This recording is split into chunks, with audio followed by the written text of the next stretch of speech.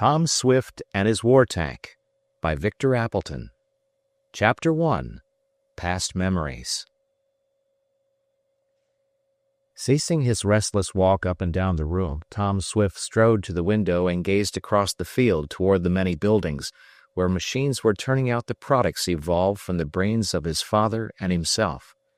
There was a worried look on the face of the young inventor, and he seemed preoccupied, as though thinking of something far removed from whatever it was his eyes gazed upon. "Well, I'll do it," suddenly exclaimed Tom. "I don't want to, but I will. It's in the line of doing my bit, I suppose, but I'd rather it was something else. I wonder." "Ha! Up to your old tricks, I see, Tom," exclaimed a voice in which energy and friendliness mingled pleasingly. "Up to your old tricks?" "Oh, hello, Mr. Damon," cried Tom, turning to shake hands with an elderly gentleman. That is, elderly in appearance, but not in action, for he crossed the room with the springing step of a lad, and there was the enthusiasm of youth on his face. "What do you mean, my old tricks?" "Talking to yourself, Tom, and when you do that it means there is something in the wind. I hope, as a sort of side remark, it isn't rain that's in the wind, for the soldiers over at the camp have had enough water to set up a rival establishment with Mr. Noah. But there's something going on, isn't there? Bless my memorandum book, but don't tell me there isn't, or I shall begin to believe I have lost all my deductive powers of reasoning. I come in here after knocking 2 or 3 times, to which you pay not the least attention, and find you mysteriously murmuring to yourself. The last time that happened, Tom, was just before you started to dig the big tunnel. No, I'm wrong. It was just before you started for the Land of Wonders, as we decided it ought to be called. You were talking to yourself then, when I walked in on you, and, "Say, Tom," suddenly exclaimed Mr. Damon eagerly, "don't tell me you're going off on another wild journey like that. Don't." "Why?" asked Tom, smiling at the energy of his caller. "Because if you are, I want to go with you, of course, and if I go, it means I'll have to start in as soon as I can to bring my wife around to my way of thinking. The last time I went, it took me 2 weeks to get her to consent, and then she didn't like it. So is it?" "No, Mr. Damon," interrupted Tom. "I don't count on going on any sort of a trip, that is, any long one. I was just getting ready to take a little spin in the Hawk, if you'd like to come along." "You mean that saucy little airship of yours, Tom, that's always trying to sit down on her tail, or tickle herself with one wing?" "That's the Hawk," laughed Tom, "though that tickling business you speak of is when I spiral. Don't you like it?" "Can't say I do," observed Mr. Damon dryly. "Well, I'll promise not to try any stunts if you come along," Tom went on. "Where are you going?" asked his friend. "Oh, no place in particular. As you surmised, I've been doing a bit of thinking, and—" "Serious thinking, too, Tom," interrupted Mr. Damon. "Excuse me, but I couldn't help overhearing what you said. It was something about going to do something, though you didn't want to, and that it was part of your bit. That sounds like soldier talk. Are you going to enlist, Tom?" "No." "Well, then?" "It's something I can't talk about, Mr. Damon, even to you, as yet," Tom said, and there was a new quality in his voice, at which his friend looked up in some surprise. "Oh, of course, Tom, if it's a secret." "Well, it hasn't even got that far as yet. It's all up in the air, so to speak. I'll tell you in due season. But speaking of the air, let's go for a spin. It may drive some of the cobwebs out of my brain. Did I hear you say you thought it would rain?" "No, it's as clear as a bell. I said I hoped it wouldn't rain for the sake of the soldiers in camp. They've had their share of wet weather, and goodness knows they'll get more when they get to Flanders. It seems to do nothing but rain in France." "It is damp," agreed Tom. "And come to think of it, they're going to have some airship contests over at camp today, for the men who are being trained to be aviators, you know. It just occurred to me that we might fly over there and watch them." "Fine!" cried Mr. Damon. "That's the very thing I should like. I'll take a chance in your hawk, Tom, if you'll promise not to try any spiral stunts." "I promise, Mr. Damon. Come on. I'll have Koku run the machine out and get her ready for a flight to camp. It's a good day for a jaunt in the air." "Get out the hawk, Koku," ordered the young inventor as he motioned to a big man, a veritable giant, who nodded to show he understood. Koku was really a giant, one of a race of strange beings, and Tom Swift had brought the big man with him when he escaped from captivity, as those will remember who have read that book. "Going far, Tom?"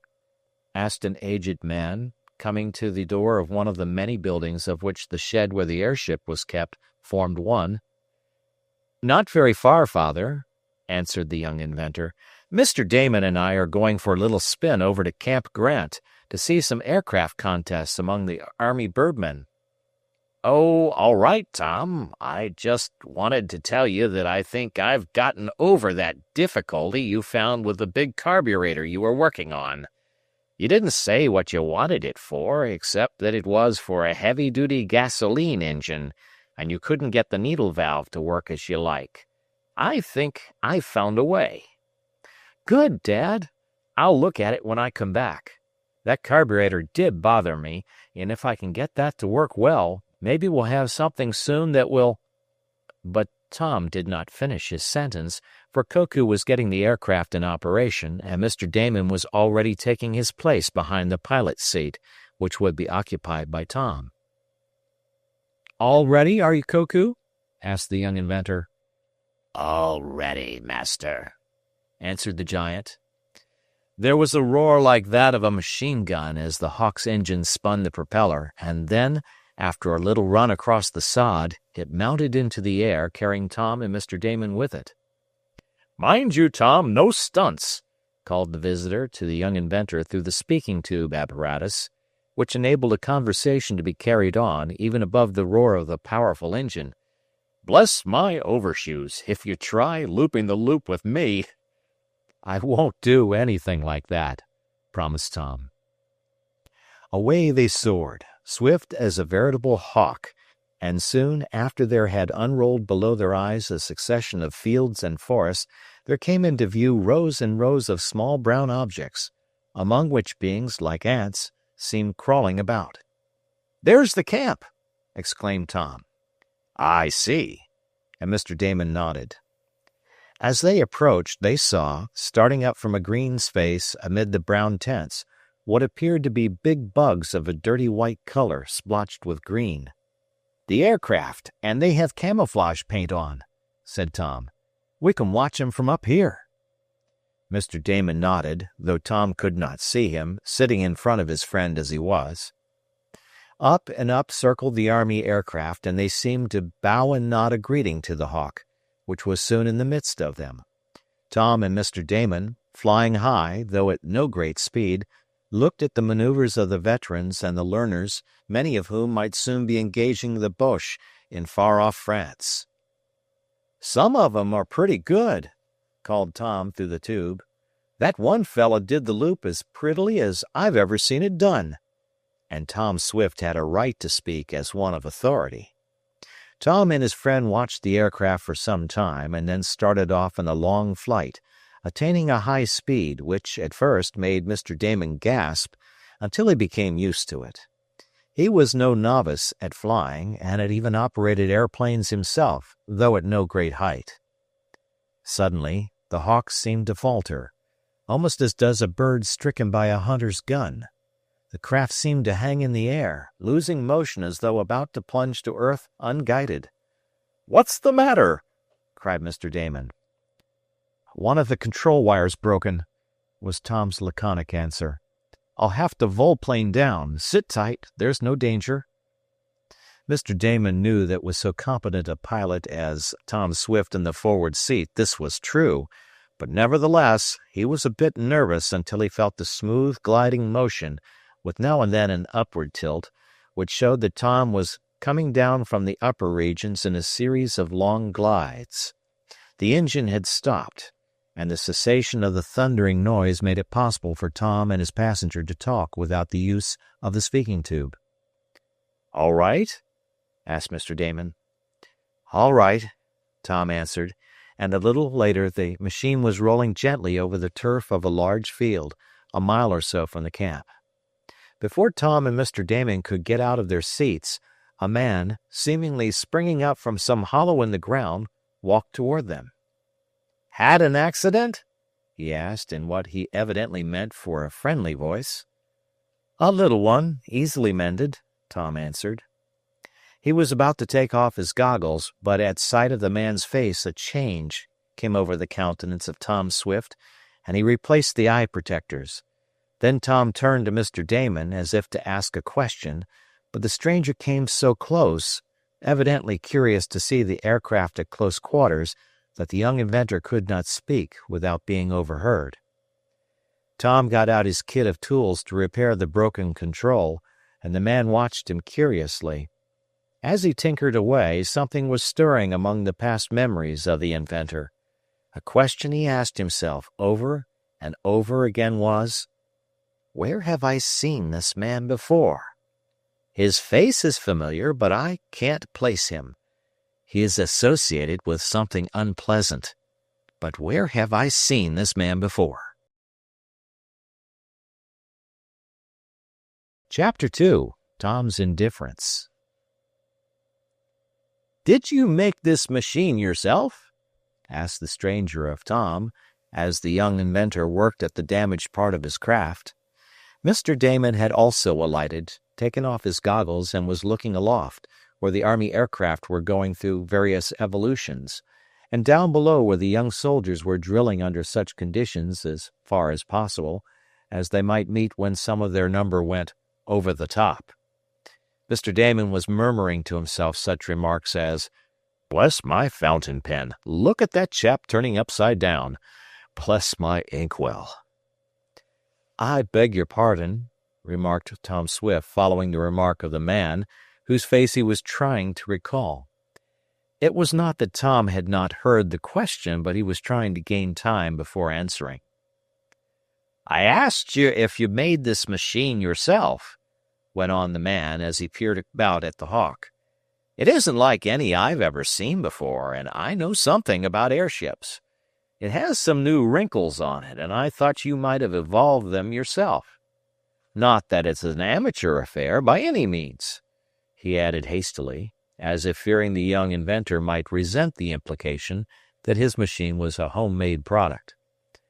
"Yes, I originated this," answered Tom as he put a new turnbuckle in place, "but I didn't actually construct it, that is, except for some small parts.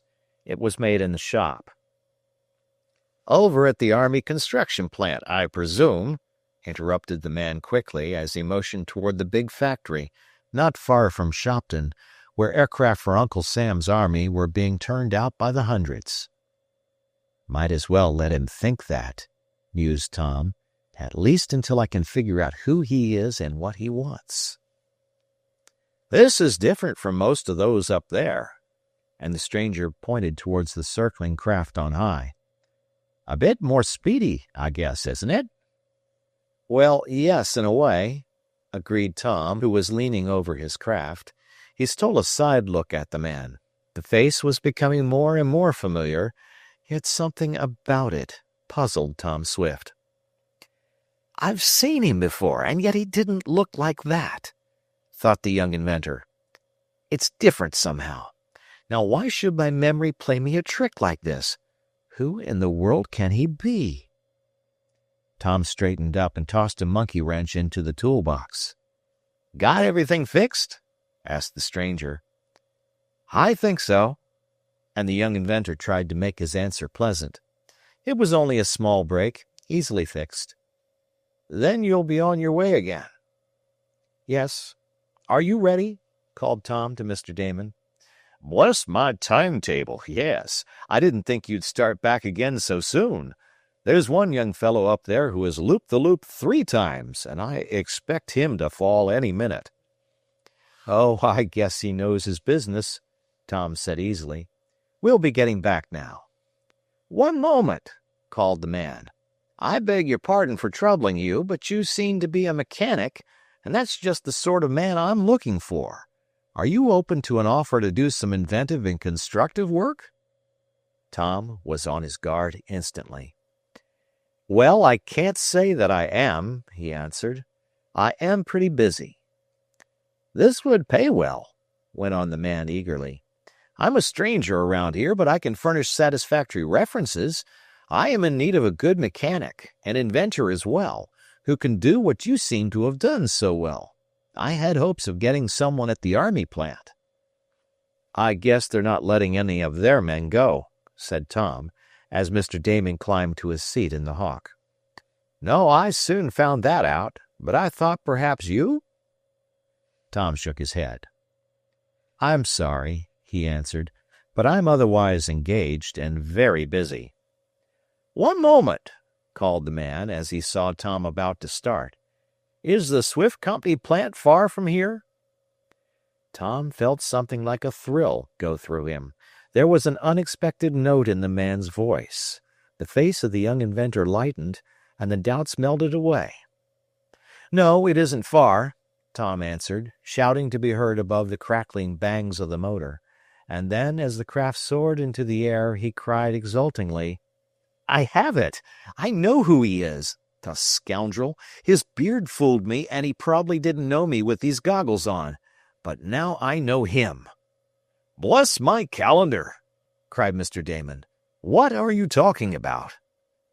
But Tom did not answer, for the reason that just then the Hawk fell into an air pocket and needed all his attention to straighten her out and get her on a level course again.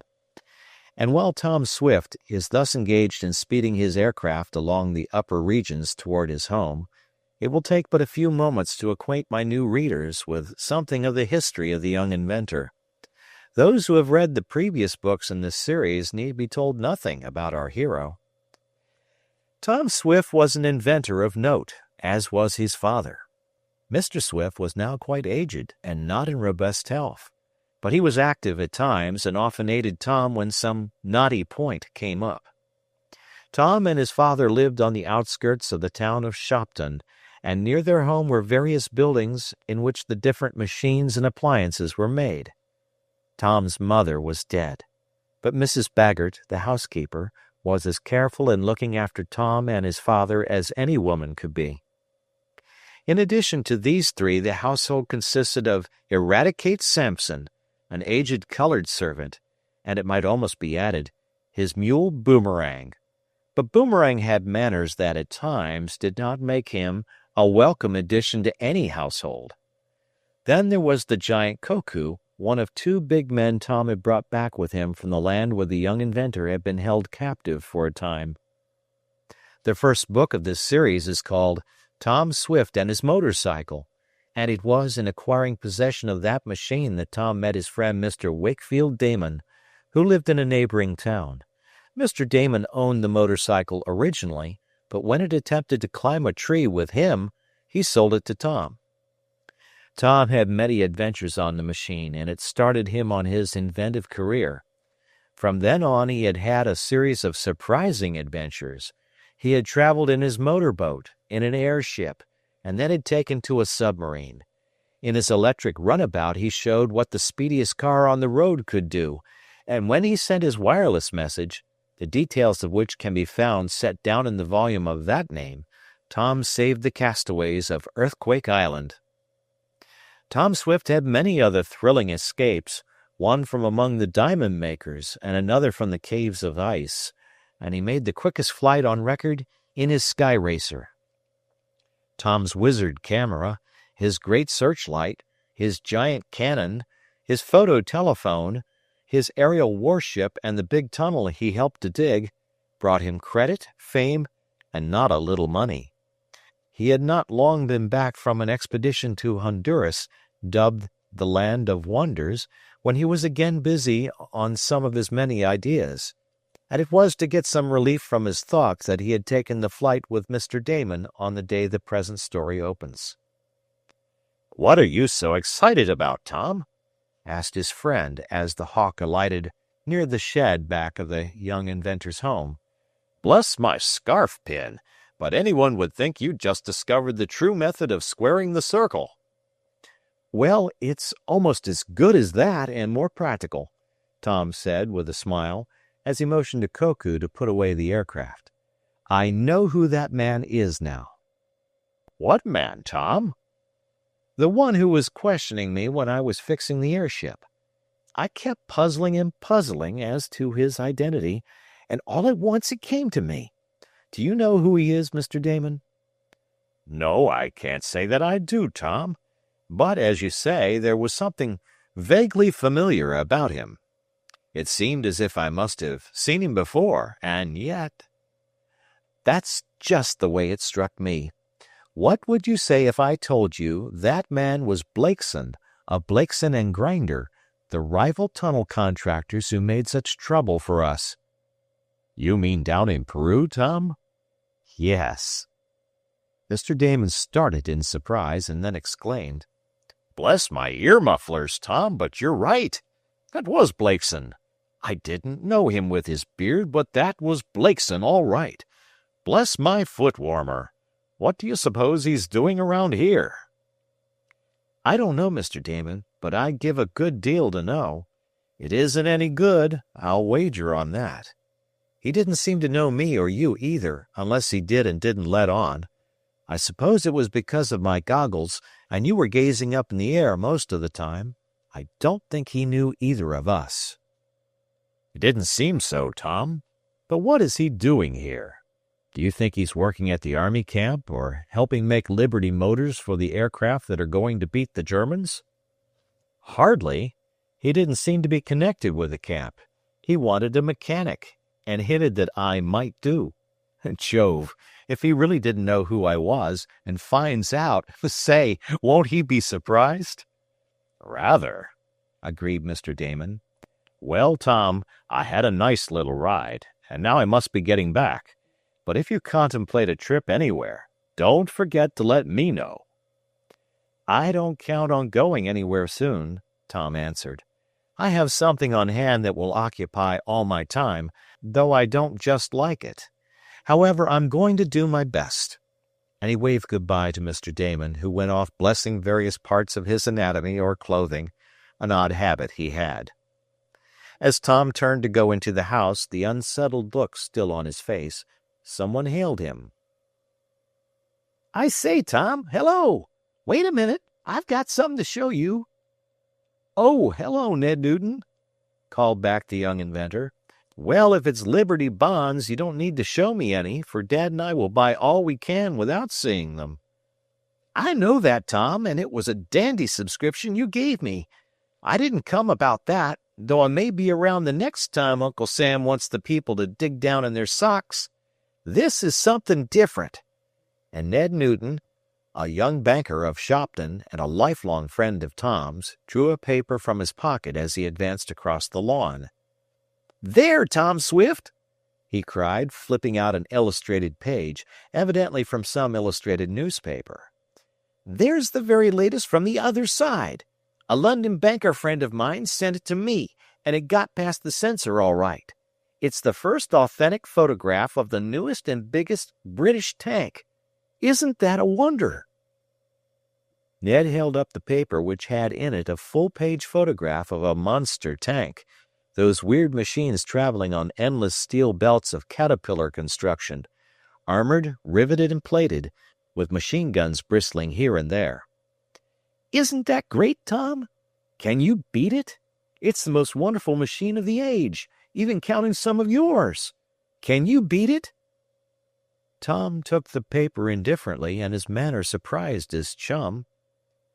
Well, what's the matter, Tom? Asked Ned. Don't you think that great? Why don't you say something? You don't mean to say you've seen that picture before? No, Ned. Then what's the matter with you? Isn't that wonderful? Chapter 3. Ned Is Worried. Tom Swift did not answer for several seconds. He stood holding the paper Ned had given him, the sun slanting on the picture of the big British tank. But the young inventor did not appear to see it. Instead, his eyes were as though contemplating something afar off. "Well, this gets me," cried Ned, his voice showing impatience. "Here I go and get a picture of the latest machine the British armies are smashing up the Boche with and bring it to you fresh from the mail.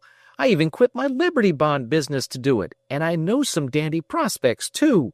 And here you look at me like a fish," burst out Ned. "Say, old man, I guess that's right," admitted Tom. "I wasn't thinking about it, to tell you the truth." "Why not?" Ned demanded. "Isn't it great, Tom? Did you ever see anything like it?" "Yes." "You did?" cried Ned in surprise. "Where? Say, Tom Swift, are you keeping something from me?" "I mean, no, Ned, I never have seen a British tank." "Well, did you ever see a picture like this before?" Ned persisted. "No, not exactly like that, but—" "Well, what do you think of it?" cried the young banker, who was giving much of his time to selling bonds for the government. "Isn't it great?" Tom considered a moment before replying. Then he said slowly, "Well, yes, Ned, it is a pretty good machine, but—" "But! Howling tomcats! Say, what's the matter with you anyhow, Tom? This is great. But me no buts. This is, without exception, the greatest thing out since an airship. It will win the war for us and the Allies, too, and don't you forget it. Fritz's barbed wire and dugouts and machine gun emplacements can't stand for a minute against these tanks. Why, Tom, they can crawl on their back as well as any other way, and they don't mind a shower of shrapnel or a burst of machine gun lead, any more than an alligator minds a swarm of gnats. The only thing that makes them hesitate a bit is a Jack Johnson or a Bertha shell, and it's got to be a pretty big one and in the right place to do much damage. These tanks are great, and there's nothing like them." "Oh, yes, there is, Ned." "There is?" cried Ned. "What do you mean?" "I mean, there may be something like them soon." "There may." "Say, Tom—" "Now, don't ask me a lot of questions, Ned, for I can't answer them. When I say there may be something like them, I mean it isn't beyond the realms of possibility that someone, perhaps the Germans, may turn out even bigger and better tanks." "Oh," and Ned's voice showed his disappointment. "I thought maybe you were in on that game yourself, Tom. Say, couldn't you get up something almost as good as this?" And he indicated the picture in the paper. "Isn't that wonderful?" "Oh, well, it's good, Ned, but there are others. Yes, Dad, I'm coming," he called as he saw his father beckoning to him from a distant building. "Well, I've got to get along," said Ned. "But I certainly am disappointed, Tom. I thought you'd go into a fit over this picture. It's one of the first allowed to get out of England, my London friend said. And instead of enthusing, you were as cold as a clam." And Ned shook his head in puzzled and disappointed fashion as he walked slowly away beside the young inventor. They passed a new building, one of the largest in the group of the many comprising the Swift plant. Ned looked at the door, which bore a notice to the effect that no one was admitted unless bearing a special permit or accompanied by Mr. Swift or Tom. "What's this, Tom?" asked Ned. "Some new wrinkle?" "Yes, an invention I'm working on. It isn't in shape yet to be seen." "It must be something big, Tom," observed Ned as he viewed the large building. "It is." "And say, what a whopping big fence you've got around the backyard," went on the young banker. "Looks like a baseball field, but it would take some scrambling on the part of a backlots kid to get over it." "That's what it's for, to keep people out." "I see. Well, I've got to get along. I'm a bit back in my day's quota of selling Liberty bonds, and I've got to hustle. I'm sorry I bothered you about that tank picture, Tom." "Oh, it wasn't a bother. Don't think that for a minute, Ned. I was glad to see it." "Well, he didn't seem so, and his manner was certainly queer," mused Ned as he walked away, and turned in time to see Tom enter the new building, which had such a high fence all around it. I never saw him more indifferent. I wonder if Tom isn't interested in seeing Uncle Sam help win this war. That's the way it struck me. I thought surely Tom would go up in the air and say this was a dandy. And Ned unfolded the paper and took another look at the British tank photograph. If there's anything can beat that, I'd like to see it, he mused. But I suppose Tom has discovered some new kind of air stabilizer or a different kind of carburetor that will vaporize kerosene as well as gasoline. If he has, why doesn't he offer it to Uncle Sam? I wonder if Tom is pro-German. No, of course he can't be. And Ned laughed at his own idea.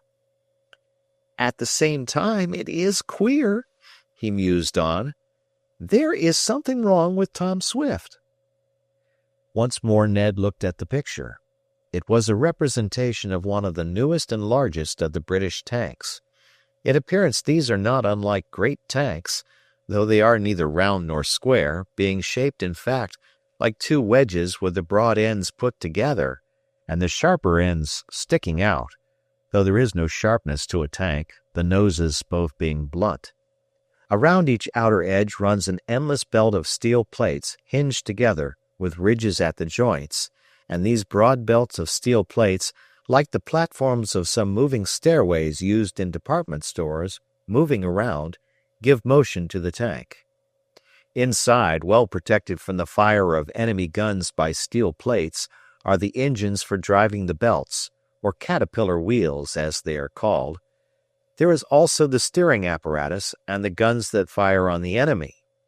There are cramped living and sleeping quarters for the tank's crew, more limited than those of a submarine. The tank is ponderous, the smallest of them, which were those first constructed, weighing 42 tons, or about as much as a good-sized railroad freight car. And it is this ponderosity, with its slow but resistless movement, that gives the tank its power. The tank, by means of the endless belts of steel plates, can travel over the roughest country. It can butt into a tree, a stone wall, or a house, knock over the obstruction, mount it, crawl over it, and slide down into a hole on the other side and crawl out again on the level or at an angle. Even if overturned, the tanks can sometimes right themselves and keep on. At the rear are trailer wheels, partly used in steering and partly for reaching over gaps or getting out of holes. The tanks can turn in their own length by moving one belt in one direction and the other oppositely. Inside there is nothing much but machinery of the gasoline type and the machine guns. The tank is closed except for small openings out of which the guns project, and slots through which the men inside look out to guide themselves or direct their fire. Such, in brief, is a British tank, one of the most powerful and effective weapons yet loosed against the Germans. They are useful in tearing down the barbed wire entanglements on the Boche side of no man's land, and they can clear the way up to and past the trenches, which they can straddle and wriggle across like some giant worm. And to think that Tom Swift didn't enthuse over these, murmured Ned. I wonder what's the matter with him. Chapter 4. Queer Doings. There was a subdued air of activity about the Swift plant. Subdued, owing to the fact that it was mostly confined to one building, the new large one, about which stretched a high and strong fence, made with tongue-and-groove boards so that no prying eyes might find a crack, even through which to peer. In and out of the other buildings the workmen went as they pleased, though there were not many of them, for Tom and his father were devoting most of their time and energies to what was taking place in the big new structure. But here there was an entirely different procedure.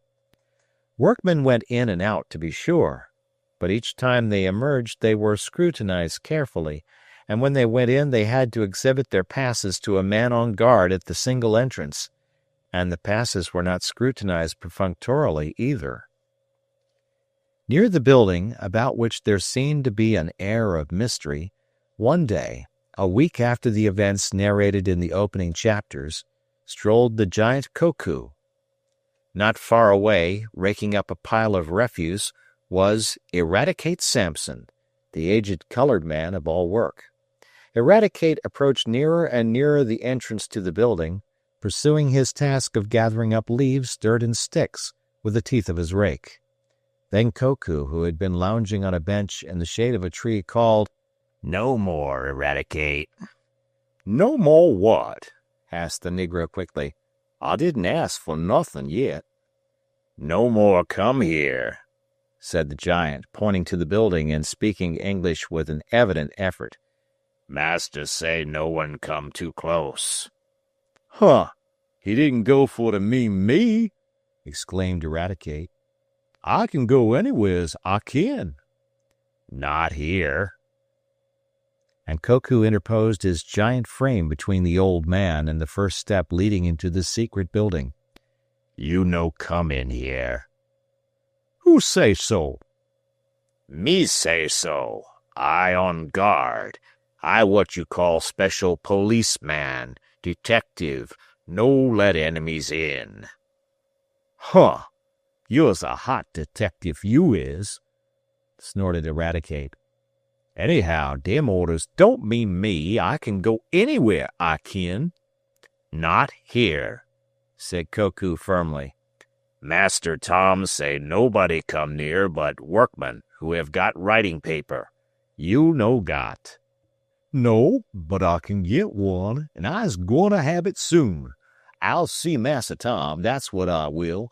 I guess you ain't the only detective in this place. I can go on guard, too." And Eradicate, dropping his rake, strolled away in his temper to see the young inventor. "Well, Rad, what is it?" asked Tom as he met the colored man. The young inventor was on his way to the mysterious shop. "What's troubling you?"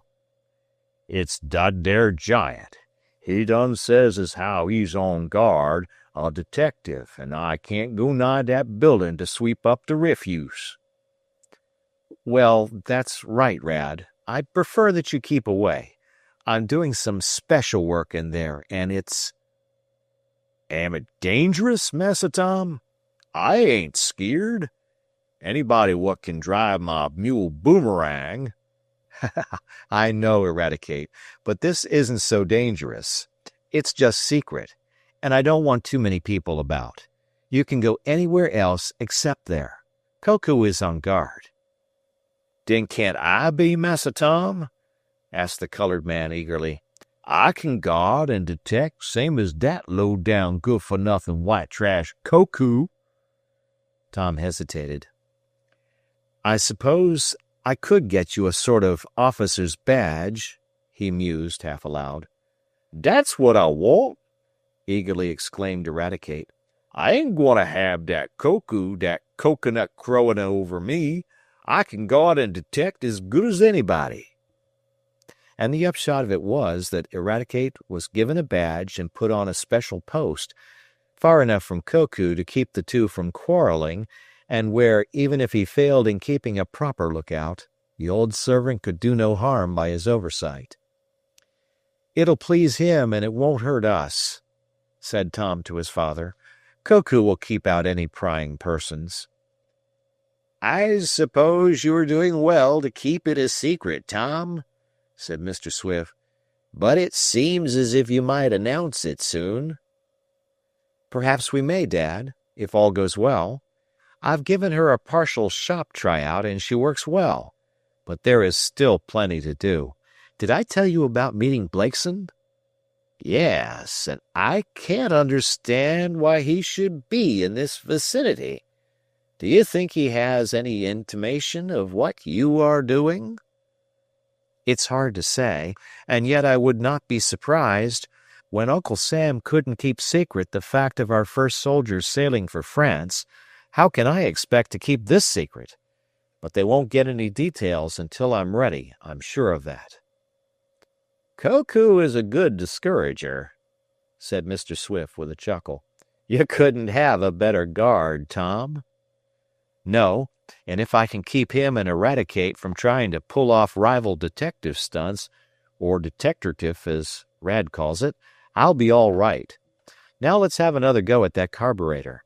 There's our weak point, for it's getting harder and harder all the while to get high-grade gasoline, and we'll have to come to alcohol of low proof or kerosene, I'm thinking. I wouldn't be surprised, Tom. Well, perhaps we can get up a new style of carburetor that will do the trick. Now look at this needle valve. I've given it a new turn. And father and son went into technical details connected with their latest invention. These were busy days at the Swift plant. Men came and went, men with queerly shaped parcels frequently, and they were admitted to the big new building after first passing Eradicate and then Koku, and it would be hard to say which guard was the more careful. Only, of course, Koku had the final decision, and more than one person was turned back after Eradicate had passed him, much to the disgust of the Negro. "Pooh! Dat giant don't know a workman when he sees him," snorted Eradicate. "He's so lazy his own self that he don't know a workman. If I sees a spy, Massa Tom, or a crook, I's gwine git him, sure as pop." "I hope you do, Rad. We can't afford to let this secret get out," said the young inventor. It was one evening, when taking a short-cut to his home, that Mr. Nestor, the father of Mary Nestor, in whom Tom was more than ordinarily interested, passed not far from the big enclosure which was guarded, on the factory side, day and night. Inside, though out of sight and hidden by the high fence, were other guards. As Mr. Nestor passed along the fence, rather vaguely wondering why it was so high, tight, and strong, he felt the ground trembling beneath his feet. It rumbled and shook as though a distant train were passing, and yet there was none due now, for Mr. Nestor had just left one, and another would not arrive for an hour. "That's queer," mused Mary's father. "If I didn't know to the contrary, I'd say that sounded like heavy guns being fired from a distance, or else blasting. It seems to come from the Swift place," he went on. "I wonder what they're up to in there." Suddenly the rumbling became more pronounced, and mingled with it, in the dusk of the evening, were the shouts of men. "Look out!" someone cried. "She's going for the fence!" A second later there was a cracking and straining of boards, and the fence near Mr. Nestor bulged out as though something big, powerful, and mighty were pressing it from the inner side. But the fence held, or else the pressure was removed, for the bulge went back into place, though some of the boards were splintered. "Have to patch that up in the morning," called another voice, and Mr. Nestor recognized it as that of Tom Swift. "What queer doings are going on here?" mused Mary's father. "Have they got a wild bull shut up in there, and is he trying to get out? Lucky for me he didn't." And he hurried on, the rumbling noise becoming fainter until it died away altogether. That night, after his supper, and while reading the paper and smoking a cigar, Mr. Nestor spoke to his daughter. "Mary, have you seen anything of Tom Swift lately?" "Why, yes, father. He was over for a little while the other night, but he didn't stay long. Why did you ask?" "Oh, nothing special. I just came past his place, and I heard some queer noises, that's all. He's up to some more of his tricks, I guess. Has he enlisted yet?" "No." "Is he going to?" "I don't know." And Mary seemed a bit put out by this simple question. "What do you mean by his tricks?" she asked, and a close observer might have thought she was anxious to get away from the subject of Tom's enlistment. "Oh, like that one when he sent you something in a box labeled dynamite and gave us all a scare. You can't tell what Tom Swift is going to do next. He's up to something now, I'll wager, and I don't believe any good will come of it." "You didn't think so after he sent his wireless message and saved us from Earthquake Island," said Mary, smiling. Well, that was different," snapped Mr. Nestor. "This time I'm sure he's up to some nonsense. The idea of crashing down a fence. Why doesn't he enlist like the other chaps, or sell Liberty bonds like Ned Newton?" And Mr. Nestor looked sharply at his daughter. "Ned gave up a big salary as the Swifts' financial manager, a place he had held for a year, to go back to the bank for less, just so he could help the government in the financial end of this war. Is Tom doing as much for his country?" "I'm sure I don't know," answered Mary, and soon after, with averted face, she left the room. Queer goings-on," mused Mr. Nestor. "Tom Swift may be all right, but he's got an unbalanced streak in him that will bear looking out for. That's what I think." And having settled this matter, at least to his own satisfaction, Mr. Nestor resumed his smoking and reading. A little later the bell rang. There was a murmur of voices in the hall, and Mr. Nestor, half listening, heard a voice he knew. "There's Tom Swift now," he exclaimed. "I'm going to find out why he doesn't enlist." Chapter 5. Is He a Slacker? Mr. Nestor, whatever else he was, proved to be a prudent father. He did not immediately go into the front room, whither Mary and Tom hastened, their voices mingling in talk and laughter. Mr. Nestor, after leaving the young folks alone for a while, with a loud ahem and a rattling of his paper as he laid it aside, started for the parlor. "Good evening, Mr. Nestor," said Tom, rising to shake hands with the father of his young and pretty hostess. "Hello, Tom," was the cordial greeting in return. "What's going on up at your place?" went on Mr. Nestor, as he took a chair. "Oh, nothing very special," Tom answered. "We're turning out different kinds of machines as usual, and Dad and I are experimenting, also as usual." "I suppose so, but what nearly broke the fence tonight?" Tom started and looked quickly at his host.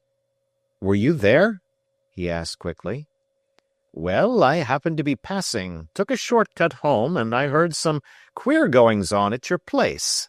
I was speaking to Mary about them and wondering."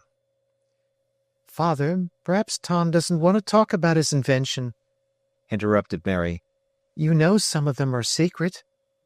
"Oh, I wasn't exactly asking for information," exclaimed Mr. Nestor quickly. "I just happened to hear the fence crash, and I was wondering if something was coming out at me. Didn't know but what that giant of yours was on a rampage, Tom." And he laughed. "No, it wasn't anything like that." And Tom's voice was more sober than the occasion seemed to warrant. "It was one of our new machines, and it didn't act just right. No great damage was done, though. How do you find business, Mr. Nestor, since the war spirit has grown stronger?" asked Tom, and it seemed to both Mary and her father that the young inventor deliberately changed the subject. "Well, it isn't all it might be," said the other. "It's hard to get good help. A lot of our boys enlisted, and some were taken in the draft. By the way, Tom, have they called on you yet?" "No, not yet." "You didn't enlist?" "Ned Newton tried to," broke in Mary, "but the quota for this locality was filled, and they told him he'd better wait for the draft. He wouldn't do that and tried again. Then the bank people heard about it and had him exempted. They said he was too valuable to them, and he has been doing remarkably well in selling Liberty bonds." And Mary's eyes sparkled with her emotions. "Yes, Ned is a crackerjack salesman," agreed Tom, no less enthusiastically. "He's sold more bonds in proportion for his bank than any other in this county. Dad and I both took some, and have promised him more. I'm glad now that we let him go, although we valued his services highly. We hope to have him back later." "He can put me down for more bonds, too," said Mr. Nestor. "I'm going to see Germany beaten if it takes every last dollar I have." "That's what I say," cried Mary. "I took out all my savings, except the little I'm keeping to buy a wedding present for Jenny Morse. Did you know she was going to get married, Tom?" she asked. "I heard so." "Well, all but what I want for a wedding present to her has gone into Liberty bonds. Isn't this a history-making time, Tom?" "Indeed it is, Mary." Everybody who has a part in it, whether he fights as a soldier or only knits like the Red Cross girls, will be telling about it for years after," went on the girl, and she looked at Tom eagerly. "Yes," he agreed. "These are queer times. We don't know exactly where we're at. A lot of our men have been called. We tried to have some of them exempted, and did manage it in a few cases." "You did?" cried Mr. Nestor, as if in surprise.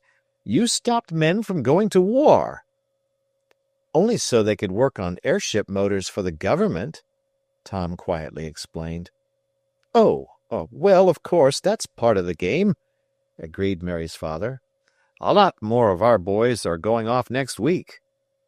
Doesn't it make you thrill, Tom, when you see them marching off, even if they haven't their uniforms yet? Jove, if I wasn't too old, I'd go in a minute." "Father!" cried Mary. "Yes, I would," he declared. "The German government has got to be beaten, and we've got to do our bit. Everybody has to, man, woman, and child." "Yes," agreed Tom in a low voice. "That's very true. But everyone, in a sense, has to judge for himself what the bit is. We can't all do the same." There was a little silence, and then Mary went over to the piano and played. It was a rather welcome relief under the circumstances from the conversation. "Mary, what do you think of Tom?" asked Mr. Nestor when the visitor had gone. "What do I think of him?" And she blushed. "I mean about his not enlisting. Do you think he's a slacker?" "A slacker? Why, father!" "Oh, I don't mean he's afraid. We've seen proof enough of his courage and all that. But I mean, don't you think he wants stirring up a bit?" "He's going to Washington tomorrow, father. He told me so tonight. And it may be—" "Oh, well, then maybe it's all right," hastily said Mr. Nestor. "He may be going to get a commission in the engineer corps. It isn't like Tom Swift to hang back, and yet it does begin to look as though he cared more for his queer invention machines that butt down fences than for helping Uncle Sam. But I'll reserve judgment." "You'd better, father." And Mary laughed a little, yet there was a worried look on her face.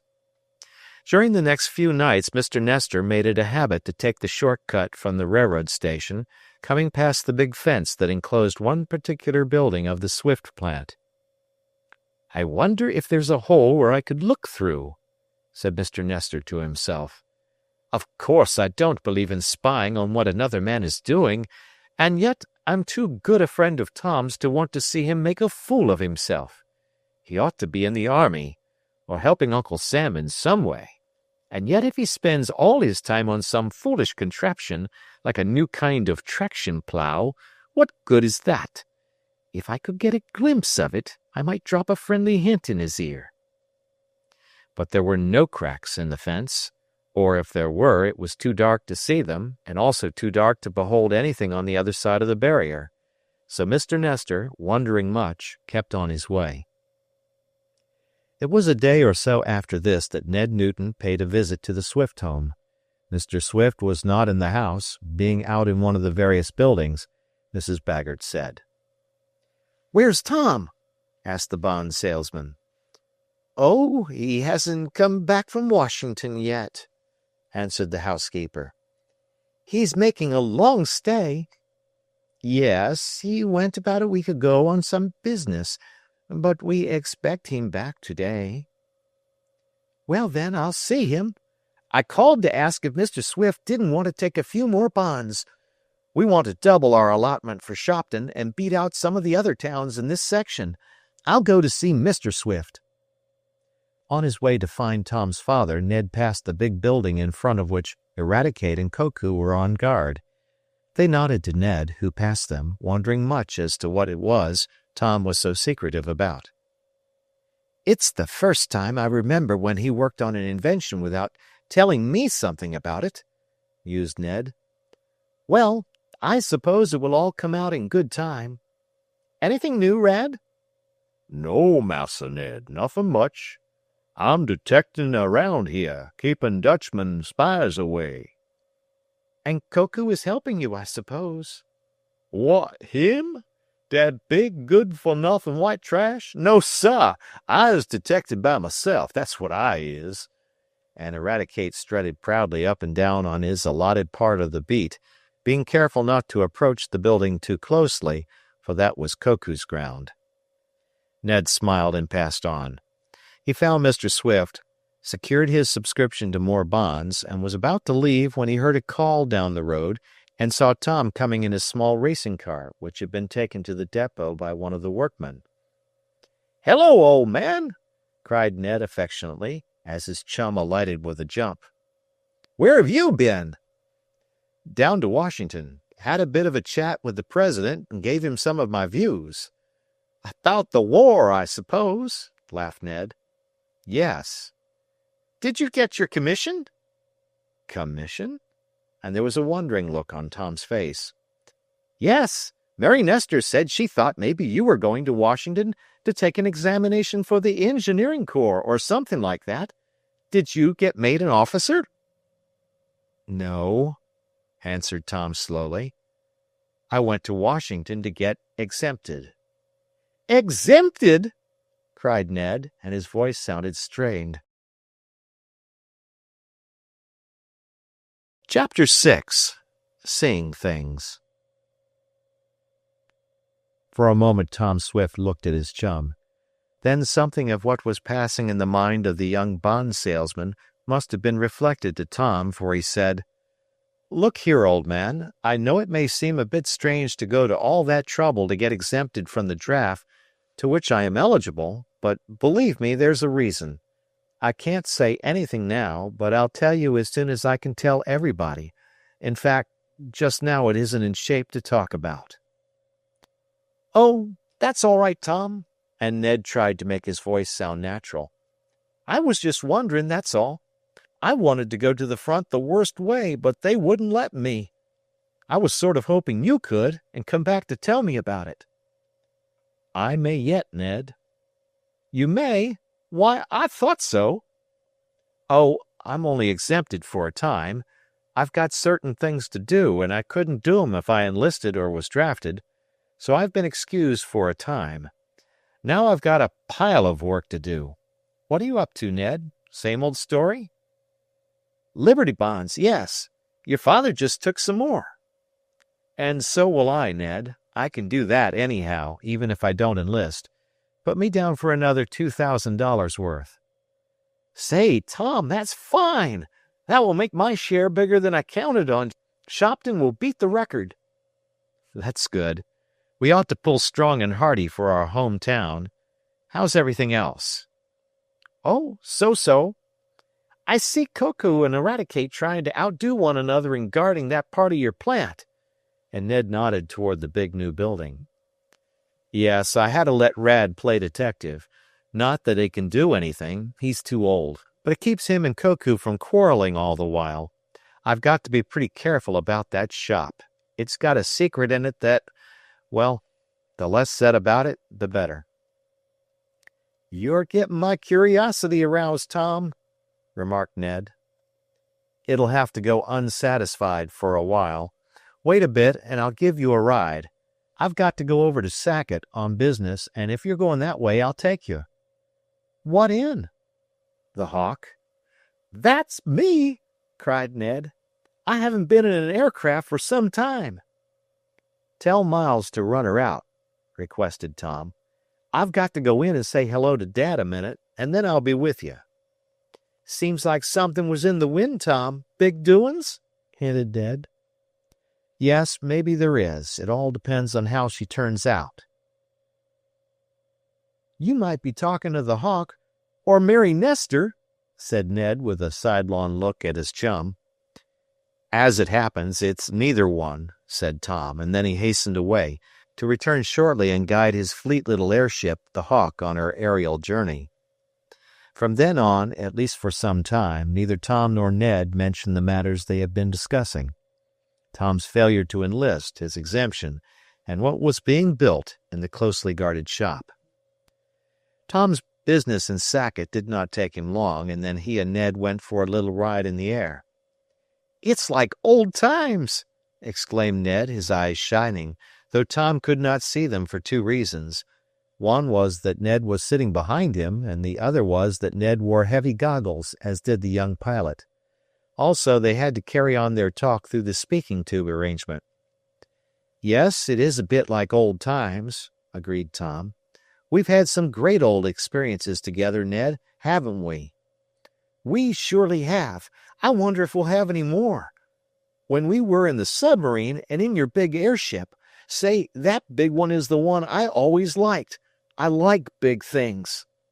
"Do you?" asked Tom. Well, maybe when I get... But Tom did not finish, for the hawk unexpectedly poked her nose into an empty pocket in the air just then and needed a firm hand on the controls. Furthermore, Tom decided against making the confidence that was on the tip of his tongue. At last the aircraft was straightened out, and the pilot guided her on toward the Army encampment. "That's the place I'd like to be," called Ned through the tube as the faint, sweet notes of a bugle floated up from the parade ground. "Yes, it would be great," admitted Tom. "But there are other things to do for Uncle Sam besides wearing khaki." "Tom's up to some game," mused Ned. "I mustn't judge him too hastily, or I might make a mistake. And Mary mustn't either. I'll tell her so." For Mary Nestor had spoken to Ned concerning Tom and the curiously secretive air about certain of his activities, and the girl, moreover, had spoken rather coldly of her friend. Ned did not like this. It was not like Mary and Tom to be at odds. Once more the hawk came to the ground, this time near the airship sheds adjoining the Swift Works. Just as Tom and Ned alighted, one of the workmen summoned the young inventor toward the shop, which was so closely guarded by Koku and Eradicate on the outside. "I'll have to leave you, Ned," remarked Tom as he turned away from his chum. "There's a conference on about a new invention." "Oh, that's all right. Business is business, you know. I've got some bond calls to make myself. I'll see you later." "Oh, by the way, Ned," exclaimed Tom, turning back for a moment, "I met an old friend the other day. Or rather, an old enemy." When you spoke first, I thought you might mean Professor Swyington Bumper, that delightful scientist," remarked Ned. "But he surely was no enemy." "No, but I meant someone I met about the same time. I met Blakeson, one of the rival contractors, when I helped dig the big tunnel." "Is that so? Where'd you meet him?" "Right around here." It was certainly a surprise, and at first I couldn't place him. Then the memory of his face came back to me. And Tom related the incident which had taken place the day he and Mr. Damon were out in the Hawk. "What's he doing around here?" asked Ned. "That's more than I can say," Tom answered. "Up to no good, I'll wager." "I agree with you," came from Tom. "But I'm on the watch." "That's wise, Tom. Well, I'll see you later." During the week which followed this talk, Ned was very busy on Liberty Bond work, and, he made no doubt, his chum was engaged also. This prevented them from meeting, but finally Ned, one evening, decided to walk over to the Swift home. "I'll pay Tom a bit of a call," he mused. "Maybe he'll feel more like talking now. Some of the boys are asking why he doesn't enlist, and maybe if I tell him that, he'll make some explanation that will quiet things down a bit. It's a shame that Tom should be talked about." With this intention in view, Ned kept on toward his chum's house, and he was about to turn in through a small grove of trees, which would lead to a path across the fields, when the young bond salesman was surprised to hear someone running toward him. He could see no one, for the path wound in and out among the trees, but the noise was plain. "Someone in a hurry," mused Ned. A moment later he caught sight of a small lad named Harry Telford running toward him. The boy had his hat in his hand and was speeding through the fast-gathering darkness as though someone were after him. "What's the rush?" asked Ned. "Playing cops and robbers?" That was a game Tom and Ned had enjoyed in their younger days. I'm running away," panted Harry. "I seen something." "You saw something?" repeated Ned. "What was it, a ghost?" And he laughed, thinking the boy would do the same. No, No, it wasn't no ghost, declared Harry, casting a look over his shoulder. It was a wild elephant I saw, and it's down in a big yard with a fence around it. Where's that? Asked Ned. The circus hasn't come to town this evening, has it? No, answered Harry. It wasn't no circus. I saw this elephant down in the big yard back of one of Mr. Swift's factories. Oh, down there, was it? Exclaimed Ned. What was it like? Well, I was walking along the top of the hill, explained Harry, and there's one place where, if you climb a tree, you can look right down in the big fenced-in yard. I guess I'm about the only one that knows about it. I don't believe Tom does, mused Ned, or he'd have had that tree cut down. He doesn't want any spying, I take it. Well, what did you see? He asked Harry aloud. Saw an elephant, I tell you, insisted the younger boy. I was in the tree looking down, for a lot of us kids has tried to peek through the fence and couldn't. I wanted to see what was there. And did you? Asked Ned. I sure did, and it scared me too, admitted Harry. All at once, when I was looking, I saw the big doors at the back of the shed open, and the elephant waddled out. Are you sure you weren't seeing things like a little boy in the story? Asked Ned. Well, I sure did see something, insisted Harry. It was a great big gray thing, bigger than any elephant I ever saw in any circus. It didn't seem to have any tail or trunk or even legs, but it went slow just like an elephant does, and it shook the ground. It stepped so hard. Nonsense, cried Ned. Sure, I saw it, cried Harry. Anyhow, he added after a moment's thought, it was as big as an elephant, though not like any I ever saw. What did it do? Asked Ned. Well, it moved around, and then it started for the fence nearest me, where I was up in the tree.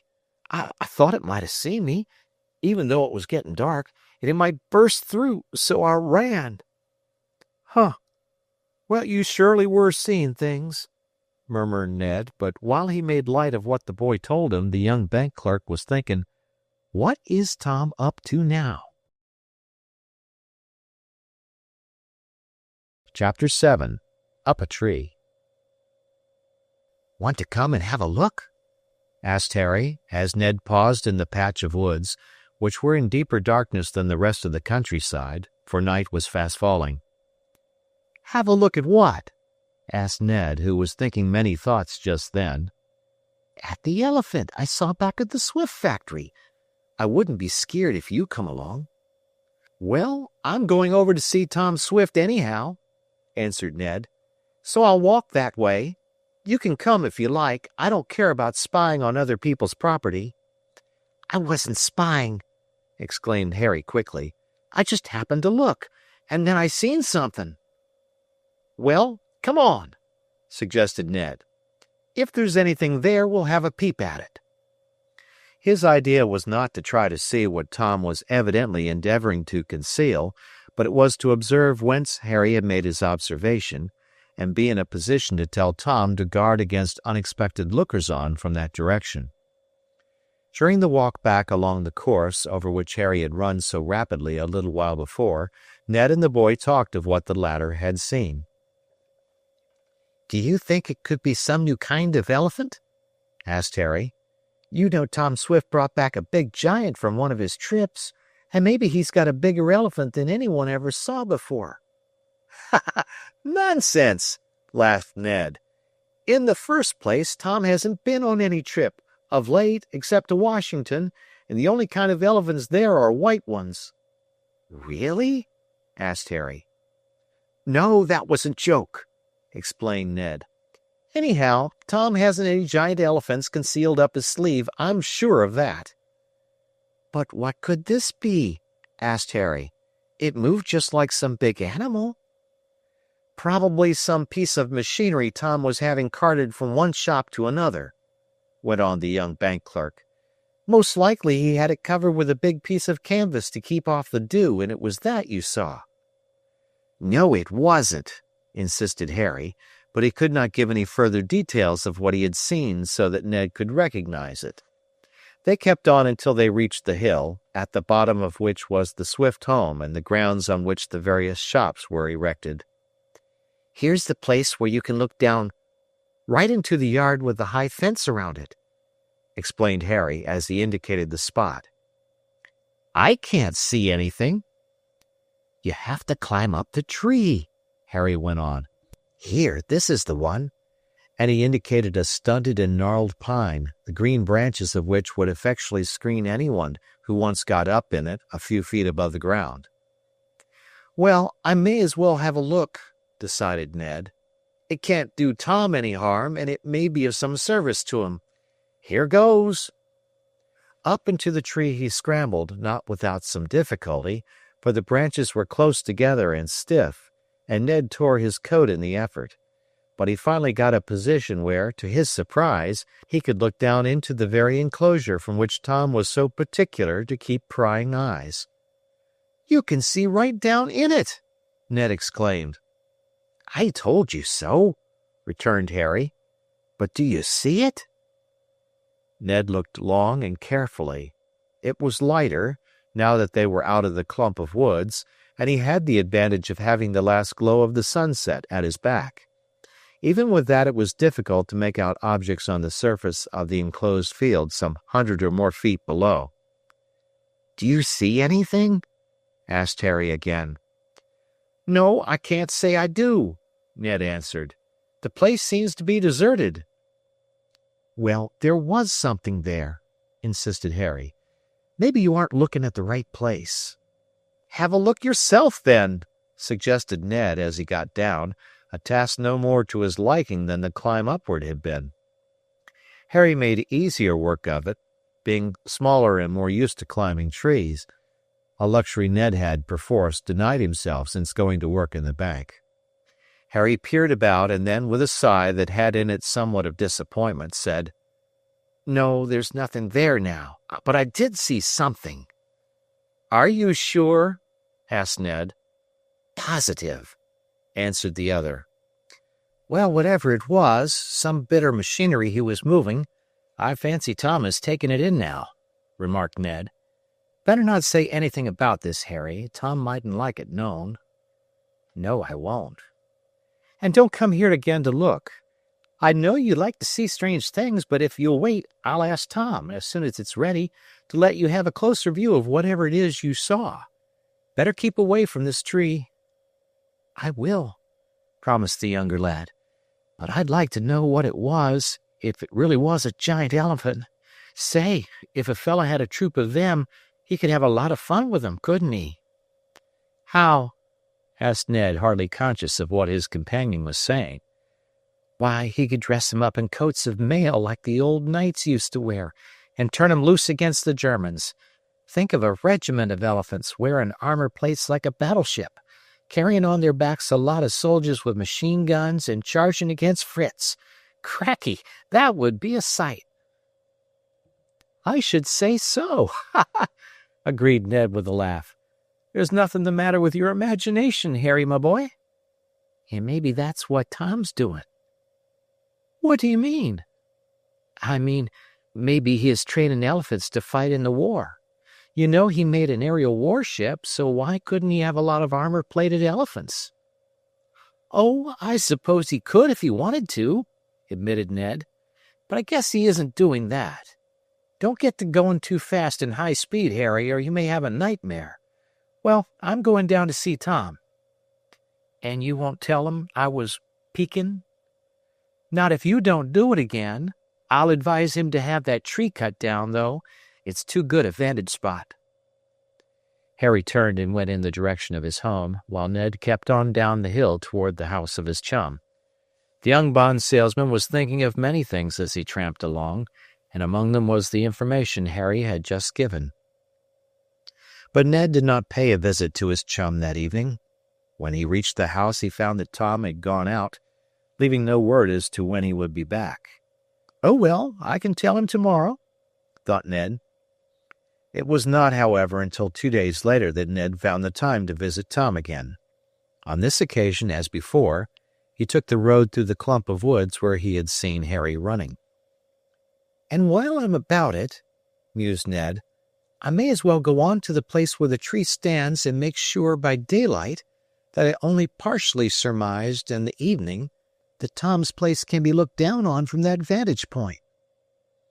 Sauntering slowly along, for he was in no special hurry, having the remainder of the day to himself, Ned approached the hill where the tree stood from which Harry had said he had seen what he took to be a giant elephant, perhaps in armor. "It's a good clear day," observed Ned, "and fine for seeing. I wonder if I'll be able to see anything." It was necessary first to ascend the hill to a point where it overhung, in a measure, the Swift property, though the holdings of Tom and his father were some distance beyond the eminence. The tree from which Ned and Harry had made their observations was on a knob of the hill, the stunted pines standing out from among others like it. "Well, here goes for another torn coat," grimly observed Ned as he prepared to climb. "But I'll be more careful. First, though, let's see if I can see anything without getting up." He paused a little way from the pine and peered down the hill. Nothing could be seen of the big enclosed field back of the building, about which Tom was so careful. "You have to be up to see anything," mused Ned. "It's up a tree for me. Well, here goes."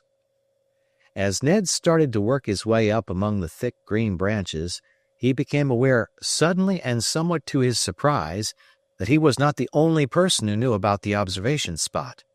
For Ned saw, a yard above his head as he started to climb, 2 feet, encased in well-made boots, standing on a limb near the trunk of the tree.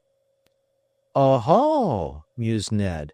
"Someone here before me.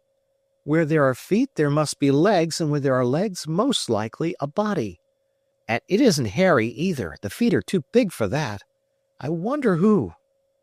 But Ned's musings were suddenly cut short, for the person up the tree ahead of him moved quickly and stepped on Ned's fingers with no light tread. "Ouch!" exclaimed the young bank clerk involuntarily, and letting go his hold of the limb, he dropped to the ground, while there came a startled exclamation from the screen of pine branches above him. Chapter 8. Detective Rad. Who's there? Came the demand from the unseen person in the tree. "I might ask you the same thing," was Ned's sharp retort, as he nursed his skinned and bruised fingers. "What are you doing up there?" There was no answer, but a sound among the branches indicated that the person up the tree was coming down. In another moment a man leaped to the ground lightly and stood beside Ned. The lad observed that the stranger was clean-shaven, except for a small mustache which curled up at the ends slightly. "For all the world like a small edition of the Kaiser's," Ned described it afterwards. What are you doing here? Demanded the man, and his voice had in it the ring of authority. It was this very quality that made Ned bristle up and get on his ear, as he said later. The young clerk did not object to being spoken to authoritatively by those who had the right, but from a stranger it was different. "I might ask you the same thing," retorted Ned. "I have as much right here as you, I fancy, and I can climb trees too, but I don't care to have my fingers stepped on." And he looked at the scarified members of his left hand. I beg your pardon. I'm sorry if I hurt you. I didn't mean to. And of course, this is a public place, in a way, and you have a right here. I was just climbing the tree to get a fishing pole. Ned had all he could do to keep from laughing. The idea of getting a fishing pole from a gnarled and stunted pine struck him as being altogether novel and absurd. Yet it was not time to make fun of the man. The latter looked too serious for that. "Rather a good view to be had from up where you were, huh?" asked Ned suggestively. A good view? Exclaimed the other.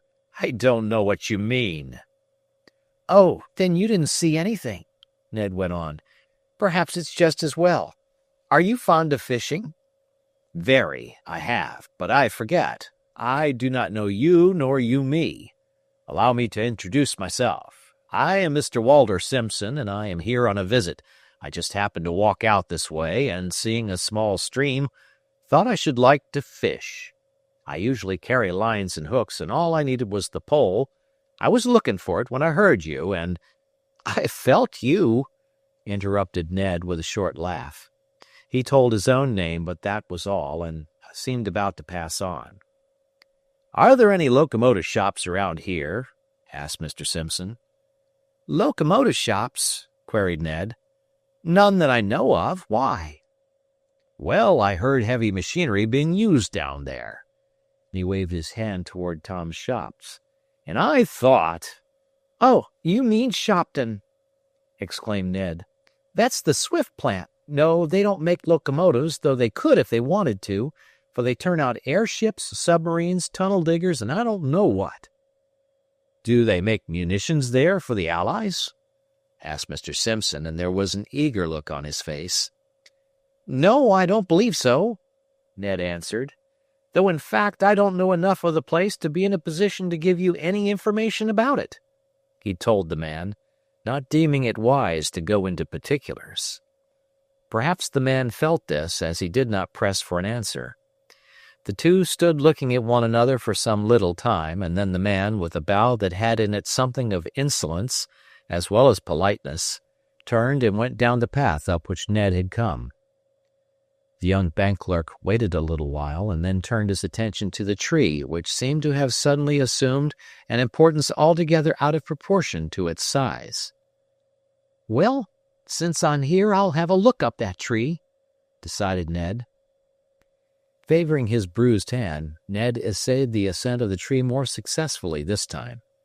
As he rose up among the branches, he found he could look down directly into the yard with a high fence around it. He could see only a portion, good as his vantage point was, and that portion had in it a few workmen, nothing else. "No elephants there," said Ned with a smile, as he remembered Harry's excitement. "Still, it's just as well for Tom to know that his place can be looked down on. I'll go and tell him."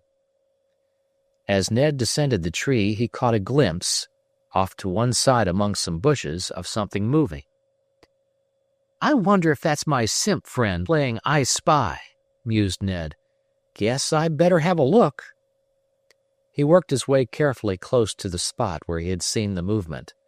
Proceeding then with more caution, watching each step and parting the bushes with a careful hand, Ned beheld what he expected. There was the late occupant of the pine tree, the man who had stepped on Ned's fingers, applying a small telescope to his eye and gazing in the direction of Tom Swift's home. The man stood concealed in a screen of bushes with his back toward Ned, and seemed oblivious of his surroundings. He moved the glass to and fro, and seemed eagerly intent on discovering something. "Though what he can see of Tom's place from there isn't much," mused Ned. "I've tried it myself, and I know. You have to be on an elevation to look down. Still, it shows he's after something all right. Guess I'll throw a little scare into him." As yet, Ned believed himself unobserved, and that his presence was not suspected was proved a moment later when he shouted, "Hey, what are you doing there?" He had his eye on the partially concealed man, and the latter, as Ned said afterward, jumped fully 2 feet in the air, dropping his telescope as he did so, and turned to face the lad. "Oh, it's you, is it?" he faltered. "No one else," and Ned grinned. "Looking for a good place to fish, I presume?" Then, at least for once, the man's suave manner dropped from him as if it had been a mask.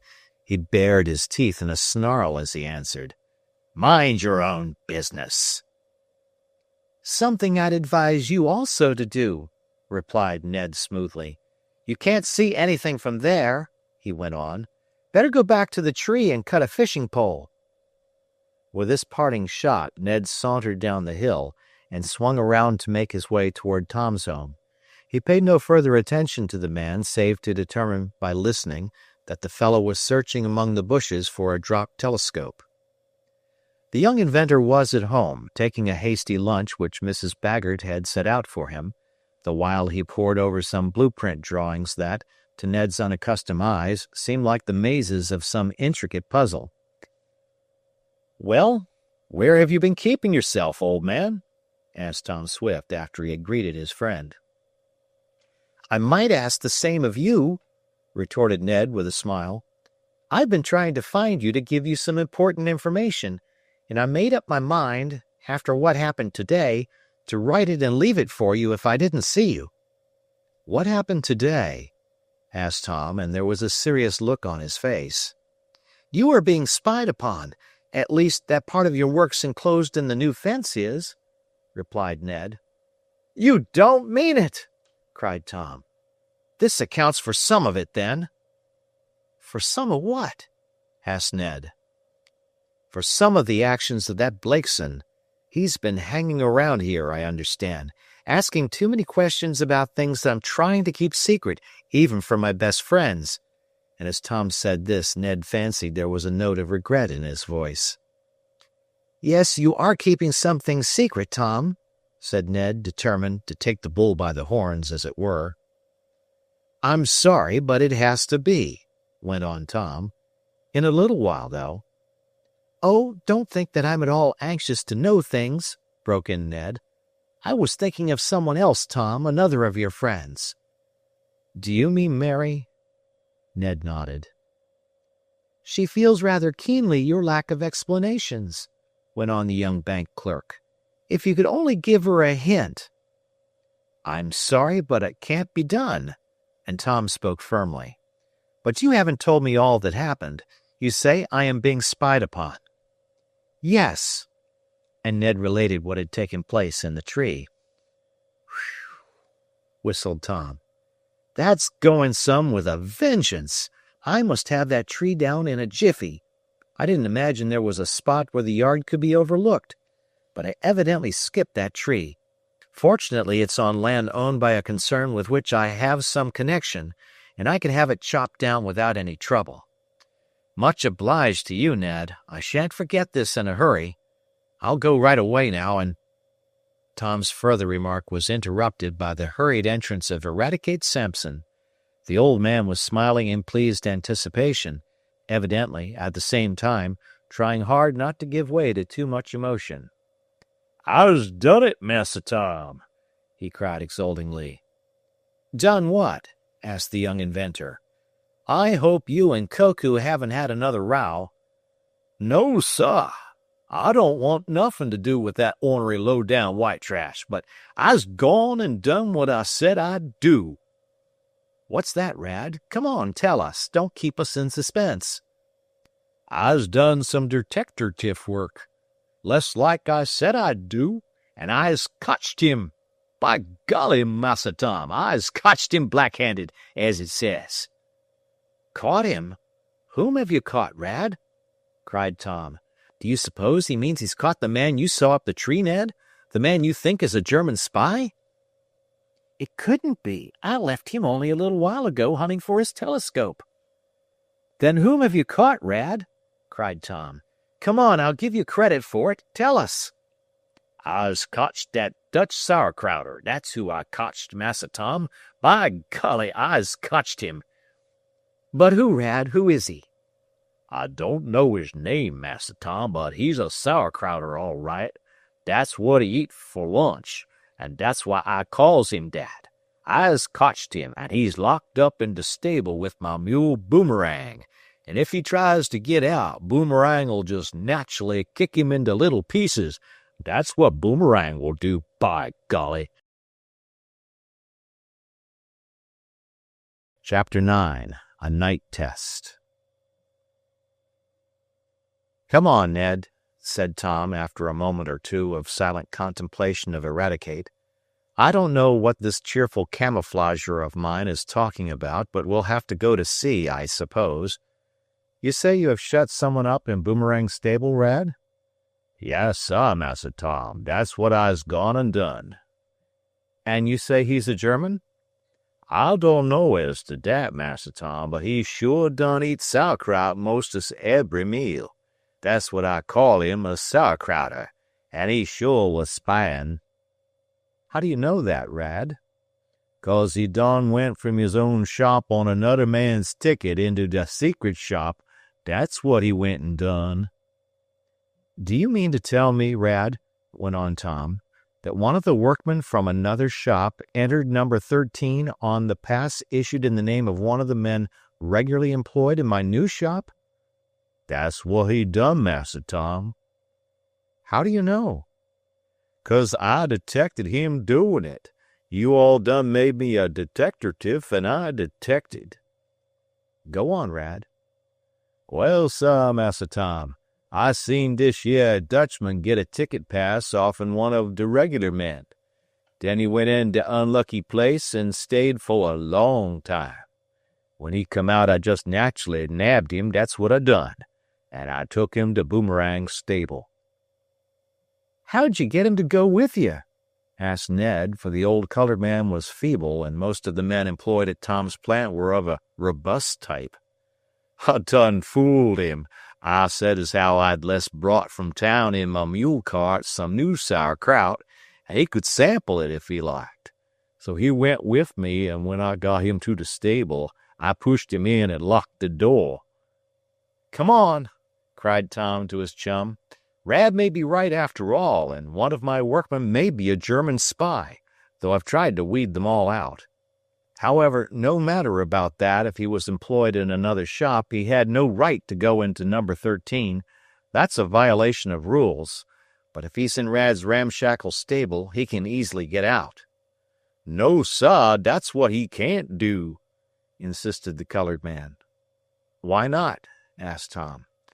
'Cause Boomerang's on guard, and you all knows how dat mule of mine can use his heels. I know, Rad, went on Tom, but this fellow will find a way of keeping out of their way. We must hurry. Oh, he's safe enough, declared the colored man. I done told Koku to stand guard, too. Dat low-down white trash of a giant is all right for guarding, but he ain't wuff shucks at detecting, said Eradicate with pardonable pride. By golly, maybe I's too old to puttin' on guard, but I can detect all right. If this proves true, I'll begin to believe you can, replied Tom. Hop along, Ned. Followed by the shuffling and chuckling Negro, Tom and Ned went to the rather insecure stable where the mule Boomerang was kept. That is, the stable was insecure from the standpoint of a jail. But the sight of the giant Koku marching up and down in front of the place, armed with a big club, reassured Tom. "Is he in there, Koku?" asked the young inventor. Yes, master. He try once come out, but he approach his head very close my defense weapon, and he go back again. "I should think he would," laughed Ned as he noted the giant's club. "Well, Rad, let's have a look at your prisoner. Open the door, Koku," commanded Tom. "Better look out," advised Ned. "He may be armed." "We'll have to take a chance. Besides, I don't believe he is, or he'd have fired at Koku. There isn't much to fear with a giant ready for emergencies. Now, we'll see who he is. I can't imagine one of my men turning traitor." The door was opened, and a rather miserable-looking man shuffled out. There was a bloody rag on his head, and he seemed to have made more of an effort to escape than Koku described, for he appeared to have suffered in the ensuing fight. "Carl Schwen!" exclaimed Tom. "So it was you, was it?" The German, for such he was, did not answer for a moment. He appeared downcast and as if suffering. Then a change came over him. He straightened up, saluted as a soldier might have done, and a sneering look came into his face. It was succeeded by one of pride as the man exclaimed, "Yes, it is I, and I tried to do what I tried to do for the Fatherland. I have failed. Now you will have me shot as a spy, I suppose," he added bitterly. Tom did not answer directly. He looked keenly at the man, and at last said, "I'm sorry to see this. I knew you were a German, Schwen, but I kept you employed at work that could not, by any possibility, be considered as used against your country. You were a good machinist, and I needed you. But if what I hear about you is true, it's the end." "It is the end," said the man simply. "I tried and failed. If it had not been for Eradicate, well, he's smarter than I gave him credit for, that's all." The man spoke very good English, with hardly a trace of German accent, but there was no doubt as to his character. "What will you do with him, Tom?" asked Ned. "I don't know. I'll have to do a little investigating first, but he must be locked up.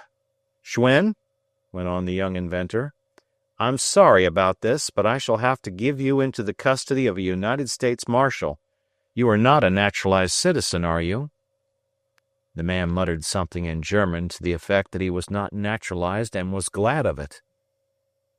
"Then you come under the head of an enemy alien," decided Tom, who understood what was said, "and will have to be interned. I had hoped to avoid this, but it seems it cannot be. I'm sorry to lose you, but there are more important matters. Now let's get at the bottom of this." Schwen was, after a little delay, taken in charge by the proper officer, and then a search was made of his room, for, in common with some of the other workmen, he lived in a boarding house not far from the plant. There, by a perusal of his papers, enough was revealed to show Tom the danger he had escaped. "And yet I don't know that I have altogether escaped it," he said to Ned as they talked it over. "There's no telling how long the spy work may have been going on. If he has discovered all the secrets of Shop 13, it may be a bad thing for the Allies, and—" "Look out," warned Ned with a laugh. "You'll be saying things you don't want to, Tom, and not at all in keeping with your former silence." "That's so," agreed the young inventor with a sigh. "But if things go right, I'll not have to keep silent much longer. I may be able to tell you everything." "Don't tell me, tell Mary," advised his chum. "She feels your silence more than I do. I know how such things are." "Well, I'll be able to tell her too," decided Tom. "That is, if Schwen hasn't spoiled everything. Look here, Ned, these papers show he's been in correspondence with Blakeson and Grinder." "What about, Tom?" "I can't tell. The letters are evidently written in code, and I can't translate it offhand, but I'll make another attempt at it. And here's one from a person who signs himself Walter Simpson, but the writing is in German." "Walter Simpson!" cried Ned. "That's my friend of the tree." "It is!"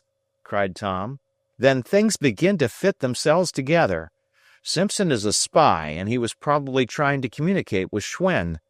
But the latter didn't get the information he wanted, or if he did get it, he wasn't able to pass it on to the man in the tree. Eradicate nipped him just in time." And so it seemed the colored man had done. By accident, he had discovered that Schwen had prevailed on one of the workmen in Shop 13 to change passes with him. This enabled the German spy to gain admittance to the secret place, which Tom thought was so well guarded. The man who let Schwen take the pass was in the game too, it appeared, and he was also placed under arrest. But he was a mere tool in the pay of the others and had no chance to gain valuable information.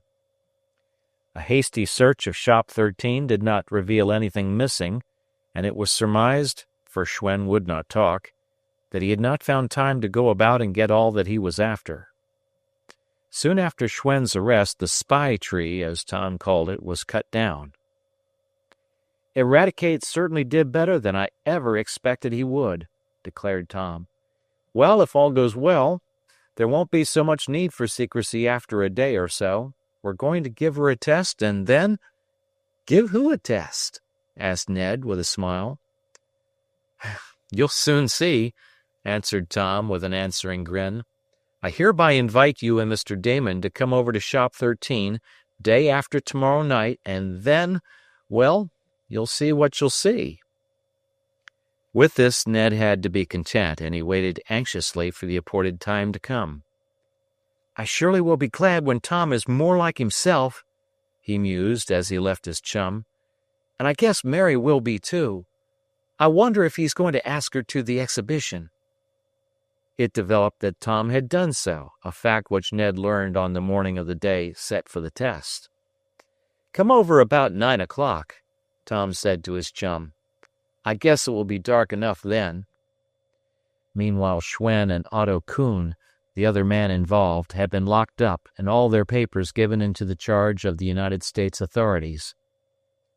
A closer guard than ever was kept over No. 13 shop, and some of the workmen, against whom there was a slight suspicion, were transferred. "Well, we'll see what we shall see," mused Ned on the appointed evening, when a telephone message from Mr. Damon informed the young bank clerk that the eccentric man was coming to call for him before going to the Swift place. Chapter 10. A Runaway Giant. "What do you think it's all about, Mr. Damon?" I'm sure I don't know, Ned. The two were at the home of the young bank clerk, preparing to start for the Swift place, it being nearly 9 o'clock on the evening named by the youthful inventor. Bless my hat rack, went on the eccentric man, but Tom isn't at all like himself of late. He's working on some invention, I know that, but it's all I do know. He hasn't given me a hint of it. "Nor me, nor any of his friends," added Ned. "And he acts so oddly about enlisting. He doesn't even want to speak of it. How he got exempted I don't know, but I do know one thing, and that is Tom Swift is for Uncle Sam first, last, and always." Oh, of course, agreed Mr. Damon.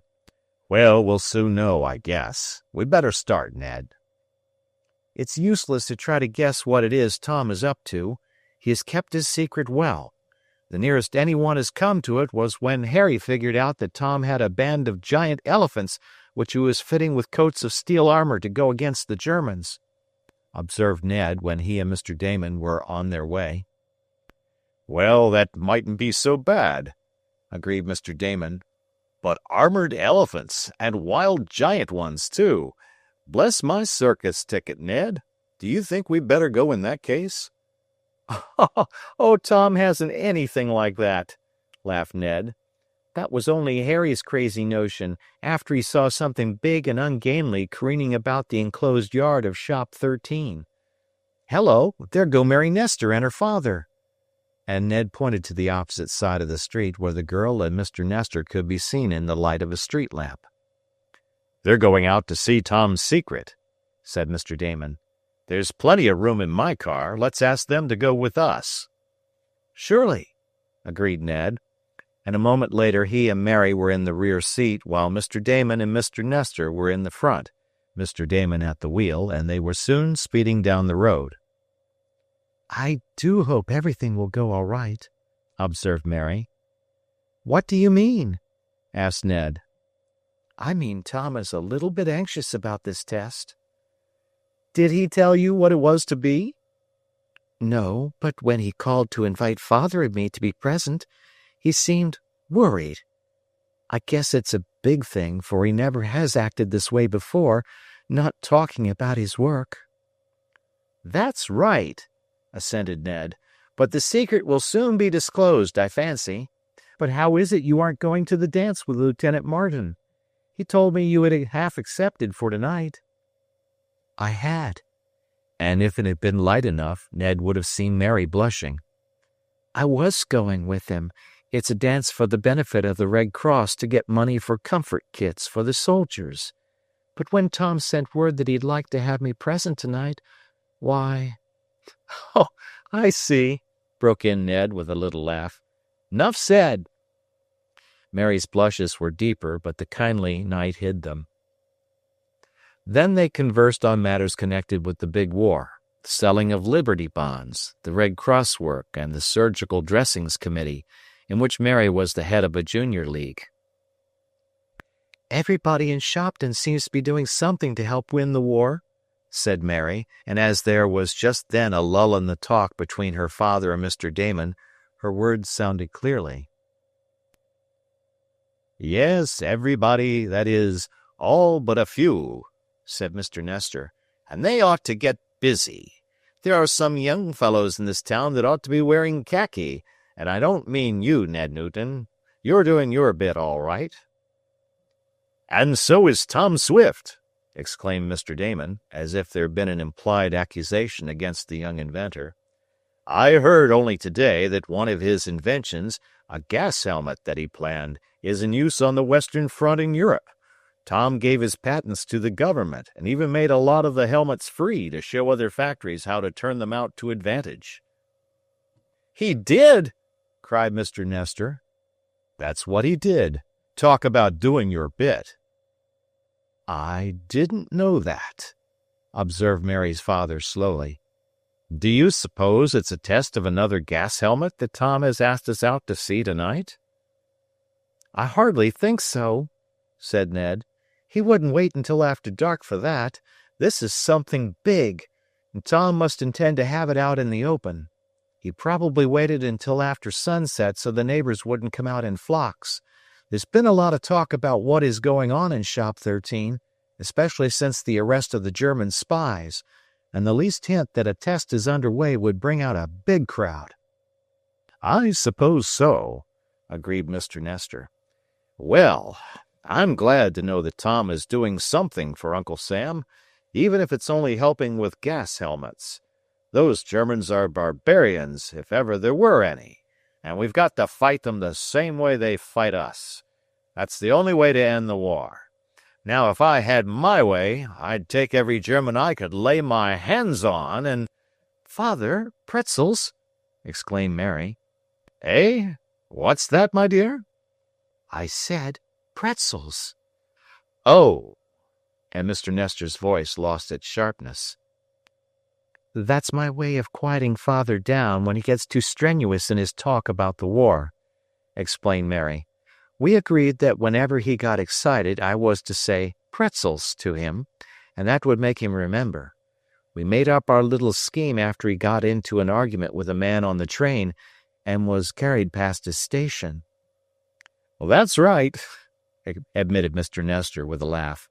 But that fellow was the most obstinate pig-headed Dutchman that ever tackled a plate of pig knuckles and sauerkraut, and if he had the least grain of common sense, he'd— Pretzels, cried Mary. Eh? Oh, yes, my dear, I was forgetting again. There was a moment of merriment, and then, after the talk had run for a while in other and safer channels, Mr. Damon made the announcement. I think we're about there. We'll be at Tom's place when we make the turn, and— He was interrupted by a low, heavy rumbling. What's that? asked Mr. Nestor. It's getting louder, the noise, remarked Mary. It sounds as if some big body were approaching down the road, the tramp of many feet. Can it be that troops are marching away? Bless my spark plug! Suddenly cried Mr. Damon. Look! They gazed ahead, and there, seen in the glare of the automobile headlights, was an immense, dark body approaching them from across a level field. The rumble and roar became more pronounced, and the ground shook as though from an earthquake. A glaring light shone out from the ponderous moving body, and above the roar and rattle a voice called, Out! Out of the way! We've lost control! Look out! Bless my steering wheel! gasped Mr. Damon. That was Tom Swift's voice. But what is he doing in that thing? It must be his new invention, exclaimed Ned. What is it? asked Mr. Nestor. A giant, ventured Ned. It's a giant machine of some sort, and— And it's running away, cried Mr. Damon, as he quickly steered his car to one side, and not a moment too soon. An instant later, in a cloud of dust and with a rumble and a roar, as of a dozen express trains fused into one, the runaway giant of what nature they could only guess flashed and lumbered by, Tom Swift leaning from an opening in the thick steel side and shouting something to his friends. Chapter 11. Tom's Tank. What was it? Gasped Mary, and to her surprise she found herself close to Ned, clutching his arm. I have an idea, but I'd rather let Tom tell you, he answered. But where's it going? asked Mr. Nestor. What in the world does Tom Swift mean by inviting us out here to witness a test and then nearly running us down under a juggernaut? Oh, there must be some mistake, I'm sure, returned his daughter. Tom didn't intend this. But bless my insurance policy, look at that thing go! What in the world is it? cried Mr. Damon. The thing was certainly going. It had careened from the road, tilted itself down into a ditch, and gone on across the fields, lights shooting from it in eccentric fashion. Maybe we'd better take after it, suggested Mr. Nestor. "If Tom is—" There, it's stopping, cried Ned. Come on. He sprang from the automobile, helped Mary to get out, and then the two, followed by Mr. Damon and Mr. Nestor, made their way across the fields toward the big object where it had come to a stop, the rumbling and roaring ceasing. Before the little party reached the strange machine, the Runaway Giant, as they dubbed it in their excitement, a bright light flashed from it, a light that illuminated their path right up to the monster. And in the glare of this light they saw Tom Swift stepping out through a steel door in the side of the affair. "Are you all right?" he called to his friends as they approached. "All right, as nearly as we can be when we've been almost scared to death, Tom," said Mr. Nestor. "I'm surely sorry for what happened," Tom answered with a relieved laugh. "Part of the steering gear broke, and I had to guide it by operating the two motors alternately. It can be worked that way, but it takes a little practice to become expert." "I should say so," cried Mr. Damon. "But what in the world does it all mean, Tom Swift? You invite us out here to see something—" "And there she is," interrupted the young inventor. "You saw her a little before I meant you to, and not under exactly the circumstances I had planned. But there she is." And he turned as though introducing the metallic monster to his friends. "What is she, Tom?" asked Ned. "Name it." "My latest invention, or rather the invention of my father and myself," answered Tom, and his voice showed the love and reverence he felt for his parent. "Perhaps I should say adaptation instead of invention," Tom went on, "since that is what it is. But at any rate it's my latest, Dad's and mine, and it's the newest, biggest, most improved and powerful fighting tank that's been turned out of any shop, as far as I can learn. Lady and gentlemen, allow me to present to you War Tank A, and may she rumble till the pride of the Boche is brought low and humble," cried Tom. "Hooray! That's what I say!" cheered Ned. "That's what I have been at work on lately. I'll give you a little history of it, and then you may come inside and have a ride home." "In that?" cried Mr. Damon. "Yes, I can't promise to move as speedily as your car, but I can make better time than the British tanks. They go about 6 miles an hour, I understand, and I've got mine geared to 10. That's one improvement Dad and I have made." "Ride in that!" cried Mr. Nestor. "Tom, I like you, and I'm glad to see I've been mistaken about you. You've been doing your bit after all, but—" "Oh, I've only begun," laughed Tom Swift. "Well, no matter about that. However much I like you," went on Mr. Nestor, "I'd as soon ride on the wings of a thunderbolt as in Tank A, Tom Swift." "Oh, it isn't as bad as that," laughed the young scientist, "but neither is it a limousine. However, come inside anyhow, and I'll tell you something about it. Then I guess we can guide it back. The men are repairing the brake." The visitors entered the great craft through the door by which Tom had emerged. At first all they saw was a small compartment, with walls of heavy steel, some shelves of the same, and a seat which folded up against the wall, made of like powerful material. "This is supposed to be the captain's room, where he stays when he directs matters," Tom explained. "The machinery is below and beyond here." "How'd you come to evolve this?" asked Ned. "I haven't seen half enough of the outside, to say nothing of the inside." "You'll have time enough," Tom said. "This is my first completed tank.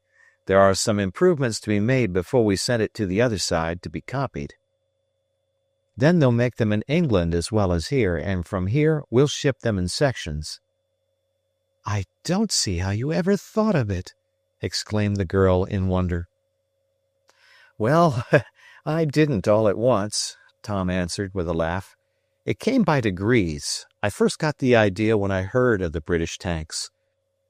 When I had read how they went into action and what they accomplished against the barbed wire entanglements and how they crossed the trenches, I concluded that a bigger tank, one capable of more speed, say 10 or 12 miles an hour, and one that could cross bigger excavations. The English tanks up to this time can cross a ditch of 12 feet. I thought that, with one made on such specifications, more effective work could be done against the Germans. And will yours do that? Asked Ned. I mean, will it do 10 miles an hour and straddle over a wider ditch than 12 feet? It'll do both, promptly answered Tom. We did a little better than 11 miles an hour a while ago when I yelled to you to get out of the way just now. It's true we weren't under good control, but the speed had nothing to do with that. And as for going over a big ditch, I think we straddled one about 14 feet across back there, and we can do better when I get my grippers to working. Grippers? Exclaimed Mary. What kind of trench slang is that, Tom Swift? Asked Mr. Damon. Well, that's a new idea I'm going to try out. It's something like this. And while from a distant part of the interior of Tank A came the sound of hammering, the young inventor rapidly drew a rough pencil sketch. It showed the tank in outline, much as appear the pictures of tanks already in service, the former simile of two wedge-shaped pieces of metal put together broad end to broad end still holding good. From one end of the tank, as Tom drew it, there extended two long lines of latticed steel construction. The idea is, said Tom, to lay these down in front of the tank by means of cams and levers operated from inside. If we get to a ditch which we can't climb down into and out again, or bridge with the belt caterpillar wheels, we'll use the grippers. They'll be laid down, taking a grip on the far side of the trench, and we'll slide across on them. And leave them there? Asked Mr. Damon. No, we won't leave them. We'll pick them up after we have passed over them, and use them in front again as we need them. A couple of extra pairs of grippers may be carried for emergencies, but I plan to use the same ones over and over again. But what makes it go? Asked Mary. I don't want all the details, Tom, she said with a smile, but I'd like to know what makes your tank move. I'll be able to show you in a little while, he answered, but it may be enough now if I tell you that the main power consists of two big gasoline engines, one on either side. They can be geared to operate together or separately, and these engines turn the endless belts made of broad steel plates on which the tank travels.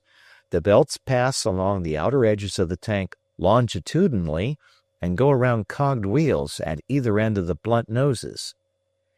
When both belts travel at the same rate of speed, the tank goes in a straight line, though it can be steered from side to side by means of a trailer wheel in the rear. Moving one belt, one set of caterpillar wheels, go faster than the other will make the tank travel to one side or the other, the turn being in the direction of the slowest moving belt. In this way we can steer when the trailer wheels are broken. And what does your tank do except travel along, not minding a hail of bullets? Asked Mr. Nestor.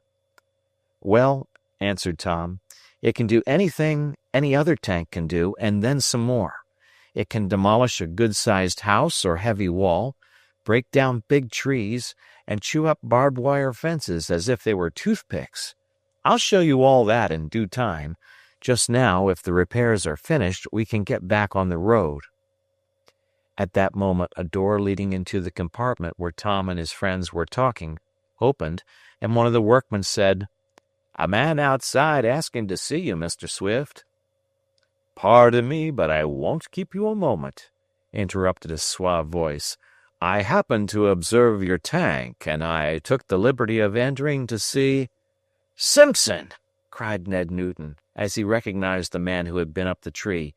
"It's that spy, Simpson, Tom." Chapter 12. Bridging a Gap. Such surprise showed both on the face of Ned Newton and that of the man who called himself Walter Simpson that it would be hard to say which was in the greater degree. For a moment the newcomer stood as if he had received all electric shock and was incapable of motion. Then, as the echoes of Ned's voice died away and the young bank clerk, being the first to recover from the shock, made a motion toward the unwelcome and uninvited intruder, Simpson exclaimed, I will not bother now. Some other time will do as well." Then, with a haste that could be called nothing less than precipitate, he made a turn and fairly shot out of the door by which he had entered the tank. "There he goes!" cried Mr. Damon. "Bless my speedometer, but there he goes!" "I'll stop him," cried Ned. "We've got to find out more about him. I'll get him, Tom." Tom Swift was not one to let a friend rush alone into what might be danger. He realized immediately what his chum meant when he called out the identity of the intruder, and wishing to clear up some of the mystery of which he became aware when Schwen was arrested, and the paper showing a correspondence with this Simpson were found, Tom darted out to try to assist in the capture. "He went this way!" cried Ned, who was visible in the glare of the searchlight that still played its powerful beams over the stern of the tank, if such an ungainly machine can be said to have a bow and stern. "Over this way." "I'm with you," cried Tom. "See if you can pick up that man who just ran out of here," he cried to the operator of the searchlight in the elevated observation section of what corresponded to the conning tower of a submarine. This was a sort of lookout box on top of the tank, containing, among other machines, the searchlight. "Pick him up," cried Tom. The operator flashed the intense white beam like a finger of light around in eccentric circles, but though this brought into vivid relief the configuration of the field and road near which the tank was stalled, it showed no running fugitive. Tom and Ned were observed in the shadows of black and the glare by Mary and her friends in the tank, but there was no one else. "Come on!" cried Ned. "We can find him, Tom." But this was easier said than done. Even though they were aided by the bright light, they caught no glimpse of the man who called himself Simpson. "Guess he got away," said Tom when he and Ned had circled about and investigated many clumps of bushes, trees, stumps, and other barriers that might conceal the fugitive. "I guess so," agreed Ned, "unless he's hiding in what we might call a shell crater." "Hardly that," and Tom smiled. "Though if all goes well, the men who operate this tank later may be searching for men in real shell holes." "Is this one going to the other side?" asked Ned as the two walked back toward the tank. "I hope it will be the first of my new machines on the Western Front," Tom answered. "But I've still got to perfect it in some details and then take it apart. After that, if it comes up to expectations, we'll begin making them in quantities." "Did you get him?" asked Mr. Damon eagerly as the two young men came back to join Mary and her friends. "No, he got away," Tom answered. "Did he try to blow up the tank?" asked Mr. Nestor, who had an abnormal fear of explosives. "Was he a German spy?" "I think he's that all right," said Ned grimly. "As to his endeavoring to blow up Tom's tank, I believe him capable of it, though he didn't try it tonight, unless he's planted a time bomb somewhere about, Tom." "Hardly, I guess," answered the young inventor. "He didn't have a chance to do that. Anyhow, we won't remain here long. Now, Ned, what about this chap? Is he really the one you saw up in the tree?" "I not only saw him, but I felt him," answered Ned with a rueful look at his fingers. "He stepped right on me, and when he came inside the tank tonight, I knew him at once. I guess he was as surprised to see me as I was to see him." "But what was his object?" asked Mr. Nestor. "He must have some connection with my old enemy, Blakeson," answered Tom. "And we know he's mixed up with Schwen. From the looks of him, I should say that this Simpson, as he calls himself, is the directing head of the whole business. He looks to be the moneyed man and the brains of the plotters. Blakeson is smart in a mechanical way, and Schwen is one of the best machinists I've ever employed. But this Simpson strikes me as being the slick one of the trio." "But what made him come here, and what did he want?" asked Mary. "Dear me, it's like one of those moving picture plots, only I never saw one with a tank in it before. I mean a tank like yours, Tom." "Yes, it is a bit like moving pictures, especially chasing Simpson by searchlight," agreed the young inventor. "As to what he wanted, I suppose he came to spy out some of my secret inventions, Dad's and mine. He's probably been hiding and sneaking around the works ever since we arrested Schwen. Some of my men have reported seeing strangers about, but I have kept Shop 13 well guarded. However, this fellow may have been waiting outside, and he may have followed the tank when we started off a little while ago for the night test. Then, when he saw our mishap and noticed that we were stalled, he came in boldly enough, thinking, I suppose, that as I have never seen him, he would take a chance on getting as much information as he could in a hurry. But he didn't count on Ned's being here, chuckled Mr. Damon. No, that's where he slipped a cog, remarked Mr. Nestor. Well, Tom, I like your tank, what I've seen of her, but it's getting late, and I think Mary and I had better be getting back home. We'll be ready to start in a little while, Tom said, after a brief consultation with one of his men. Still, perhaps it would be just as well if you didn't ride back with me. She may go all right, and then again, she may not. And as it's dark, and we're in a rough part of the field, you might be a bit shaken up. Not that the tank minds it, the young inventor hastened to add. She's got to do her bit over worse places than this, much worse, but I want to get her in a little better working shape first. So if you don't mind, Mary, I'll postpone your initial trip. Oh, I don't mind, Tom. I'm so glad you've made this. I want to see the war ended, and I think machines like this will help. I'll ride back with you, Tom, if you don't mind, put in Ned. I guess a little shaking up won't hurt me. All right, Stick, we're going to start very soon. Well, I'm coming over tomorrow to have a look at it by daylight, said Mr. Damon as he started toward his car. So am I, added Mary. Please call for me, Mr. Damon. I will, he promised. Mr. Nestor, his daughter, and Mr. Damon went back to the automobile, while Ned remained with Tom. In a little while those in the car heard once more the rumbling and roaring sound and felt the earth tremble. Then, with a flashing of lights, the big, ungainly shape of the tank lifted herself out of the little ditch in which she had come to a halt and began to climb back to the road. Ned Newton stood beside Tom in the control tower of the great tank as she started on her homeward way. "Isn't it wonderful?" murmured Mary as she saw Tank A lumbering along toward the road. "Oh, and to think that human beings made that! To think that Tom should know how to build such a wonderful machine!" "And run it too, Mary. That's the point. Make it run," cried her father. "I tell you that Tom Swift is a wonder." "Bless my dictionary, he sure is," agreed Mr. Damon. Along the road, back toward the shop whence it had emerged, rumbled the tank. The noise brought to their doors inhabitants along the country thoroughfare, and some of them were frightened when they saw Tom Swift's latest war machine, the details of which they could only guess at in the darkness. "She'll butt over a house if it gets in our path, knock down trees, chew up barbed wire, and climb down into ravines and out again, and go over a good-sized stream without a whimper," said Tom as he steered the great machine. There was little chance then for Ned to see much of the inside mechanism of the tank. He observed that Tom, standing in the forward tower, steered it very easily by a small wheel or by a lever, alternately, and then he communicated with the engine room by means of electric signals. "And she steers by electricity, too," Tom told his friend. "That was one difficulty with the first tanks.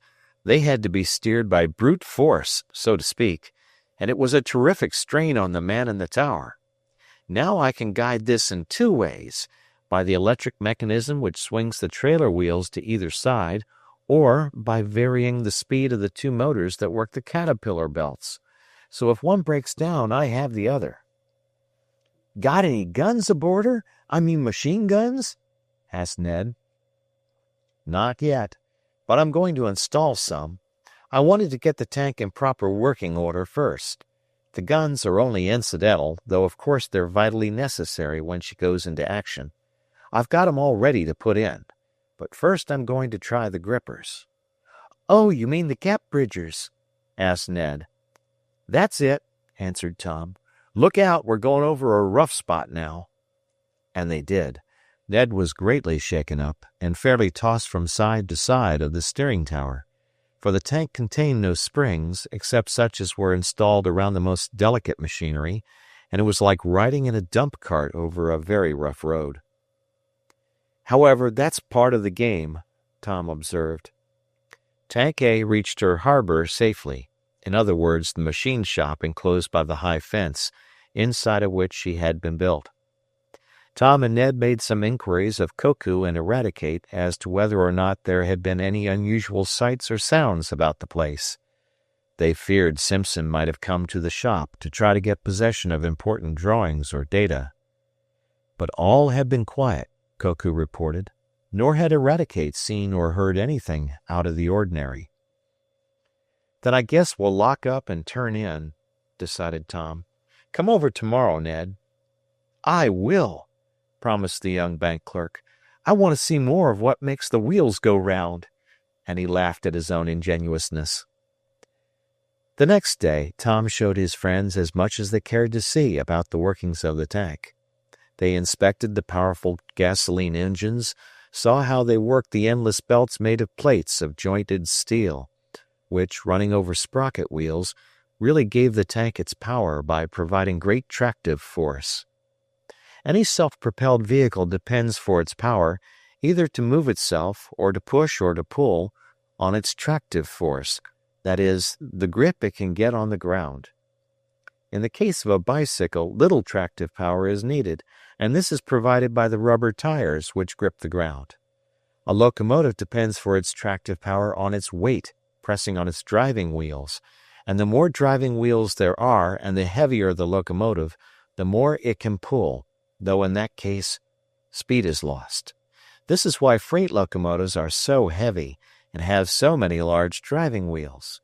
They pull the engine along, and the cars also, by their weight pressing on the rails. The endless steel belts of a tank are the same as the wheels of a locomotive, and the belts being very broad, which gives them a large surface with which to press on the ground, and the tank being very heavy, great power to advance is then obtained, though at the sacrifice of speed. However, Tom Swift had made his tank so that it would do about 10 miles and more an hour, nearly double the progress obtained up to that time by the British machines. His visitors saw the great motors. They inspected the compact but not very attractive living quarters of the crew, for provision had to be made for the men to stay in the tank if, perchance, it became stalled in no man's land, surrounded by the enemy. The tank was powerfully armored, and it would be armed. There were a number of machine guns to be installed, quick-firers of various types, and in addition the tank could carry a number of riflemen. It was upon the crushing power of the tank, though, that most reliance was placed. Thus it could lead the way for an infantry advance through the enemy's lines, making nothing of barbed wire that would take an artillery fire of several days to cut to pieces. "And now, Ned," said Tom about a week after the night test of the tank, "I'm going to try what she'll do in bridging a gap." "Have you got her in shape again?" "Yes, everything is all right.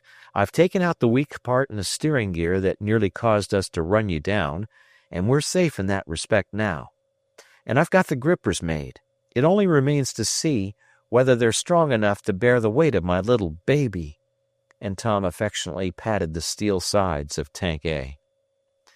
While his men were getting the machine ready for a test out on the road, and for a journey across a small stream not far away, Tom told his chum about conceiving the idea for the tank and carrying it out secretly with the aid of his father and certain workmen. "That's the reason the government exempted me from enlisting," Tom said. "They wanted me to finish this tank. I didn't exactly want to, but I considered it my bit.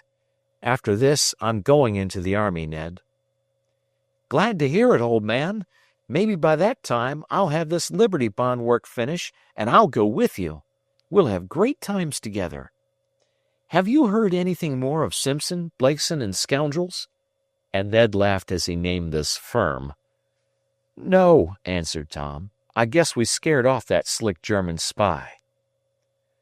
Once more the tank lumbered out along the road. It was a mighty engine of war, and inside her rode Tom and Ned. Mary and her father had been invited, but the girl could not quite get her courage to the point of accepting, nor did Mr. Nestor care to go. Mr. Damon, however, as might be guessed, was there. "Bless my monkey wrench, Tom!" cried the eccentric man, as he noted their advance over some rough ground. "Are you really going to make the machine cross Tinkle Creek on a bridge of steel you carry with you?" "I'm going to try, Mr. Damon." A little later, after a successful test up and down a small gully, Tank A arrived at the edge of Tinkle Creek, a small stream about 20 feet wide, not far from Tom's home. At the point selected for the test, the banks were high and steep. "If she bridges that gap, she'll do anything," murmured Ned, as the tank came to a stop on the edge. Chapter 13. Into a Trench.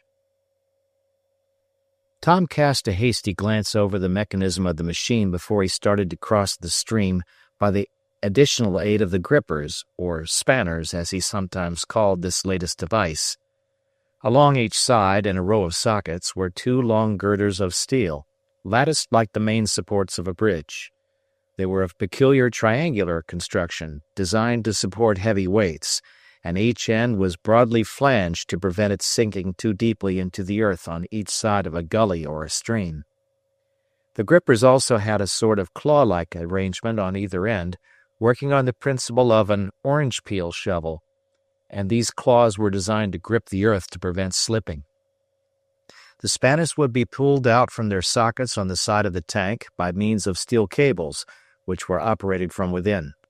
They would be run out across the gap and fastened in place.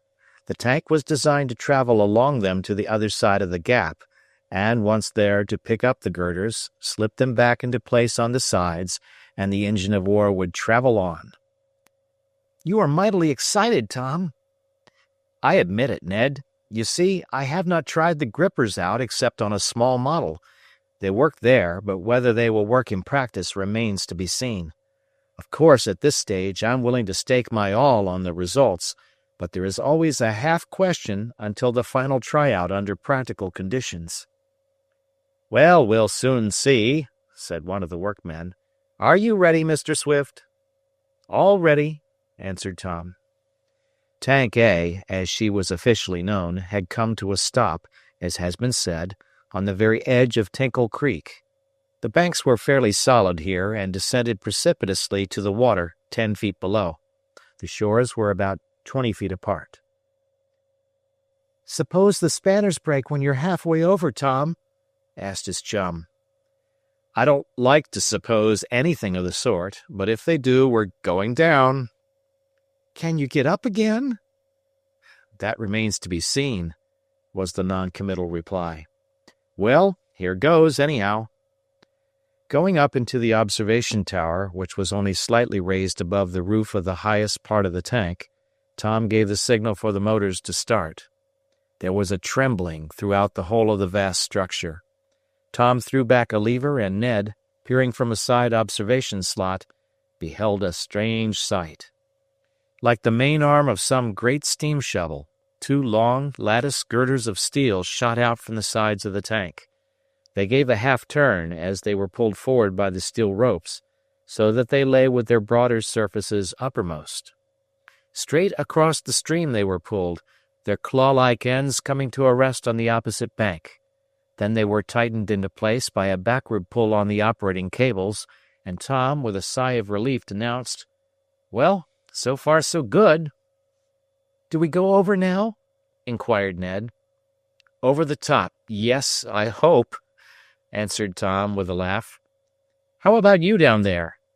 He called to the engine room through a telephone, which could only be used when the machinery was not in action, there being too much noise to permit the use of any but visual signals after that. "All right," came back the answer. "We're ready when you are." "Then here we go," said Tom. "Hold fast, Ned. Of course, there's no real telling what will happen, though I believe we'll come out of it alive." "Cheerful prospect," murmured Ned. The grippers were now in place. It only remained for the tank to propel herself over them, pick them up on the other side of Tinkle Creek, and proceed on her course. Tom Swift hesitated a moment, one hand on the starting lever and the other on the steering wheel. Then, with a glance at Ned, half whimsical and half resolute, Tom started Tank A on what might prove to be her last journey. Slowly the ponderous caterpillar belts moved around on the sprocket wheels. They ground with a clash of steel on the surface of the spanners. So long was the tank that the forward end, or the nose, was halfway across the stream before the bottom part of the endless belts gripped the lattice bridge. "If we fall, we'll span the creek, not fall into it," murmured Ned as he looked from the observation slot. "That's what I counted on," Tom said. "We'll get out even if we do fall." But Tank A was not destined to fall. In another moment her entire weight rested on the novel and transportable bridge Tom Swift had evolved. Then, as the gripping ends of the girders sank further into the soil, the tank went on her way. Slowly, at half speed, she crawled over the steel beams, making progress across the creek and as safely above the water as though on a regularly constructed bridge. On and on she went. Now her entire weight was over the middle of the temporary structures. If they were going to give way at all, it would be at this point. But they did not give. The latticed and triangular steel, than which there is no stronger form of construction, held up the immense weight of Tank A, and on this novel bridge she propelled herself across Tinkle Creek. "Well, the worst is over," remarked Ned as he saw the nose of the tank project beyond the furthermost bank. "Yes, even if they collapse now, nothing much can happen," Tom answered. "It won't be any worse than wallowing down into a trench and out again, but I think the spanners will hold." And hold they did.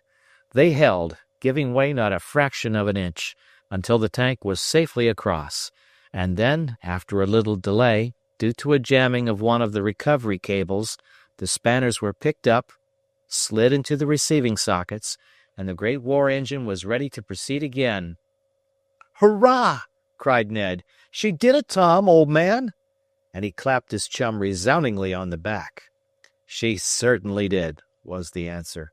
"But you needn't knock me apart telling me that. Go easy." "Bless my apple pie!" cried Mr. Damon, who was as much pleased as either of the boys. "This is what I call great!" "Yes, she did all that I could have hoped for," said Tom. "Now for the next test." "Bless my collar button, is there another?" "Just down into a trench and out again," Tom said. "This is comparatively simple. It's only what she'll have to do every day in Flanders." The tank waddled on. A duck's sidewise walk is about the only kind of motion that can be compared to it. The going was easier now, for it was across a big field, and Tom told his friends that at the other end was a deep, steep, and rocky ravine in which he had decided to give the tank another test. "We'll imagine that ravine is a trench," he said, "and that we've got to get on the other side of it. Of course, we won't be under fire, as the tanks will be at the front, but aside from that, the test will be just as severe." A little later, Tank A brought her occupants to the edge of the trench. "Now, little girl," cried Tom exultingly, patting the rough steel side of his tank, "show them what you can do." "Bless my plum pudding!" cried Mr. Damon. "Are you really going down there, Tom Swift?" "I am," answered the young inventor. "It won't be dangerous. We'll crawl down and crawl out. Hold fast." He steered the machine straight for the edge of the ravine, and as the nose slipped over and the broad steel belts bit into the earth, the tank tilted downward at a sickening angle. She appeared to be making the descent safely when there was a sudden change. The earth seemed to slip out from under the broad caterpillar belts, and then the tank moved more rapidly. "Tom, we're turning over!" shouted Ned. "We're capsizing!" Chapter 14. The Ruined Factory. Only too true were the words Ned Newton shouted to his chum. Tank A was really capsizing. She had advanced to the edge of the gully and started down it, moving slowly on the caterpillar bands of steel. Then had come a sudden lurch, caused, as they learned afterward, by the slipping off of a great quantity of shale from an underlying shelf of rock. This made unstable footing for the tank. One side sank lower than the other, and before Tom could neutralize this by speeding up one motor and slowing down the other, the tank slowly turned over on its side. "But she isn't going to stop here," cried Ned, as he found himself thrown about like a pill in a box. "We're going all the way over."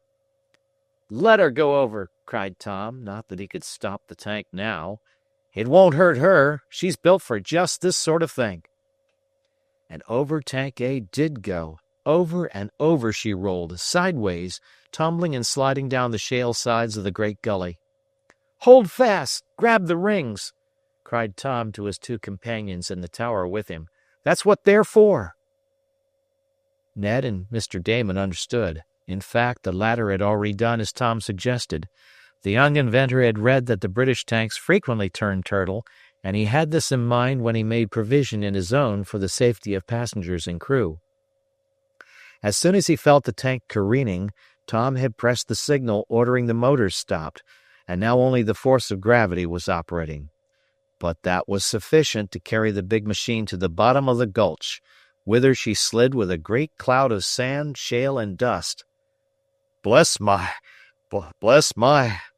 Mr. Damon was murmuring, but he was so flopped about, tossed from one side to the other, and it took so much of his attention and strength to hold on to the safety ring that he could not properly give vent to one of his favorite expressions. But there comes an end to all things, even to the descent of a tank, and Tom's big machine soon stopped rolling, sliding, and turning improvised somersaults, and rested in a pile of soft shale at the bottom of the gully, and the tank was resting on her back. "We've turned turtle!" cried Ned, as he noted that he was standing on what before had been the ceiling of the observation tower. But as everything was of steel, and as there was no movable furniture, no great harm was done. In fact, one could as well walk on the ceiling of the tank as on the floor. "But how are you going to get her right side up?" asked Mr. Damon. "Oh, turning upside down is only one of the stunts of the game. I can right her," was the answer. "How?" asked Ned. "Well, she'll right herself if there's ground enough for the steel belts to get a grip on." "But can the motors work upside down?" "They surely can," responded Tom. "I made 'em that way on purpose. The gasoline feeds by air pressure, and that works standing on its head, as well as any other way. It's going to be a bit awkward for the men to operate the controls, but we won't be this way long. Before I start to right her, though, I want to make sure nothing is broken." Tom signaled to the engine room, and as the power was off and the speaking tube could be used, he called through it. "How are you down there?" "Right-o," came back the answer from a little Englishman Tom had hired because he knew something about the British tanks. "'Twas a bit of nastiness for a while, but it won't take us long to get up again." "That's good," commented Tom. "I'll come down and have a look at you." It was no easy matter, with the tank capsized, to get to the main engine room, but Tom Swift managed it. To his delight, aside from a small break in one of the minor machines, which would not interfere with the operation or motive force of the monster war engine, everything was in good shape. There was no leak from the gasoline tanks, which was one of the contingencies Tom feared, and as he had said, the motors would work upside down as well as right side up, a fact he had proven more than once in his Hawk. "Well, we'll make a start," he told his chief engineer. "Stand by when I give the signal, and we'll try to crawl out of this right side up." "How are you going to do it?" asked Ned as his chum crawled back into the observation tower. "Well, I'm going to run her part way up the very steepest part of the ravine I can find. The side of a house would do as well if it could stand the strain. I'm going to stand the tank right up on her nose, so to speak, and tip her over so she'll come right again." Slowly the tank started off, while Tom and his friends in the observation tower anxiously awaited the result of the novel progress. Ned and Mr. Damon clung to the safety rings. Tom put his arm through one and hung on grimly, while he used both hands on the steering apparatus and the controls. Of course, the trailer wheels were useless in a case of this kind, and the tank had to be guided by the two belts run at varying speed. "Here we go!" cried Tom, and the tank started. It was a queer sensation to be moving upside down, but it did not last very long. Tom steered the tank straight at the opposite wall of the ravine, where it rose steeply. One of the broad belts ran up on that side. The other was revolved in the opposite direction. Up and up at a sickening angle went Tank A.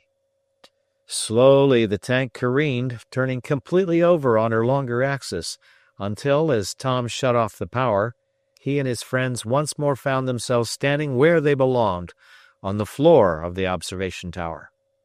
"Right side up with care," quoted Ned with a laugh. "Well, that was some stunt, believe me." "Bless my corn plaster, I should say so," cried Mr. Damon. "Well, I'm glad it happened," commented Tom. "It showed what she can do when she's put to it. Now we'll get out of this ditch." Slowly the tank lumbered along, proper side up now, the men in the motor room reporting that everything was all right, and that with the exception of a slight, unimportant break, no damage had been done. Straight for the opposite steep side of the gully Tom directed his strange craft, and at a point where the wall of the gulch gave a good footing for the steel belts, Tank A pulled herself out and up to level ground. "Well, I'm glad that's over," remarked Ned with a sigh of relief, as the tank waddled along a straight stretch. "And to think of having to do that same thing under heavy fire." "That's part of the game," remarked Tom. "And don't forget that we can fire too, or we'll be able to when I get the guns in place. They'll help to balance the machine better too, and render her less likely to overturn." Tom considered the test a satisfactory one, and, a little later, guided his tank back to the shop, where men were set to work repairing the little damage done and making some adjustments. "What's next on the program?" asked Ned of his chum one day about a week later. "Any more tests in view?" "Yes," answered Tom. "I've got the machine guns in place now. We're going to try them out and also endeavor to demolish a building and some barbed wire. Like to come along?" "I would!" cried Ned. A little while later the tank was making her way over a field. Tom pointed toward a deserted factory, which had long been partly in ruins, but some of the walls of which still stood. "I'm going to bombard that," he announced, "and then try to batter it down and roll over it like a juggernaut. Are you game?" "Do your worst," laughed Ned. "Let me man one of the machine guns." "All right," agreed Tom. "Concentrate your fire. Make believe you're going against the Germans." Slowly, but with resistless energy, the tank approached the ruined factory. "Are you sure there's no one in it, Tom?" "Sure. Blaze away." Chapter 15. Across Country. Ned Newton sighted his machine gun. Tom had showed him how to work it, and indeed the young bank clerk had had some practice with a weapon like this, erected on a stationary tripod. But this was the first time Ned had attempted to fire from the tank while it was moving, and he found it an altogether different matter. "Say, it sure is hard to aim where you want to," he shouted across to Tom, it being necessary, even in the conning tower, where this one gun was mounted, to speak loudly to make oneself heard above the hum, the roar and rattle of the machinery in the interior of Tank A, and below and to the rear of the two young men. "Well, that's part of the game," Tom answered. "I'm sending her along over as smooth ground as I can pick out, but it's rough at best. Still, this is nothing to what you'll get in Flanders." "If I get there," exclaimed Ned grimly. "Well, here goes," and once more he tried to aim the machine gun at the middle of the brick wall of the ruined factory. A moment later there was a rattle and a roar as the quick-firing mechanism started, and a veritable hail of bullets swept out at the masonry. Tom and Ned could see where they struck, knocking off bits of stone, brick, and cement. "Sweep it, Ned, sweep it!" cried Tom. "Imagine a crowd of Germans are charging out at you, and sweep 'em out of the way." Obeying this command, the young man moved the barrel of the machine gun from side to side and slightly up and down. The effect was at once apparent. The wall showed spatter marks of the bullets over a wider area, and had a body of Teutons been before the factory, or even inside it, many of them would have been accounted for, since there were several holes in the wall through which Ned's bullets sped, carrying potential death with them. "That's better," shouted Tom. "That'll do the business. Now I'm going to open her up, Ned." "Open her up?" cried the young bank clerk as he ceased firing. "Yes, crack the wall of that factory as I would a nut. Watch me take it on high. That is, if the old tank doesn't go back on me." "You mean you're going to try to ride right over that building, Tom?" "I mean I'm going to try. If Tank A does as I expect her to, she'll butt into that wall, crush it down by force and weight, and then waddle over the ruins. Watch." Tom sent some signals to the motor room. At once there was noticed an increase in the vibrations of the ponderous machine. "They're giving her more speed," said Tom, "and I guess we'll need it." Straight for the old factory went Tank A. In spite of its ruined condition, some of the walls were still firm, and seemed to offer a big obstacle to even so powerful an engine of war as this monstrous tank. "Get ready now, Ned," Tom advised, "and when I crack her open for you, cut loose with the machine gun again. This gun is supposed to fire straight ahead and a little to either side. There are other guns at left and right, amidships as I might say, and there's also one in the stern to take care of any attack from that direction. The men in charge of them will fire at the same time you do, and it will be as near like a real attack as we can make it, with the exception of not being fired back at. And I wouldn't mind if such were the case, for I don't believe anything outside of heavy artillery will have any effect on this tank." Tank A was now almost at her maximum speed as she approached closer to the deserted factory. Ned and Tom, in the conning tower, saw the largest of the remaining walls looming before them. Straight at it rushed the ponderous machine, and the next moment there came a shock which almost threw Ned away from his gun and back against the steel wall behind him. "Hold fast!" cried Tom. "Here we go! Fire, Ned, fire!" There was a crash as the blunt nose of the great war tank hit the wall and crumpled it up. A great hole was made in the masonry, and what was not crushed under the caterpillar belts of the tank fell in a shower of bricks, stone, and cement on top of the machine. Like a great hailstorm, the broken masonry pelted the steel sides and top of the tank. But she felt them no more than does an alligator the attacks of a colony of ants. Right on through the dust the tank crushed her way. Added to the noise of the falling walls was that of the machine guns, which were barking away like a kennel of angry hounds eager to be unleashed at the quarry. Ned kept his gun going until the heat of it warmed him to stop and let the barrel cool, or he knew he would jam some of the mechanism. The other guns were firing too, and the bullets sent up little spatter points of dust as they hit. "Great jumping hop-toads!" yelled Ned above the riot of racket, outside and inside. "Feel her go, Tom!" "Yes, she's just chewing it up all right," cried the young inventor, his eyes shining with delight. The tank had actually burst her way through the solid wall of the old factory, permission to complete the demolition of which Tom had secured from the owners. Then the great machine kept right on. She fairly walked over the piles of masonry, dipped down into what had been a basement, now partially filled with debris, and kept on toward another wall. "I'm going through that too," cried Tom. And he did, knocking it down and sending his tank over the piled-up ruins, while the machine guns barked, coughed, and spluttered, as Ned and the others inside the tank held back the firing levers. Right through the opposite wall, as through the one she had already demolished, the tank careened on her way, to emerge, rather battered and dust-covered, on the other side of what was left of the factory.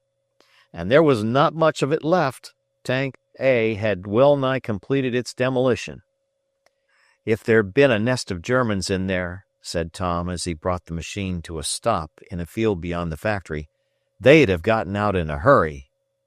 "Or taken the consequences," added Ned as he wiped the sweat from his powder-blackened and oil-smeared face. "I certainly kept my gun going." "Yes, and so did the others," reported one of the mechanics as he emerged from the cubby-hole where the great motors had now ceased their hum and roar. "How did she stand it?" asked Tom. "All right inside," answered the man. "I was wondering how she looks from the outside." "Oh, it would take more than that to damage her," said Tom with pardonable pride. "That was pie for her. Solid concrete, which she may have to chew up on the western front, may present another kind of problem, but I guess she'll be able to master that too. Well, let's have a look." He and Ned, with some of the crew and gunners, went outside the tank. She was a sorry-looking sight, very different from the trim appearance she had presented when she first left the shop. Bricks, bits of stone, and piles of broken cement in chunks and dust lay thick on her broad back. But no real damage had been done, as a hasty examination showed. "Well, are you satisfied, Tom?" asked his chum. "Yes, and more," was the answer. "Of course, this wasn't the hardest test to which she could have been submitted, but it will do to show what punishment she can stand. Being shot at from big guns is another matter. I'll have to wait until she gets to Flanders to see what effect that will have. But I know the kind of armor skin she has, and that doesn't worry me. There's one thing more I want to do while I have her out now." "What's that?" asked Ned.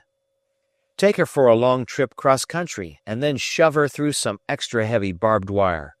I'm certain she'll chew that up, but I want to see it actually done. So now, if you want to come along, Ned, we'll go cross-country." "I'm with you." "Get inside, then. We'll let the dust and masonry blow and rattle off as we go along." The tank started off across the fields, which stretched for many miles on either side of the deserted factory, when suddenly Ned, who was again at his post in the observation tower, called, "Look, Tom!" "What at?" "That corner of the factory which is still standing. Look at those men coming out and running away." Ned pointed, and his chum, leaning over from the steering wheel and controls, gave a start of surprise as he saw 3 figures clambering down over the broken debris and making their way out of what had once been a doorway. "Did they come out of the factory, Ned?"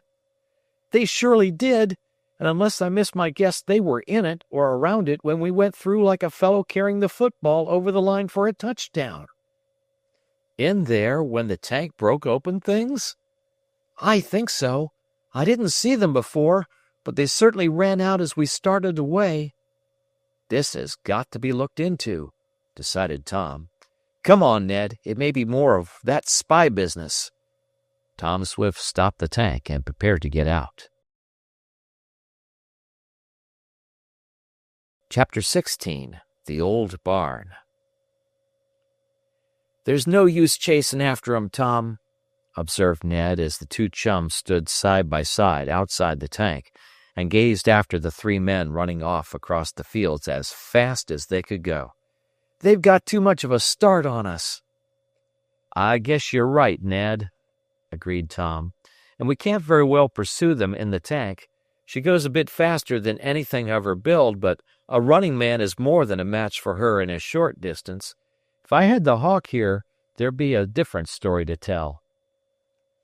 "Well, seeing that you haven't," replied Ned, "suppose we let them go, which we'll have to whether we want to or not, and see where they were hiding and if they left any traces behind." "That's a good idea," returned Tom. The place whence the men had emerged was a portion of the old factory farthest removed from the walls the tank had crunched its way through. Consequently, that part was the least damaged. Tom and Ned came to what seemed to have been the office of the building when the factory was in operation. A door, from which most of the glass had been broken, hung on one hinge, and pushing this open, the 2 chums found themselves in a room that bore evidences of having been the bookkeeper's department. There were the remains of cabinet files and a broken letterpress, while in one corner stood a safe. "Maybe they were cracking that," said Ned. "They were wasting their time if they were," observed Tom, "for the combination is broken. Anyone can open it."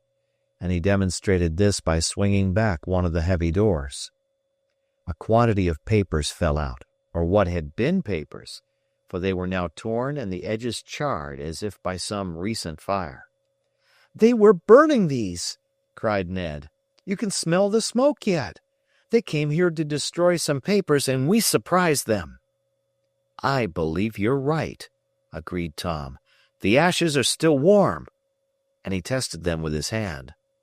"They wanted to destroy something, and when they found we were here, they clapped the blazing stuff into the safe, thinking it would burn there. But the closing of the doors cut off the supply of air, and the fire smoldered and went out. It burned enough so that it didn't leave us very much in the way of evidence, though," went on Tom ruefully, as he poked among the charred scraps. "Maybe you can read some of them," suggested Ned. "Part of the writing is in German," Tom said, as he looked over the mass. "I don't believe it would be worthwhile to try it. Still, I can save it.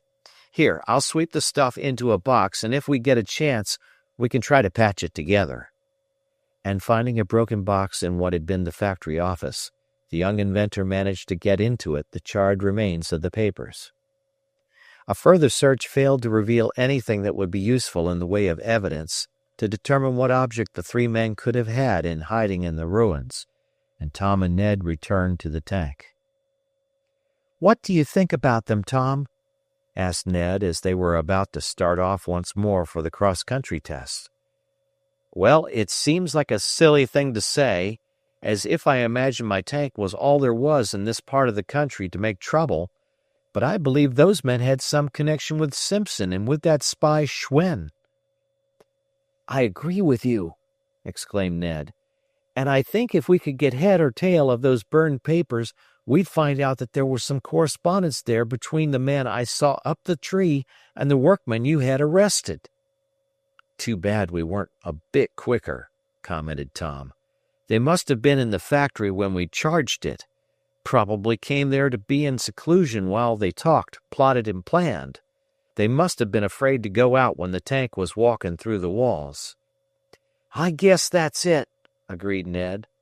"Did you recognize any of the men, Tom?" "No, I didn't see 'em as soon as you did, and when they were running they had their backs towards me. Was Simpson one?" "I can't be sure. If one was, I guess he'll think we're keeping pretty closely after him, and he may give this part of the country a wide berth." "I hope he does," returned Tom. "Do you know, Ned, I have an idea that these fellows, Schwen, Simpson, and those back of them, including Blakeson, are trying to get hold of the secret of my tank for the Germans." "I shouldn't be surprised, but you've got it finished now, haven't you? They can't get your patents away from you." "No, it isn't that," said Tom. "There are certain secrets about the mechanism of the tank, the way I've increased the speed and power, the use of the spanners, and things like that, which would be useful for the Germans to know. I wouldn't want them to find out these secrets, and they could do that if they were in the tank a while, or had her in their possession." "They couldn't do that, Tom. Get possession of her, could they?" "There's no telling. I'm going to be doubly on the watch. That fellow Blakeson is in the pay of the plotters, I believe. He has a big machine shop, and he might try to duplicate my tank if he knew how she was made inside." "I see. That's why he was inquiring about a good machinist, I suppose, though he'd be mightily surprised when he learns it was you he was talking to the time your hawk met with the little mishap." "Yes, I guess maybe he will be a bit startled," agreed Tom. "But I haven't seen him around lately, and maybe he has given up." "Don't trust to that," warned Ned. The tank was now progressing easily over fields, hesitating not at small or big ditches, flow going uphill, now down, across a stretch of country thinly settled, where even fences were a rarity. When they came to wooden ones, Tom had the workmen get out and take down the bars. Of course, the tank could have crushed them like toothpicks, but Tom was mindful of the rights of farmers, and a broken fence might mean strayed cows, or the letting of cattle into a field of grain or corn, to the damage of both cattle and fodder. "There's a barbed wire fence," observed Ned, as he pointed to one off some distance across the field. Why don't you try demolishing that? Oh, it would be too easy. Besides, I don't want the bother of putting it up again. When I make the barbed wire test, I want some set up on heavy posts and with many strands, as it is in Flanders. Even that won't stop the tank, but I'm anxious to see how she breaks up the wire in supports, just what sort of a breach she makes. But I have a different plan in mind now. I'm going to try to find a wooden building we can charge as we did the masonry factory. I want to smash up a barn, and I'll have to pick out an old one for choice, for in these war days we must conserve all we can, even old barns. What's the idea of using a barn, Tom? Well, I want to test the tank under all sorts of conditions, the same conditions she'll meet with on the Western Front. We've proved that a brick and stone factory is no obstacle. Then how could a flimsy wooden barn be? Well, that's just it. I don't think that it will, but it may be that a barn, when smashed, will get tangled up in the endless steel belts and clog them so they'll jam. That's the reason I want to try a wooden structure next. Do you know where to find one? Yes, about a mile from here is one I've had my eyes on ever since I began constructing the tank. I don't know who owns it, but it's such a ramshackle affair that he can't object to having it knocked into kindling wood for him. If he does holler, I can pay him for the damage done. So now for a barn, Ned, unless you're getting tired and want to go back? I should say not. Speaking of barns, I'm with you till the cows come home. Want any more machine gun work? No, I guess not. This barn isn't particularly isolated, and the shooting might scare horses and cattle. We can smash things up without the guns. The tank was going on smoothly when suddenly there was a lurch to one side, and the great machine quickly swung about in a circle. "Hello!" cried Ned. "What's up now? Some new stunt?" "Must be something wrong," answered the young inventor. "One of the belts has stopped working. That's why we're going in a circle." He shut off the power and hastened down to the motor room. There he found his men gathered about one of the machines. "What's wrong?" asked Tom quickly. "Just a little accident," replied the head machinist. "One of the boys dropped his monkey wrench and it smashed some spark plugs. That caused a short circuit and the left-hand motor went out of business. We'll have her fixed in a jiffy." Tom looked relieved, and the machinist was as good as his word. In a few minutes the tank was moving forward again. It crossed out to the road, to the great astonishment of some farmers, and the fright of their horses, and then Tom once more swung her into the fields. "There's the old barn I spoke of," he remarked to Ned. "It's almost as bad a ruin as the factory was, but we'll have a go at it." "Going to smash it?" asked Ned. "I'm going right through it," Tom cried. Chapter 17. Veiled Threats. Like some prehistoric monster about to charge down upon another of its kind, Tank A, under the guidance of Tom Swift, reeled and bumped her way over the uneven fields toward the old barn.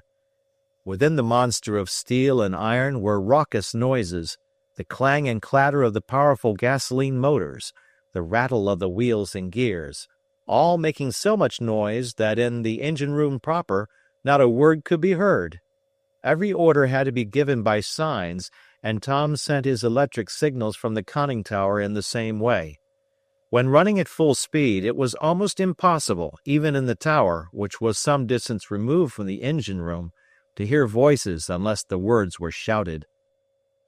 "Why don't you go at it?" cried Ned to his friend, who was peering through the observation slot in the tower. "I'm getting in good position," Tom answered. "Or rather, the worst position I can find. I want to give the tank a good tryout, and I'm going at the barn on the assumption that this is an enemy country and that I can't pick and choose my advance. So I want to come up through that gully and go at the barn from the long way. That will be the worst possible way I could do it, and if old Tank A stands the gaff, I'll know she's a little bit nearer all right."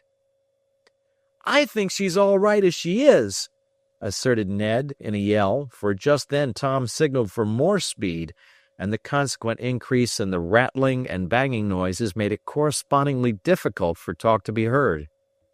The big machine now tipped into the little gully spoken of by Tom.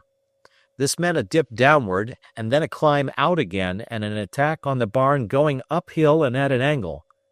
But, as the young inventor had said, it would make a severe test. That was what he wanted to give his ponderous machine. Ned grasped one of the safety rings, as, with a reel to one side, almost as if it were going to capsize, the tank rumbled on. Tom cast a half-amused smile at his chum and then threw over the guiding lever. The tank rolled down into the gully. It was rough and filled with stones and boulders, some of considerable size. But Tank A made less than nothing even of the largest rocks. Some she crushed beneath her steel belts. Others she simply walked over, smashing them down into the soil.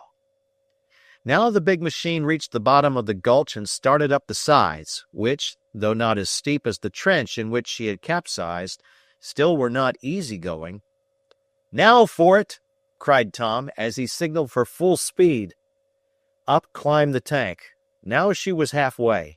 A moment later and she was at the top, and then a forward careening motion told that she had passed over the summit and was ready for the attack proper. Ned gave a quick glance through the slot nearest him. He had a glimpse of the barn, and then he saw something else. This was the sight of a man running away from the dilapidated structure, a man who glanced toward the tank with a face that showed great fright. "Stop! Stop!" yelled Ned. "There may be folks in there, Tom. I just saw a man run out." "All right," Tom cried, but Ned could hardly hear him.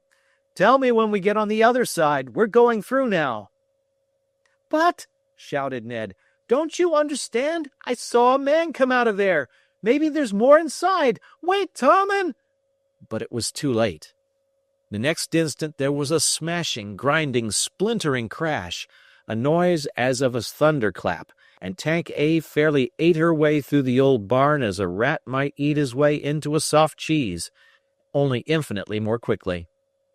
On and through went the tank, knocking beams, boards, rafters, and timbers hither and thither, minding not at all the weight of great beams on her back, caring nothing for those that got in the way of her steel belts, heeding not the wall of wood that reared itself before her in a barrier of splinters and slivers.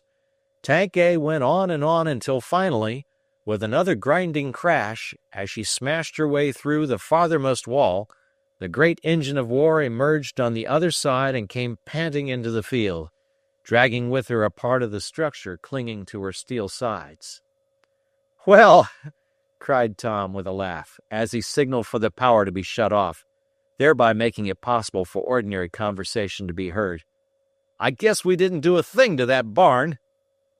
"Not much left of it for a fact, Tom," agreed Ned as he looked through the after observation slots at the ruin in the rear.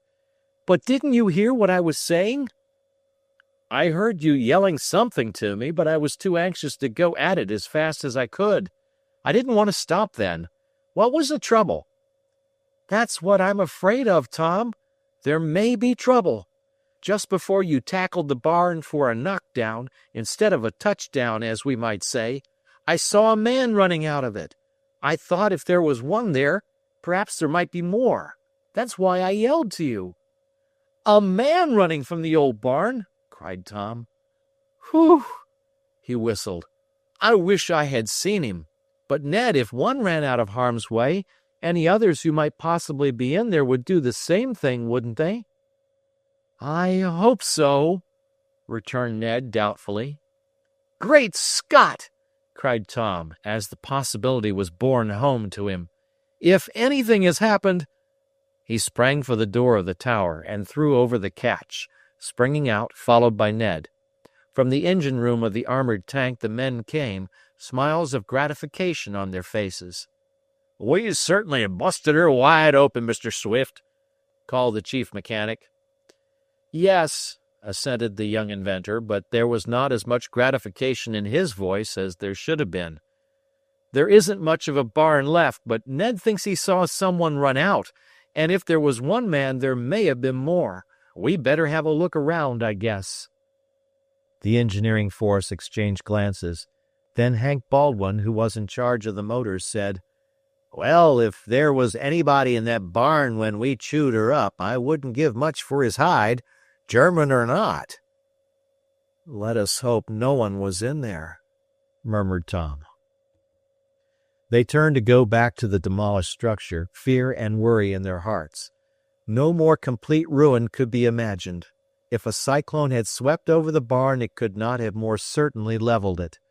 And not only was it leveled, crushed down in the center by the great weight of the tank, but the boards and beams were broken into small pieces. Parts of them clung in long, grotesque splinters to the endless steel belts. "I don't see how we're going to find anybody if he's in there," remarked Hank.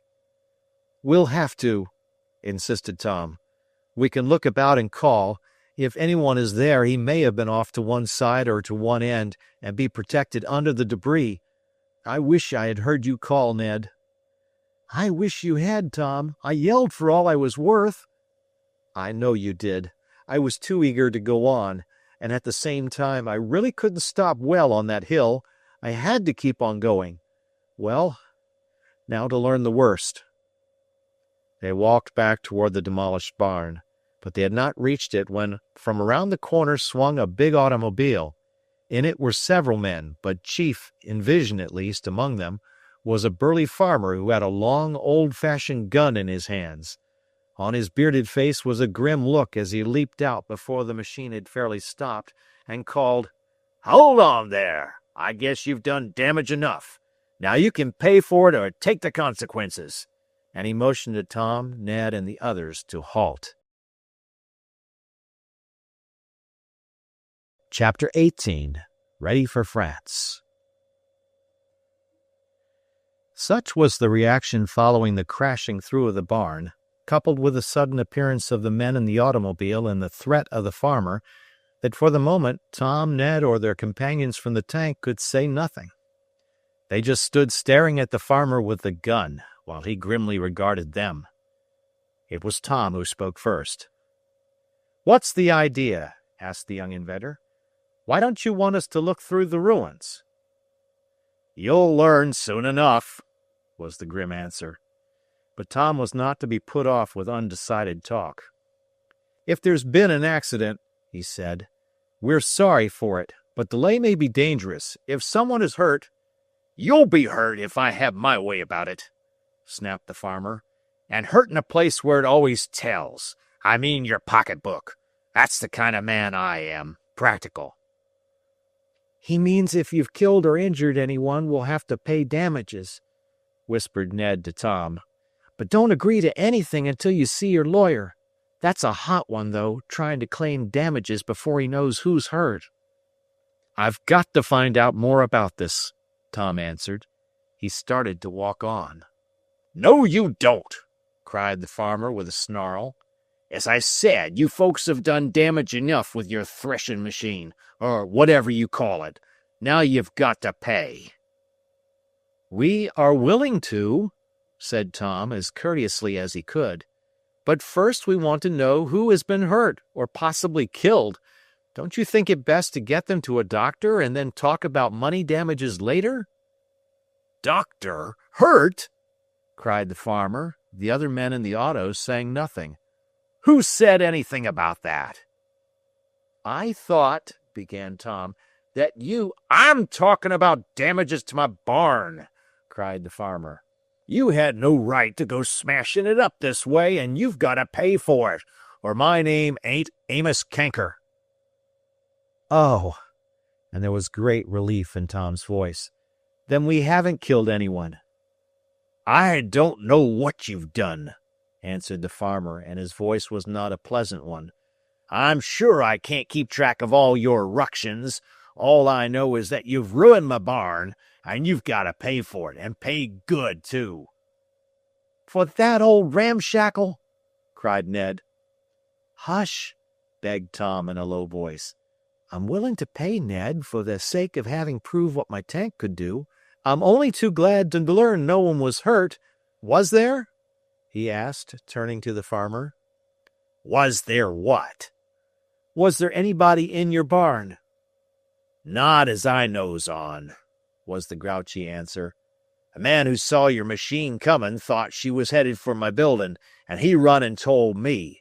Then some friends of mine brought me here in their machine. I tell you, I've got all the evidence I need agin you, and I'm going to have damages. That barn was worth $3,000 if it was worth a cent, and "This matter can easily be settled," said Tom, trying to keep his temper. "My name is Swift, and—" "Don't get swift with me, that's all I ask." And the farmer laughed grimly at his clumsy joke. "I'll do whatever is right," Tom said, with dignity.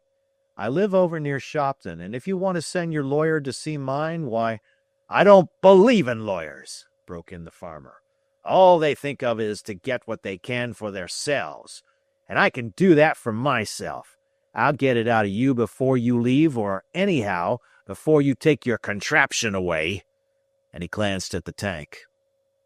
The same suspicion came at once to Tom and Ned, and the latter gave voice to it when he murmured in a low voice to his chum, "This is a frame-up, a scheme, Tom. He doesn't care a rap for the barn. It's some of that Blakeson's doing to make trouble for you." "I believe you," agreed Tom. "Now I know what to do." He looked toward the collapsed barn as if making a mental computation of its value, and then turned toward the farmer. "I'm very sorry," said Tom, "if I have caused any trouble. I wanted to test my machine out on a wooden structure, and I picked your barn. I suppose I should have come to you first, but I did not want to waste time. I saw the barn was of practically no value." "No value?" broke in the farmer. "Well, I'll show you, young man, that you can't play fast and loose with other people's property and not settle."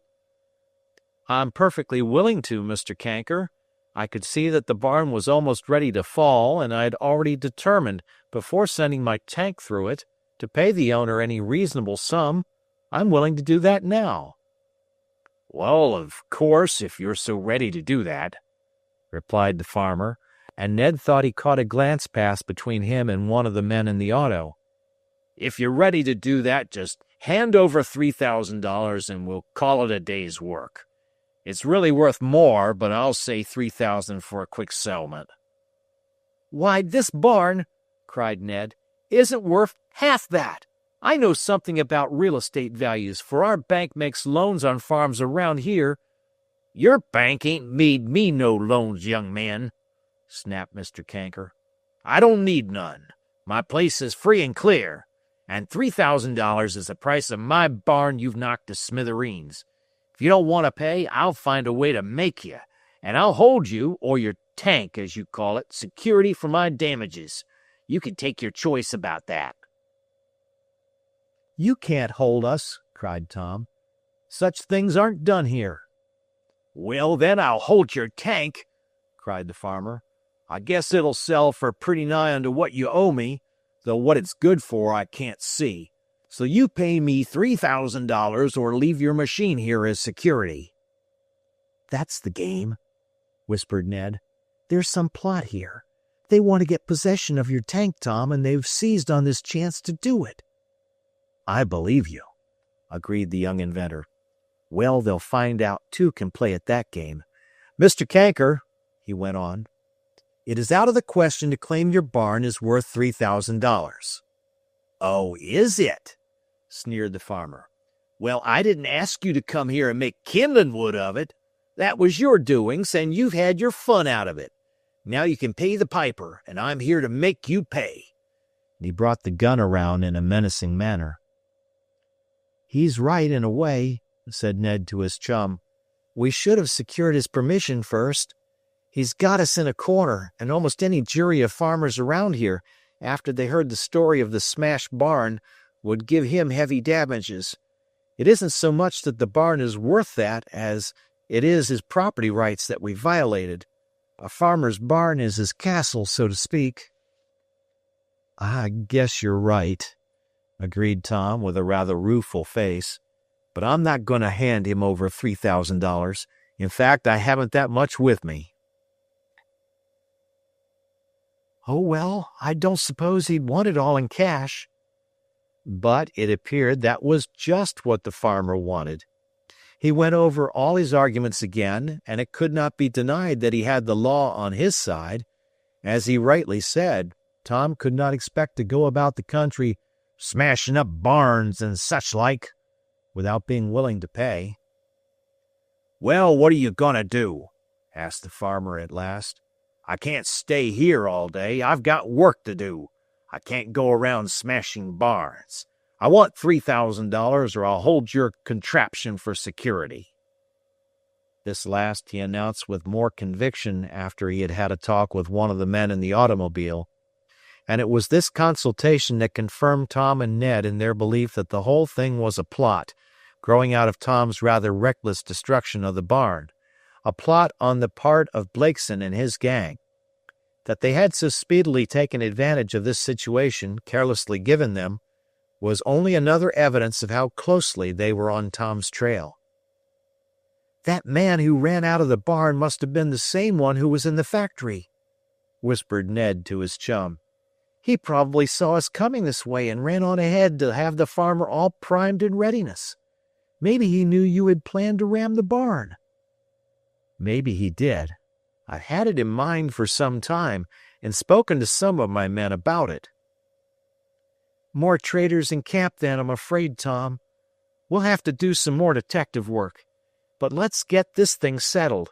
He only wants to hold your tank, and that will give the man into whose hands he's playing a chance to inspect her."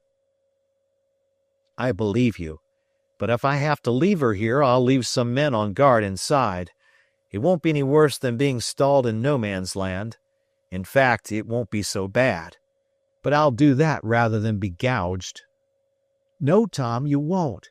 If you did leave someone on guard, there'd be too much chance of their getting the best of him. You must take your tank away with you." "But how can I? I can't put up $3,000 in cash, and he says he won't take a check for fear I'll stop payment. I see his game, but I don't see how to block it." "But I do!" cried Ned. "What?" exclaimed Tom. "You don't mean to say, even if you do work in a bank, that you've got $3,000 in cash concealed about your person, do you?" "Pretty nearly, Tom, or what is just as good. I have that amount in Liberty bonds. I was going to deliver them to a customer who has ordered them, but not paid for them. They are charged up against me at the bank, but I'm good for that, I guess. Now I'll loan you these bonds, and you can give them to this cranky old farmer as security for damages. Mind, don't make them as a payment. They're simply security, the same as when an autoist leaves his car as bail. Only we don't want to leave our car, we'd rather have it with us." And he looked over at the tank, bristling with splinters from the demolished barn. "Well, I guess that's the only way out," said Tom. "Lucky you had those bonds with you. I'll take them and give you a receipt for them. In fact, I'll buy them from you and let the farmer hold them as security." And this eventually was done. After much hemming and hawing and consultation with the men in the automobile, Mr. Kanker said he would accept the bonds. It was made clear that they were not in payment of any damages, though Tom admitted he was liable for some, but that Uncle Sam's war securities were only a sort of bail, given to indicate that, some time later, when a jury had passed on the matter, the young inventor would pay Mr. Kanker whatever sum was agreed upon as just. "And now," said Tom, as politely as he could under the circumstances, "I suppose we will be allowed to depart." "Yes, take your old shebang off of my property," ordered Mr. Kanker, with no very good grace. "And if you go knocking down any more barns, I'll double the price on you."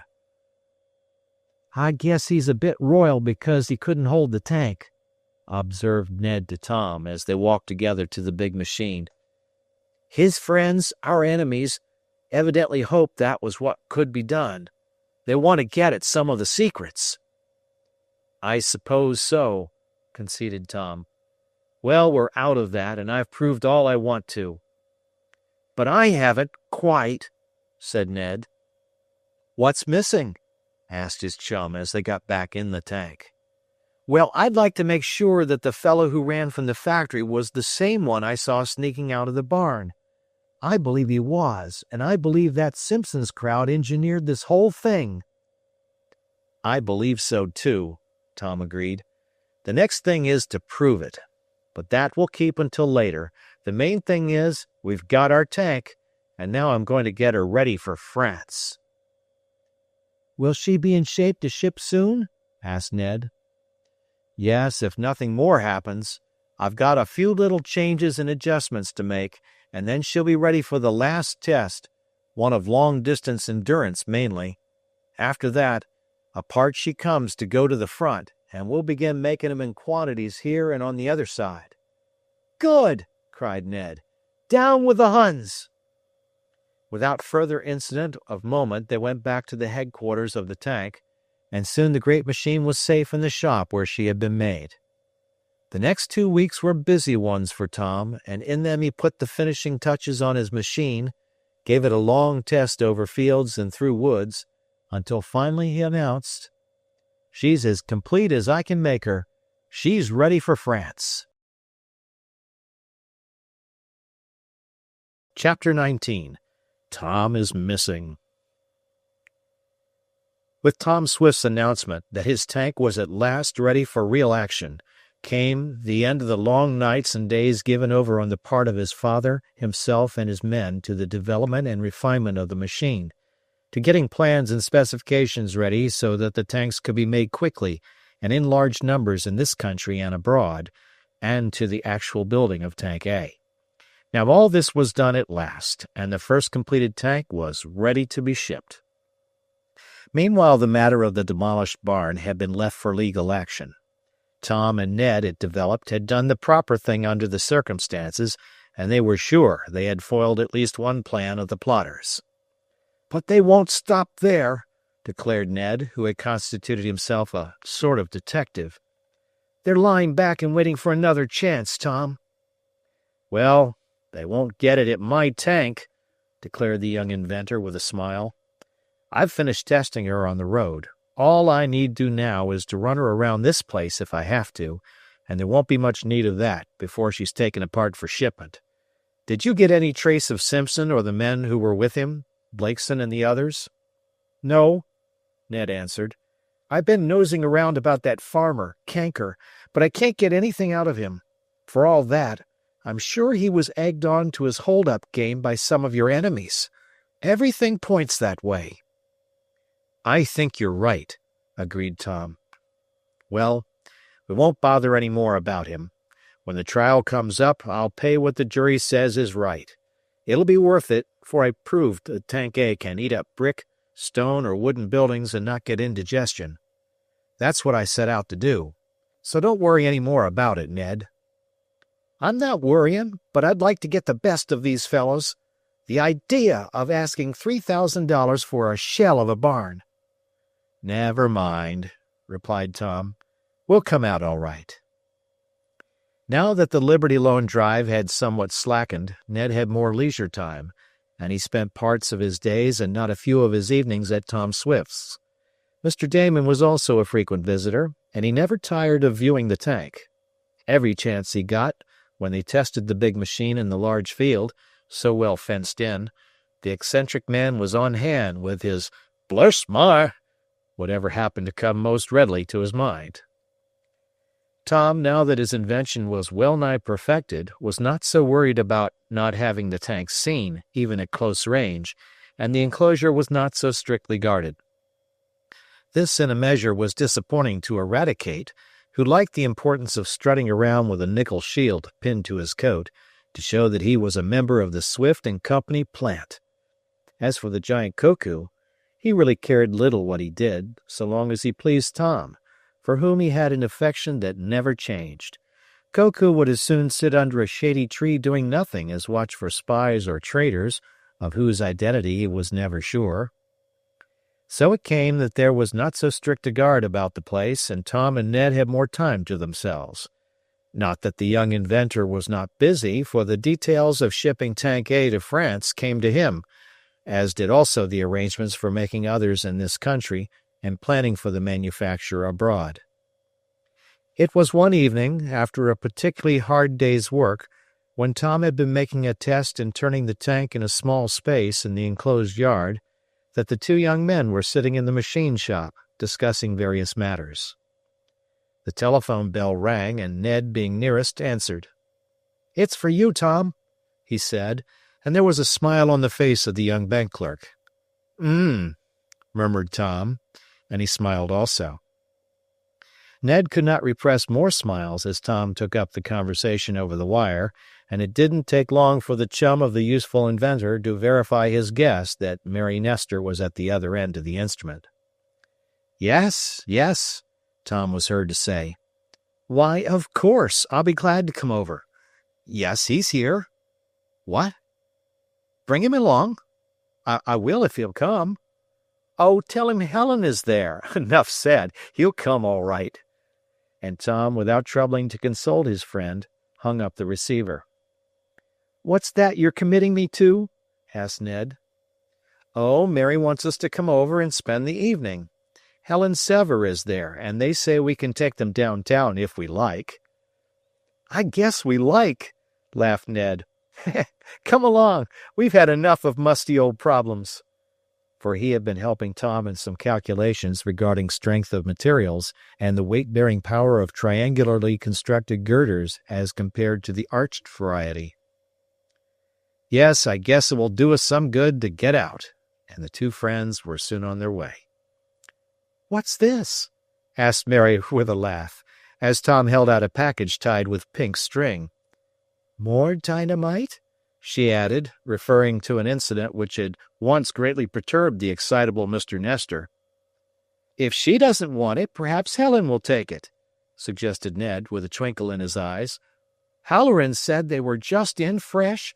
"Oh, you delightful boy!" cried Helen. "I'm just dying for some chocolates. Let me open them, Mary, if you're afraid of dynamite." "The only powder in them," said Tom, "is the powdered sugar. That can't blow you up." And then the young people made merry, Tom for the time being forgetting all about his tank. It was rather late when the two young men strolled back toward the Swift home, Ned walking that way with his chum. Tom started out in the direction of the building where the tank was housed. "Going to have a good night look at her?" asked Ned. "Well, I want to make sure the watchman is on guard. We'll begin taking her apart in a few days, and I don't want anything to happen between now and then." They walked on toward the big structure, and as they approached from the side, they were both startled to see a dark shadow, at least so it seemed to the youths, dart away from one of the windows. "Look!" gasped Ned. "Hello there!" cried Tom sharply. "Who's that? Who are you?" There was no answer, and then the fleeing shadow was merged in the other blackness of the night. "Maybe it was the watchman making his rounds," suggested Ned. "No," answered Tom as he broke into a run. "If it was, he'd have answered. There's something wrong here." But he could find nothing when he reached the window from which he and Ned had seen the shadow dart. An examination by means of a pocket electric light betrayed nothing wrong with the sash, and if there were footprints beneath the casement, they indicated nothing, for that side of the factory was one frequently used by the workmen. Tom went into the building and, for a time, could not find the watchman. When he did come upon the man, he found him rubbing his eyes sleepily and acting as though he had just awakened from a nap. "This isn't any way to be on duty," said Tom sharply.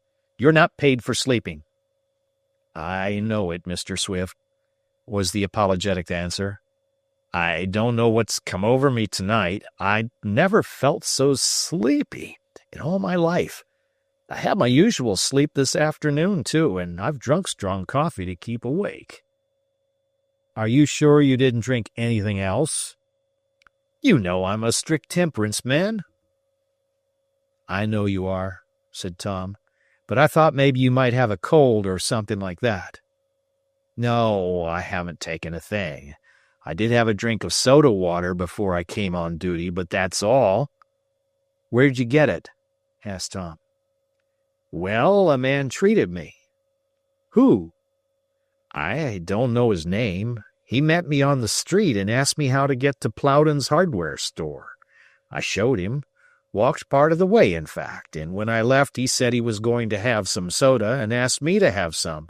I did, and it tasted good. Well, don't go to sleep again, suggested Tom good-naturedly. Did you hear anything at the side window a while ago? Not a thing, Mr. Swift. I'll be all right now. I'll take a turn outside in the air. All right, assented the young inventor.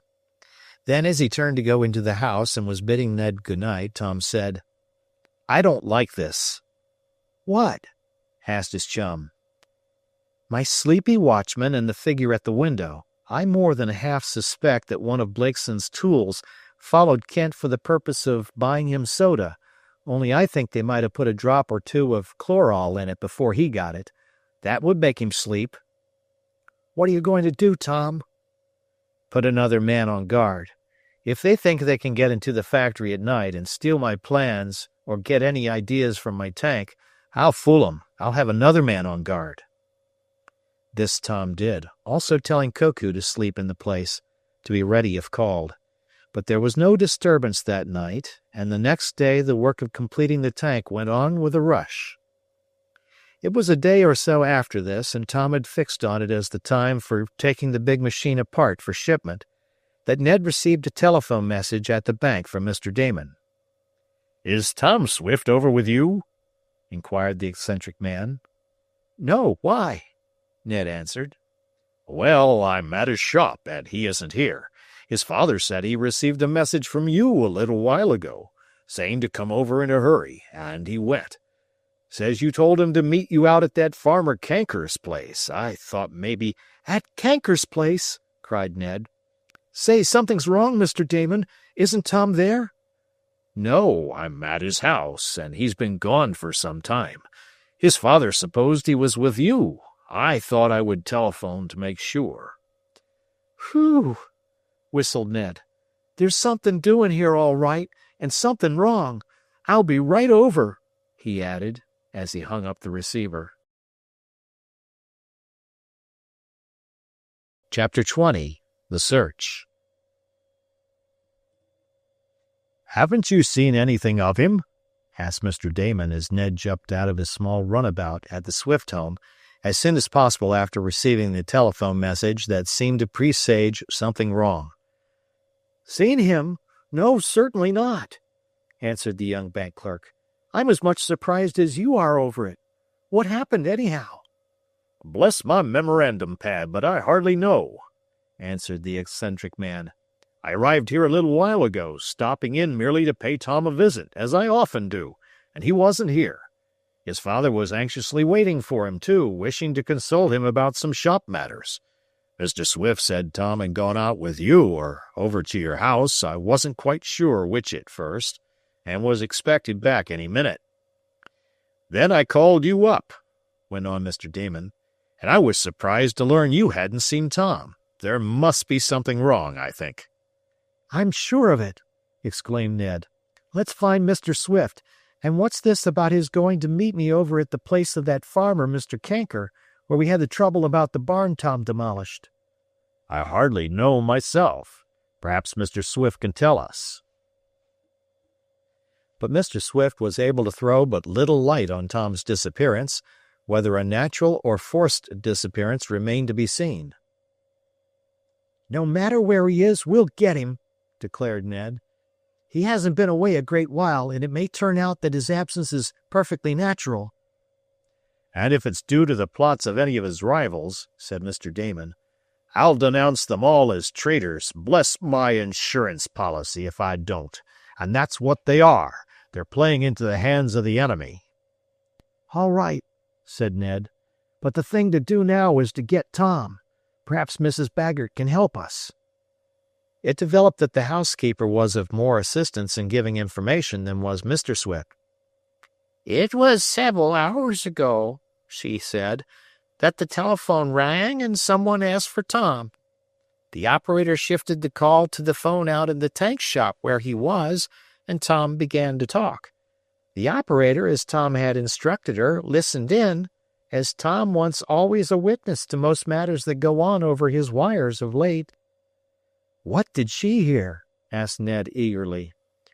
She heard what she thought was your voice, I believe, the housekeeper said. Me? Cried the young bank clerk.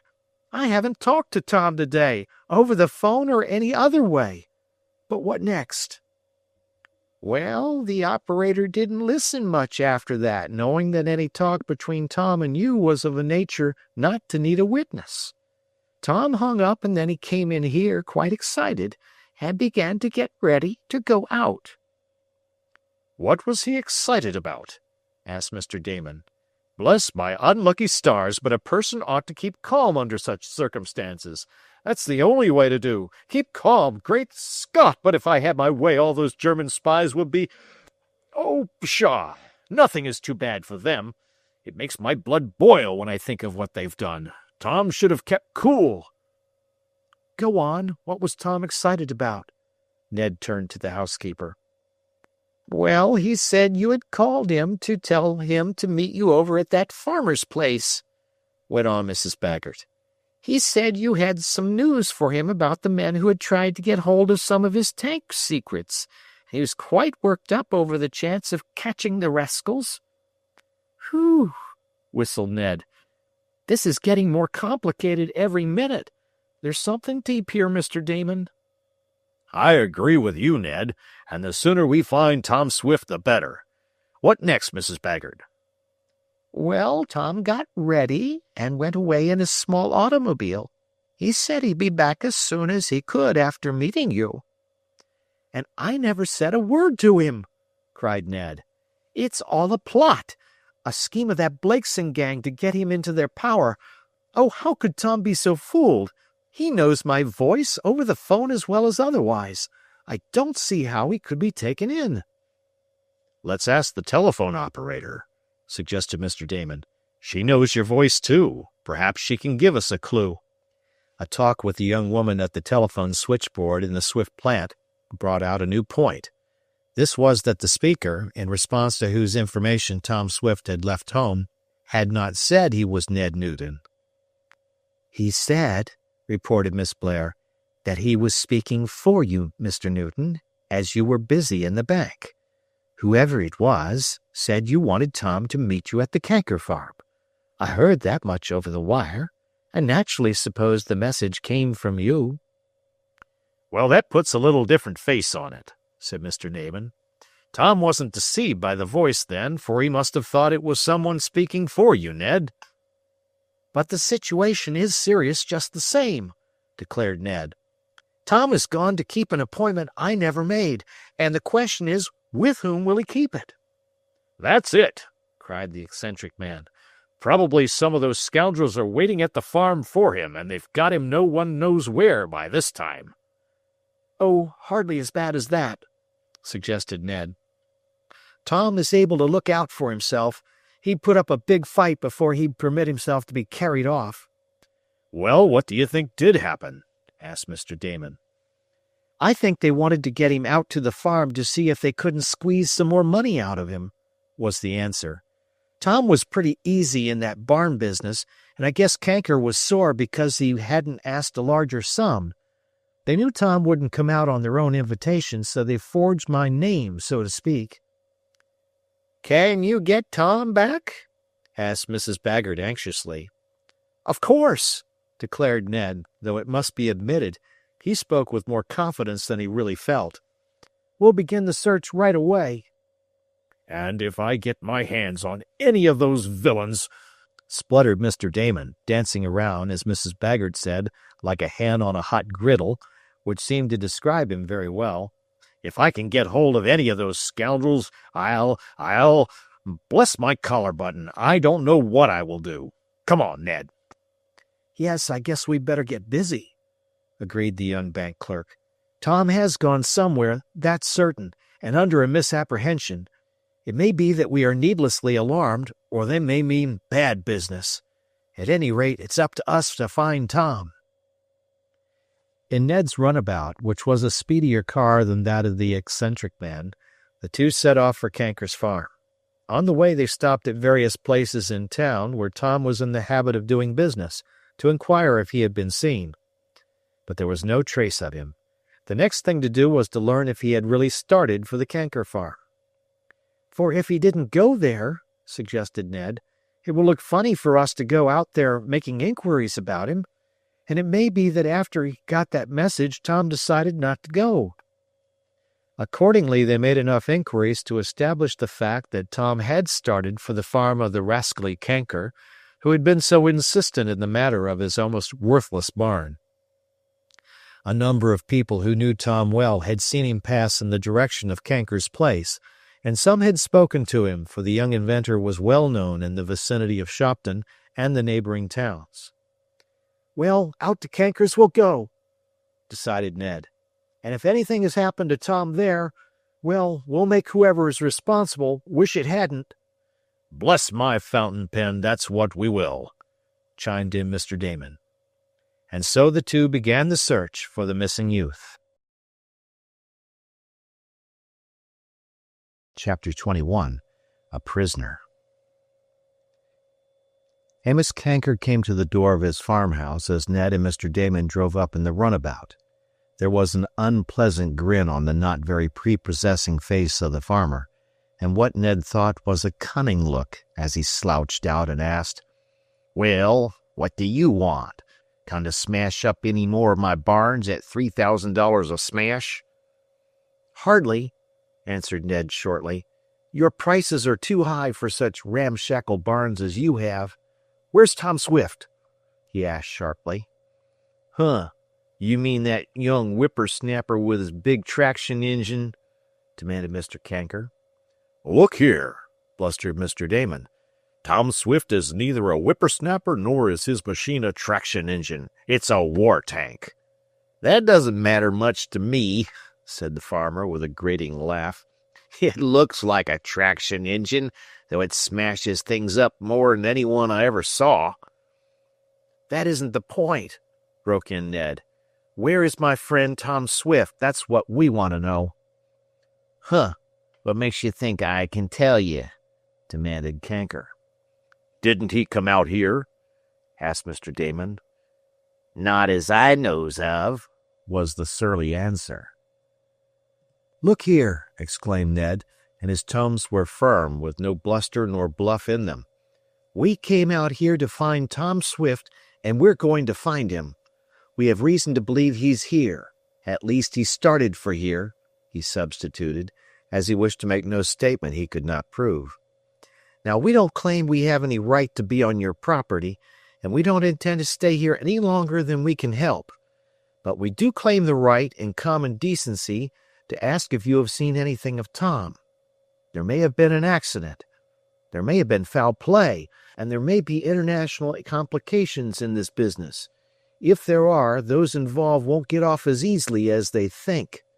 I'd advise you to keep a civil tongue in your head and answer our questions. If we have to get the police and detectives out here, as well as the government Department of Justice, you may have to answer their questions, and they won't be as decent to you as we are." "Hooray," whispered Mr. Damon to Ned. "That's the way to talk." And indeed the forceful remarks of the young bank clerk did appear to have a salutary effect on the surly farmer. His manner changed at once, and his grin faded. "I don't know nothing about Tom Swift or any of your friends," he said. "I've got my farm work to do, and I do it. It's hard enough to earn a living these war times without taking part in plots. I haven't seen Tom Swift since the trouble he made about my barn." "Then he hasn't been here today?" asked Ned. "No, and not for a good many days." Ned looked at Mr. Damon, and the two exchanged uneasy glances. Tom had certainly started for the Kanker farm, and indeed had come to within a few miles of it. That much was certain, as testified to by a number of residents along the route from Shopton, who had seen the young inventor passing in his car. Now it appeared he had not arrived. The changed air of the farmer seemed to indicate that he was speaking the truth. Mr. Damon and Ned were inclined to believe him. If they had any last, lingering doubts in the matter, they were dispelled when Mr. Kanker said, "You can search the place if you like. I haven't any reason to feel friendly toward you, but I certainly don't want to get into trouble with the government. Look around all you like." "No, we'll take your word for it," said Ned, quickly concluding that now they had got the farmer where they wanted him, they could gain more by an appearance of friendliness than by threats or harsh words. "Then you haven't seen him either?" "Not a sign of him." "One thing more," went on Tom's chum, "and then we'll look farther. Weren't you induced by a man named Simpson or one named Blakeson to make the demand of $3,000 damage for your barn?" "No, it wasn't anybody of either of those names," admitted Mr. Canker, evidently a bit put out by the question. "It was someone, though, wasn't it?" insisted Ned. "Well, a man did come to me the day the barn was smashed, and just afore it happened, and said an all-fire big traction engine was headed this way, that a young feller who was half crazy was running it. Now this man, I don't know who he was, being a stranger to me, said if the engine ran into any of my property and did damage, I should collect for it on the spot or hold the machine. Sure enough, that's what happened, and I did it. That man had an auto, and he brought me and some of my men out to the smashed barn. That's all I know about it." "I thought someone put you up to it," commented Ned. "This was some of the gang's work," he went on to Mr. Damon. "They hoped to get possession of Tom's tank long enough to find out some of the secrets. By having the Liberty bonds, I fooled them." "That's what you did," said Mr. Damon. "But what can we do now?" "I don't know," Ned was forced to admit. "But I should think we'd better go back to the last place where he was seen to pass in his auto and try to get on his trail." Mr. Damon agreed this was a wise plan, and after a casual look around the farmhouse and the other buildings on Canker's Place, and finding nothing to arouse their suspicions, the two left in Ned's speedy little machine. "It is mighty queer," remarked the young bank clerk as they shot along the country road. "It isn't like Tom to get caught this way." "Maybe he isn't caught," suggested the other. "Tom has been in many a tight place and gotten out, as you and I well know. Maybe it will be the same now, though it does look suspicious, that fake message coming from you." "Not coming from me, you mean," corrected Ned. "Well, we'll do the best we can." They proceeded back to where they had last had a trace of Tom and his machine, and there could only confirm what they had learned at first, namely, that the young inventor had departed in the direction of the Canker farm, after having filled his radiator with water and chatting with a farmer he knew. "Then this is where the trail divides," said Ned as they went back over the road, coming to a point where the highway branched off. "If he went this way, he went to Canker's place, or he would be in the way of going. He isn't there, it seems, and didn't go there." "If he took the other road, where would he go?" asked Mr. Damon. "Any one of a dozen places. I guess we'll have to follow the trail and make all the inquiries we can." But from the point where the two roads branched, all trace of Tom Swift was lost. No one had seen him in his machine, though he was known to more than one resident along the highway. "Well, what are we going to do?" asked Mr. Damon after they had traveled some distance and had obtained no news. "Suppose we call up his house," suggested Ned as they came to a country store where there was a telephone. "It may be he has returned. In that case, all our worry has gone for nothing." "I don't believe it has," said Mr. Damon. "But if we call up and ask if Tom is back, it will show we haven't found him, and his father will be more worried than ever." "We can ask the telephone girl and tell her to keep quiet about it," decided Ned, and this they did. But the answer that came back over the wire was discouraging, for Tom had not returned, and there was no word from him. There was an urgent message for him, too, from government officials regarding the tank, the girl reported. "Well, we've just got to find him, that's all," declared Ned. "I guess we'll have to make a regular search of it. I did hope we'd find him out at the Canker farm, but since he isn't there, nor anywhere about, as far as we can tell. We've got to try some other plan." "You mean notify the authorities?" asked Mr. Damon. "Hardly that, yet. But I'll get some of Tom's friends who have machines, and we'll start them out on the trail. And that way we can cover a lot of ground." Late that afternoon and far into the night, a number of the friends of Tom and Ned went about the country in automobiles, seeking news of the young inventor. Mr. Swift became very anxious over the non-return of his son and felt the authorities should be notified. But as all agreed that the local police could not handle the matter and that it would have to be put into the hands of the United States Secret Service, he consented to wait for a while before doing this. All the next day the search was kept up, and Ned and Mr. Damon were getting discouraged, not to say alarmed, when, most unexpectedly, they received a clue. They had been traveling around the country on little frequented roads in the hopes that perhaps Tom might have taken one and disabled his machine so that he was unable to proceed. "Though in that case he could and would have sent word," said Ned. "Unless he's hurt," suggested Mr. Damon. "Well, maybe that is what's happened," Ned was saying when they noticed coming toward them a very much dilapidated automobile, driven by a farmer, and on the seat beside him was a small barefoot boy. "Which is the nearest road to Shopton?" asked the man, bringing his wheezing machine to a stop.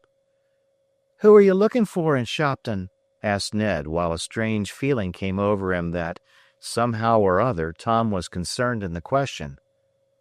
"I'm looking for friends of a Tom Swift," was the answer. "Tom Swift? Where is he? What happened to him?" cried Ned.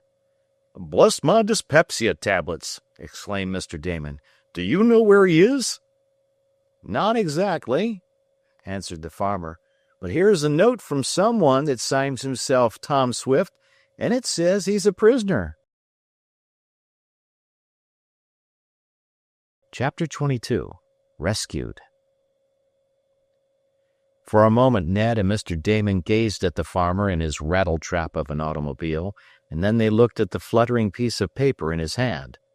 Thence their gaze traveled to the ragged and barefoot lad sitting beside the farmer.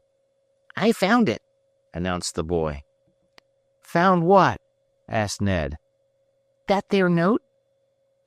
Without asking any more questions, reserving them until they knew more about the matter, Mr. Damon and Ned each reached out a hand for the paper the farmer held. The latter handed it to Ned, being nearest him, and at a sight of the handwriting the young bank clerk exclaimed, "It's from Tom, all right." "What happened to him?" cried Mr. Damon. "Where is he? Is he a prisoner?" "So it seems," answered Ned. "Wait, I'll read it to you." And he read, "Whoever picks this up, please send word at once to Mr. Swift or to Ned Newton in Shopton or to Mr. Damon of Waterfield. I am a prisoner, locked in the old factory. Tom Swift." "Bless my quinine pills!" cried Mr. Damon. "What in the world does it mean? What factory?" "That's just what we've got to find out," decided Ned. "Where did you get this?" he asked the farmer's boy. "Way off over there," and he pointed across miles of fields. "I was looking for a lost cow, and I went past an old factory. There wasn't nobody in the place, as far as I knowed, but all at once I heard someone yell, and then I seen something white like a bird sail out of a high window. I was scared for a minute, thinking it might be tramps after me." "And what did you do, sonny?" asked Mr. Damon as the boy paused. "Well, after a while I went to where the white thing lay, and I picked it up. I seen it was a piece of paper with writing on it, and it was wrapped around part of a brick." "And did you go near the factory to find out who called or who threw the paper out?" Ned queried. "I didn't," the boy answered. "I was scared. I went home and didn't even start to find the lost cow." "No more he did," chimed in the farmer. "He come running in like a whitehead, and as soon as I saw the paper and heard what Bub had to say, I thought maybe I better do something." "Did you go to the factory?" asked Ned eagerly. "No, I thought the best thing to do would be to find this Mr. Swift or the other folks mentioned in this letter. I knowed in a general way where Shopton was, but I'd never been there, doing my trading in the other direction, and so I had to stop and ask the road. If you can tell me—" "We're two of the persons spoken of in that note," said Mr. Damon, as he mentioned his name and introduced Ned. "We have been looking for our friend Tom Swift for 2 days now. We must find him at once, as there is no telling what he may be suffering." "Where is this old factory you speak of?" continued Mr. Damon, "and how can we get there? It's too bad one of you didn't go back after finding the note to tell Tom he was soon to be rescued." "Well, maybe it is," said the farmer, a bit put out by the criticism. "But I figured it would be better to look up this young man's friends and let them do the rescuing, and not lose no time, especially as it's about as far from my place to the factory as it is to Shopton." "Well, I suppose that's so," agreed Ned. "But where is this factory?" "It's an old one where they started to make beet sugar, but it didn't pan out," the farmer said. "The place is in ruins, and I did hear, not long ago, that somebody run a thresher machine through it and busted it up worse than before." "Great horned toads!" cried Ned. "That must be the very factory Tom ran his tank through, and to think he should be a prisoner there." "Held by whom, do you suppose?" asked Mr. Damon. "By that Blakeson gang, I imagine," Ned answered. "There's no time to lose. We must go to his rescue." "Of course," agreed Mr. Damon. "We're much obliged to you for bringing this note," he went on to the farmer, "and here is something to repay you for your trouble," and he took out his wallet. "Shucks, I don't do this for pay," objected the farmer. "It's a pity I wouldn't help anybody what's in trouble. If I'd 'a' knowed what it meant, me and Bub here would 'a' gone to the factory ourselves, maybe, and done the work quicker. But I didn't know, what with war times and such like, but that it would be better to deliver the note." "It turns out as well, perhaps," agreed Ned. "We'll look after Tom now." "I'll come along and help," said the farmer. "If there's a gang of tramps in that factory, you may need some reinforcements. I got a couple of new axe handles in my machine, and they'll come in mighty handy as clubs." "That's so," said Mr. Damon. "But I fancy Tom is simply locked in the deserted factory office with no one on guard. We can get him out once we get there, and we'll be glad to have you come with us. So if you won't take any reward, maybe your boy will, as he found the note." And Mr. Damon pressed some bills into the hands of the boy, who, it is needless to say, was glad to get them.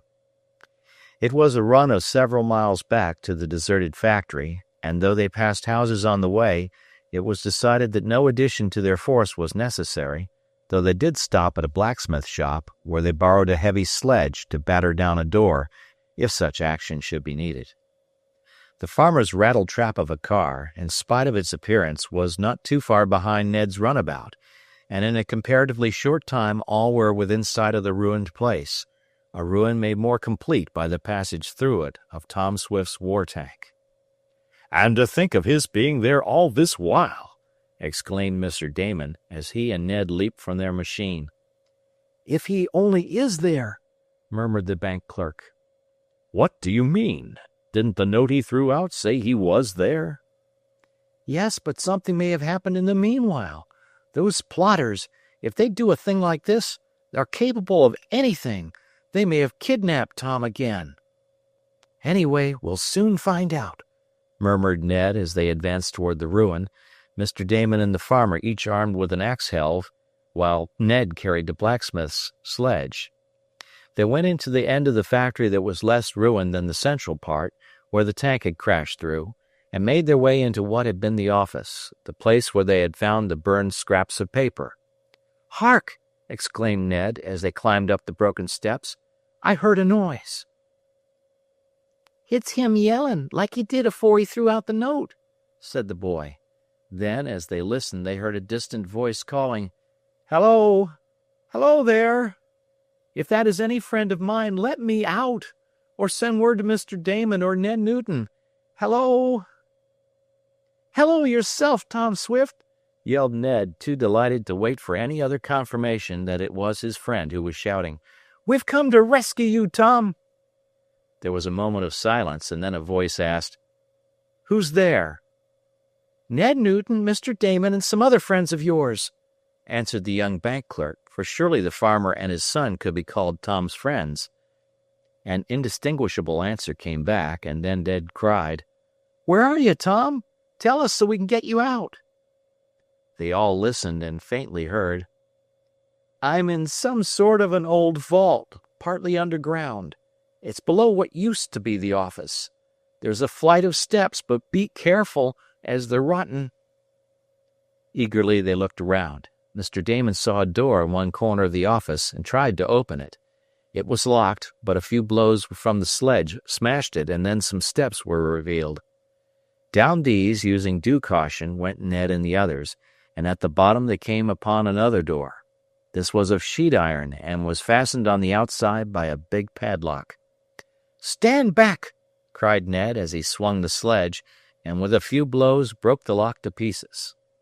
Then they pulled open the door, and into the light staggered Tom Swift, a most woebegone figure, and showing the effects of his imprisonment. But he was safe and unharmed, though much disheveled from his attempts to escape. "Thank heaven you've come," he murmured as he clasped Ned's hand. "Is the tank all right?" "All right," cried Ned. "And now tell us about yourself. How in the world did you get here?" "It's quite a yarn," answered Tom. "I've got to pull myself together before I answer." And he sank wearily down on a step, looking very haggard and worn. Chapter 23. Gone. "Here, eat some of this." And Ned held something out to his chum. "It'll bring you up quicker than anything else, except a cup of hot tea, and we'll get that as soon as we can get away from here," went on the young bank clerk. "What is it?" Tom asked, and his voice was very weary. "It's a mixture of chocolate and nuts," replied Ned. "It's a new form of emergency ration issued to soldiers before they go over the top. Our YMCA is sending a lot to the boys from around here who are in France. I was helping pack the boxes ready for shipment, and I kept out some to show you. Lucky I had it with me. Eat it, and you'll feel a lot better in a few minutes. You haven't had much to eat, have you?" "Very little," answered Tom, as he nibbled half-heartedly at the confection Ned gave him, while Mr. Damon went out to the automobile and came back with a thermos bottle filled with cool water. He always provided himself with this on taking an automobile trip. Tom managed to eat some of the chocolate and then took a drink of the cool water. In a little while he declared that he felt better. "Then come out of here," exclaimed Ned. "You can tell us all how it happened and what they did to you. But I can see that last. They treated you like a dog, didn't they?" "Pretty nearly," answered Tom. "But they didn't have things all their own way. I think I made one or two of them remember me." And he glanced at his swollen and bruised hands. Indeed, he bore the marks of having been in a fierce fight. "Are you sure the tank's all right?" he asked Ned again. "That has been worrying me more than my own condition. I could think of only one reason why they got me out here and held me prisoner, and that was to get me out of the way while they captured my tank." "Then they haven't got her?" he asked eagerly. "Not a look at her," Ned answered. "She was safe in the shop when we set out this morning." "And now it's late afternoon," murmured Tom. "Well, I hope nothing has happened since." And there was vague alarm in his voice, an alarm at which Ned and Mr. Damon wondered. "Couldn't you stop at some farmhouse and get fixed up a little?" asked Mr. Kimball, the farmer who had brought the note to Ned and Mr. Damon. "I need to get fixed up somewhere," replied Tom with a rueful look at himself, his hands, his torn clothes, and his general dilapidated appearance.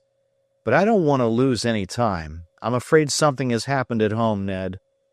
"Nonsense! How could there, with Koku on guard, to say nothing of Eradicate?" "Well, maybe you're right," agreed Tom. "But I'll feel better when I see my tank in her shed. Let's have some more of that concentrated porterhouse steak of yours, Ned. It is good, and it fills out my stomach, which was getting more intimate with my backbone than I liked to feel." More of the really good confection and another drink of refreshing water made Tom feel better, and he was soon able to walk along without staggering from weakness. "And now let's get out of here," advised Ned. "Unless you've left something back in that vault you want, Tom," and he motioned to his chum's late prison. "Nothing there but bad memories," was the reply, with a rueful smile. "I'm as ready to go as you are, Ned. It was good of you and Mr. Damon to come for me, and you—" and he looked questioningly at Mr. Kimball. "If it hadn't been for Mr. Kimball and his boy, we wouldn't have found you, at least so soon," said Ned, and he told of the finding of the note and what had happened. "That's the only way I could think of for getting help," said Tom. "They took every scrap of paper from me, but I found some in the lining of my hat. Some I'd stuffed in after I had a haircut and my hat was too large. For a pencil I used burnt matches. Oh, but I'm glad to be out." And he breathed deep of the fresh air. "How did you get in there?" asked Ned wonderingly. "Those fellows, of course, the German plotters, I'm going to call them, for I believe that Blakeson and his gang, though I didn't see him, are really working in the interests of Germany to get the secret of my tank." "Well, they haven't got her yet," said Ned, "and they're not likely to now. Go on, Tom. If you feel able, tell us in a few words what happened. We've been trying to think, but can't." "Well, it all happened because I didn't think enough," said Tom, who was rapidly recovering his strength and nerve. "When I got that message that seemed to come from you, Ned, I should have known better than to take a chance.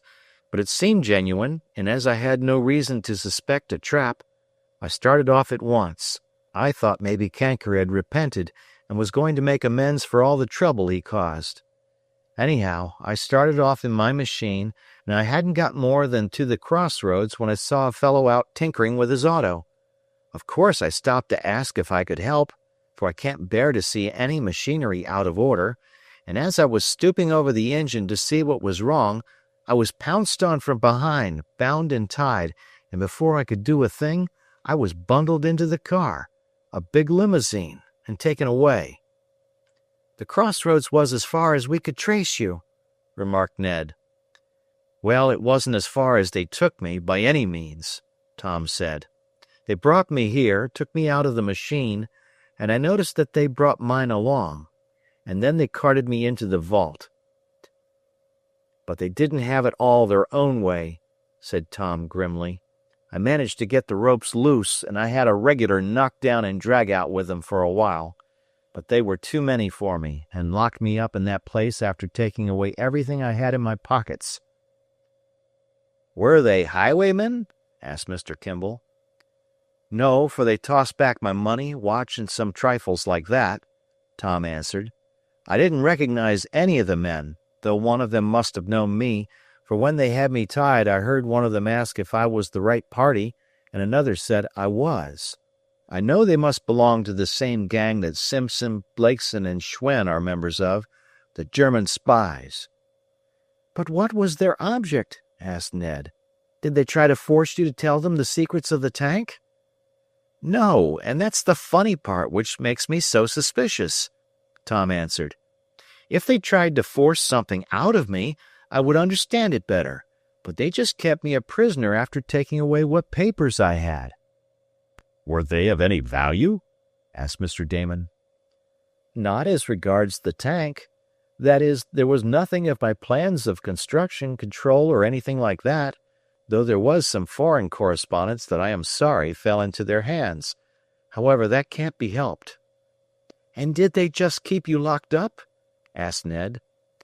"That's about all they did. After the fight, and it was some fight," declared Tom, as he recalled it with a shake of his head. "They left me here with the door shut. There must have been someone on guard, for I could faintly hear somebody moving about. I tried to get out, of course, but I couldn't.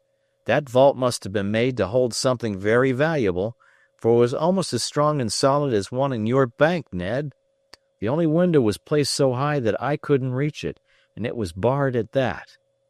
They opened the door a little, several times, to toss in once some old bags that I made into a bed, and next they gave me a little water and some sandwiches. German bologna sausage sandwiches, Ned. What do you think of that?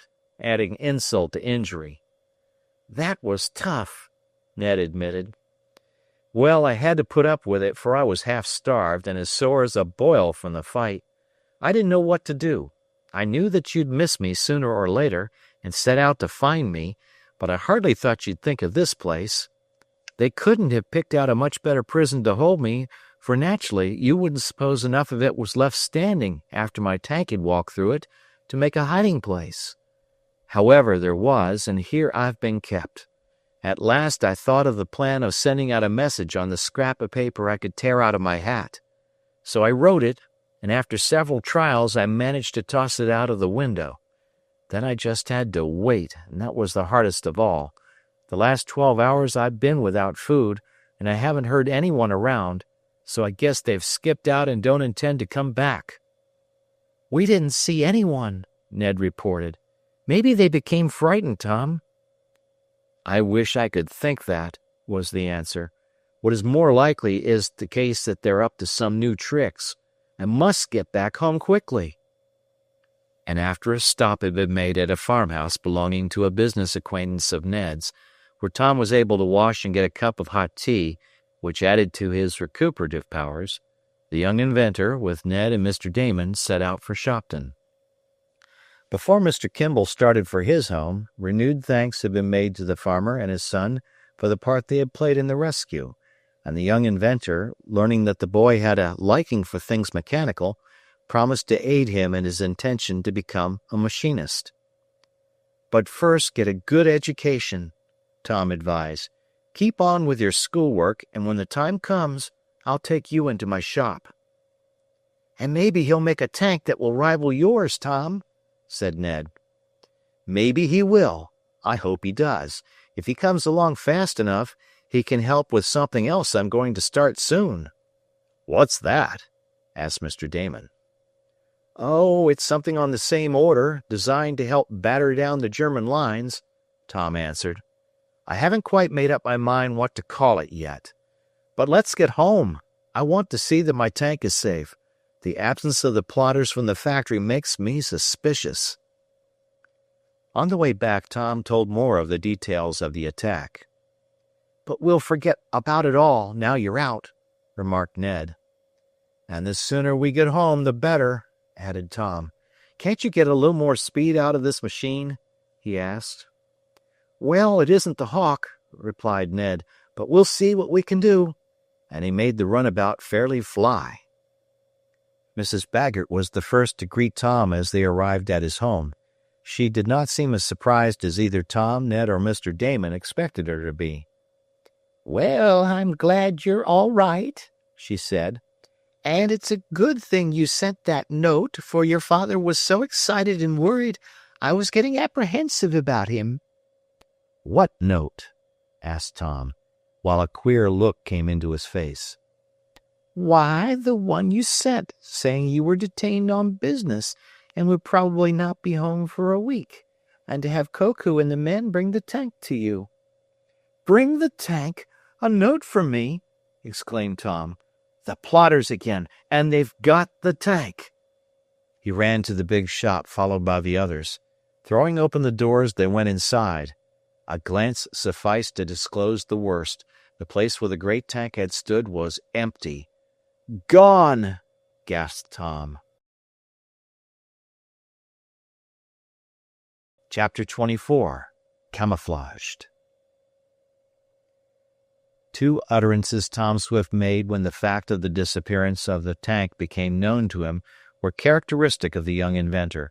The first was, "How did they get it away?" And the second was, "Come on, let's get after 'em." Then, for a few moments, no one said anything. Tom, Ned, and Mr. Damon, with Mrs. Baggert in the background, stood looking at the great empty machine shop. "Well, they got her," went on Tom with a sigh. "I was afraid of this as soon as they left me alone at the factory." "Is anything wrong?" faltered the housekeeper. "Didn't you send for the tank, Tom?" "No, Mrs. Baggert, I didn't," Tom answered. But I don't understand, the housekeeper said. A man came with a note from you, Tom, and in it you said to have him take the tank with Coco and the men who know how to run it. We were so glad to hear from you and know that you were all right, that we didn't think of anything else, your father and I. So he went out and saw that the tank got off all right. Coco was glad, for it's the first chance he's had to ride in it. Who was the man who brought the note? Asked Tom, and he was striving to be calm. To think of poor old Dad playing right into the hands of the plotters, he added in an aside to Ned. Well, I don't know who the man was, said Mrs. Baggert. He seemed all right, and of course, having a note from you. Who has that note now? Asked Tom quickly. Your father? Come on. And Tom led the way back to the house. I'll have a look at that document, which of course I never wrote, and then we'll get after the plotters and the tank. She ought to be easy to trace, observed Mr. Damon. Bless my fountain pen, but she ought to be easy to trace. She will leave a track like a giant boa constrictor crawling along. Yes, I guess we can trace her all right, assented Tom Swift. But the point is, will there be anything left of her? That's what I'm afraid of now. Mr. Swift was still excited, but his worry had subsided as soon as he knew Tom was safe. The whole thing is a forgery, but fairly well done, Tom said as he looked at the paper his father gave him, a brief note stating that Tom was well, but detained on business, and that the tank was to be brought to him, just where the bearer of the note would indicate. Koku, the giant, and several of the machinists who knew how to operate the big machine were to go with it, the note said. That made me sure everything was all right, said Mr. Swift. I knew, of course, Tom, that plotters might try to get hold of your war secret, and I didn't see how they could if Koku and some of your own men were in possession. They couldn't, as long as they remained in possession, Tom said. But that's the trouble. I'm afraid they haven't. What has probably happened is that under the direction of this man who brought the forged note from me, Koku and the others took the tank where he directed them, thinking to meet me. Then, reaching the place where the rest of the plotters were concealed, they overpowered Koku and the others and took possession of the machine. They'd have trouble with Koku, suggested Ned.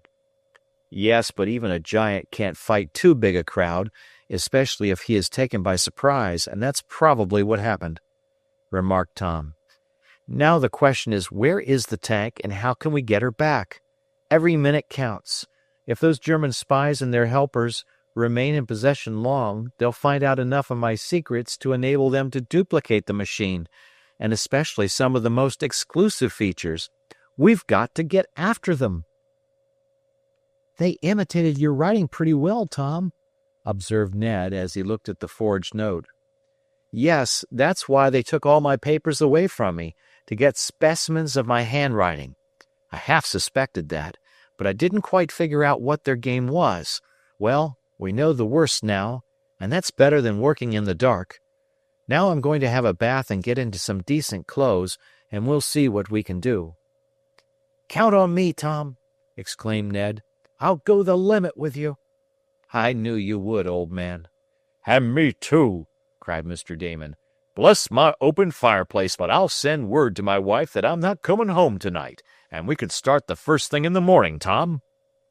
Yes, there isn't much use in going now, as it will soon be dark. How are you going to trace the tank, Tom? Asked Ned when his chum had bathed and gotten into fresh clothes. I'm going to tour the country around here in an auto. The tank can make 10 miles an hour, but that's nothing to what an auto can do, and we oughtn't to have much trouble in tracing her. No one whose house she passed would forget her in a hurry. That's so, agreed Ned. But if they took her across country... A different story, agreed Tom. Come to think of it, maybe we'd better start tonight, Ned. We can make inquiries after dark as well as by daylight, and get ready for an early morning hunt. Let's do it then, suggested his chum. I'm ready. I'll send word that I'll not be home tonight." "Good!" cried the young inventor. "We'll have an old-fashioned hunt after our enemies, Ned." "And don't leave me out," begged Mr. Damon. Hurried preparations were made for the night trip. Tom ordered out one of his speediest, though not largest, automobiles, and told his helper to get the Hawk ready, to have her so that she could start at a moment's notice if needed. "You're not going in her, are you, Tom?" asked Ned. "I may need her tomorrow for daylight hunting. If the tank's hidden somewhere, I can spot her from above more easily than from the ground. So if we get any trace of my machine, I can phone in and have the airplane brought to me." "That's a good idea." Inquiry at the shop where the tank had been built and kept disclosed the fact that, in addition to Koku, 3 of Tom's men had gone in her to help manage the machine under the direction of the man who bore the forged note. That he was one of the plotters not hitherto observed by either Ned or Tom seemed certain. "And they took Koku and some of the men merely to make it look natural and as if it were all right," Tom said. "Naturally that deceived my father, who thought of course that I was waiting for the machine. Well, it was a slick trick, Ned, but we may fool them yet." "I hope so, Tom." Night had fully fallen when Tom, Ned, and Mr. Damon started away in the touring car. Out onto the road rolled the automobile.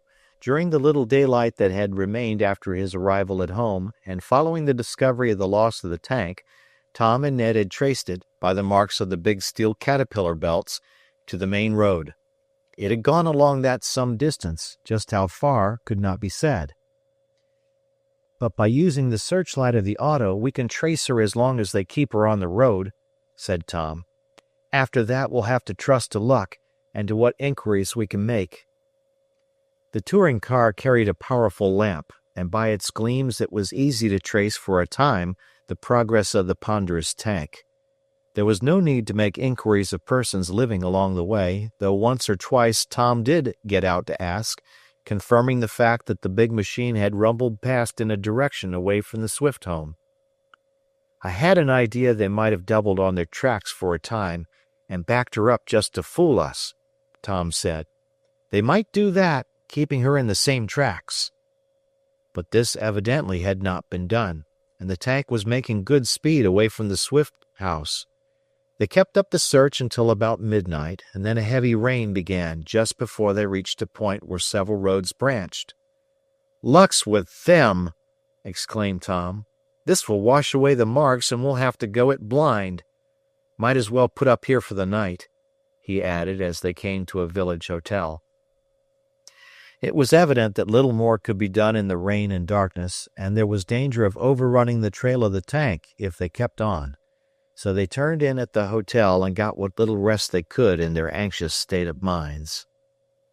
Tom tried to be cheerful and to look for the best, but it was hard work. The tank was his pet invention, and moreover, that her secrets should fall into the hands of the enemy and be used for Germany and against the United States eventually, made the young inventor feel that everything was going wrong. The rain kept up all night, and this would make it correspondingly hard for them to pick up the trail in the morning. "The only thing we can do is to make inquiries," decided Tom. "Fortunately, the tank can't easily be hidden." They started off after an early breakfast. The roads were so muddy and wet that traveling was difficult and dangerous for the automobile, and they were disappointed in finding no one who had seen or heard the tank pass up to a point not far from the hotel where they had stayed overnight. From then on, the big machine seemed to have disappeared. "I know what they've done," Tom said, when noon came and they had found no trace of the ponderous war machine. "They've left the road and taken her cross-country, and we can't find the spot where they did this, because the rain has washed out the marks. Well, there's only one thing left to do." "What's that?" asked Ned. "Get the Hawk. In that we can look down and over a big extent of country. That's what I'll do. I'll phone for the airship. The rain is stopping, I think." The rain did cease by the time one of Tom's men brought the speedy aircraft to the place named by the young inventor in his telephone message. There were still several hours of daylight left, and Tom counted on them to allow him to rise in the air and look down on the tank's possible hiding place. "One thing's sure," he told Ned. "I know the limit of her speed, and she can't be farther off than at some place within a circle of about 125 miles from my house, and it's in the direction we're in, so if I circle around up above, I may spot her." "I hope so," murmured Ned. It was arranged that Mr. Damon should take the automobile back, with Tom's mechanic in it, and Tom and Ned would scout around in the aircraft, which carried only two. "You ought to have a machine gun with you, Tom, if you plan to attack those fellows to get back the tank," Ned said. "Oh, I don't imagine I'll need it," he said. "Anyhow, a machine gun wouldn't be of much effect against the tank, and they can't fire on us, for there wasn't any ammunition for the guns in Tank A, unless they got some of their own, and I hardly believe they'd do that. I'll take a chance anyhow." And so the search from the air began. It was disappointing at first. Around and around circled Tom and Ned, their eyes peering eagerly down from the heights for a sight of the tank, possibly hidden in some little-known ravine or gully. Back and forth, like a speck in the sky, Tom guided the Hawk, while Ned took observation after observation with the binoculars. At last, when the low sinking sun gave warning that night would soon be upon them, Ned's glasses picked up something on the ground far below that made him sit suddenly straighter in his seat. "What is it?" asked Tom through the speaking apparatus, feeling the movement on the part of his chum. "I see something down there, Tom," was the answer. "It doesn't look like the tank, and yet it doesn't look as a clump of trees and bushes ought to look. Have a peep yourself. It's just beyond that river, against the side of the hill. A lonesome place, too." Tom took the glasses while Ned assumed control of the Hawk, there being a dual system for operating and steering her. No sooner had the young inventor got the focus on what Ned had indicated than he gave a cry. "What is it?" asked the young bank clerk. "Camouflaged!" cried Tom, and without stopping to explain what he meant, he handed the binoculars back to Ned and began to guide the Hawk down toward the earth at high speed. Chapter 25, the final chapter, Foiled. "Is it really Tank A, Tom?" cried Ned through the tube, as soon as he became aware of his companion's intention. "Are you sure?" "That's the girl, and just where you spotted her with the glasses, in that clump of bushes. But they've daubed her with green and brown paint, camouflaged her, so to speak, until she looks like part of the landscape. What made you suspicious of that particular place?" "The green was such a bright one in contrast to the rest of the foliage around it." "That's what struck me," Tom answered, as he continued to drive the Hawk earthward.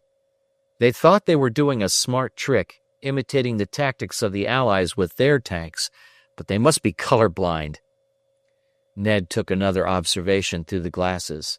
He could see the tank more easily now. There she was, fairly well hidden in a clump of bushes and small trees on the banks of a river, about 100 miles away from Shopton. It was in a wild and desolate country, and only with the airship could the trail have been followed. Ned saw that the tank had been daubed with green, yellow, and brown paint in fantastic blotches to make the big machine blend with the foliage, and to a certain extent this had been accomplished. But, as Ned had remarked, the green used was of too vivid a hue. No natural tree put forth leaves like that, and the glass had further revealed the error. "Look, Tom!" suddenly cried Ned. "She's moving!" "You're right," answered the young inventor. "They've seen us and are trying to get away." "But they can't beat your airship, Tom." "I know that, but they're game. Oh, Ned, they're going to wreck her!" cried Tom, and there was anguish in his voice. As the two looked down from their seats in the Hawk, they saw the tank, in its fantastic dress of splotchy paint, leave her lair amid the bushes and trees and head toward the river. Like some ponderous prehistoric monster about to take a drink, she careened her way toward the stream, which at this point ran between high banks. "What's the game?" cried Ned. They're going to send her to smash!" cried Tom. "She's pretty tough, Ned, but she'll never stand a tumble down into the river without breaking a lot of machinery inside her." "But if they demolish the tank, they'll kill themselves, won't they? And Koku and your men, too, who must be prisoners in her." "They won't risk their own worthless hides, you may be sure of that," exclaimed Tom. "There they go, but they must have left Koku and the others to their fate." "Oh, if they could only get loose and take control now, they'd save your tank for you," shouted Ned. "Yes, but they can't, I'm afraid. They may be killed, or so securely bound that they can't get loose." "Can't you get the Hawk there in time to stop her?" "I'm afraid not. By that time she'll have attained top speed, and it would be taking our lives in our hands to try to make a flying jump, get inside, and shut off the motors." "Then the tank's got to smash," said Ned gloomily. Tom did not answer for a moment. He and his chum watched the fleeing figures running away from the war machine. What the plotters had done as soon as they saw the aircraft and realized that Tom had discovered them was to start the motors and leap from the tank, closing the doors after them. Whether or not they had left Koku and the others prisoners inside remained to be seen. But the tank was plunging her way toward the steep bank of the river, doomed, it seemed, to great damage, if not to destruction.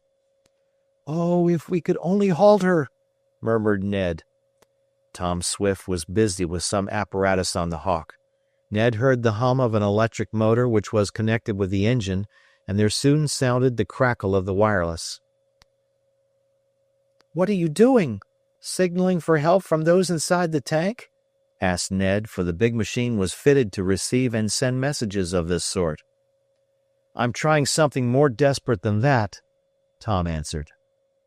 Again the wireless crackled, Tom working it with one hand while, with the other, he guided the aircraft. Ned looked downward with wondering eyes.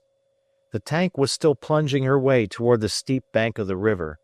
If she tumbled down this, there would be little left of the expensive and complicated machinery inside. "The rascals did their work well," mused Ned. "They've probably gotten all the secrets they want, and now they're going to spoil all Tom's hard work. It's a shame. If only—" Ned ceased his musing. Something was taking place down below that he could not explain. The tank seemed to be slackening her progress. More and more slowly she approached the edge of the cliff. "Tom! Tom!" yelled Ned. "You must have waked some of them up inside, and they've thrown the motors out of gear. Hurrah, she's stopping!" "I believe she is," yelled Tom. "Oh, if it only works!" The tank was still moving, though more slowly. Still the crackle of the wireless was heard.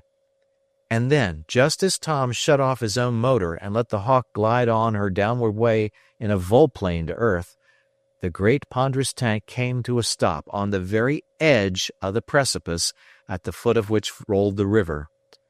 "Whew!"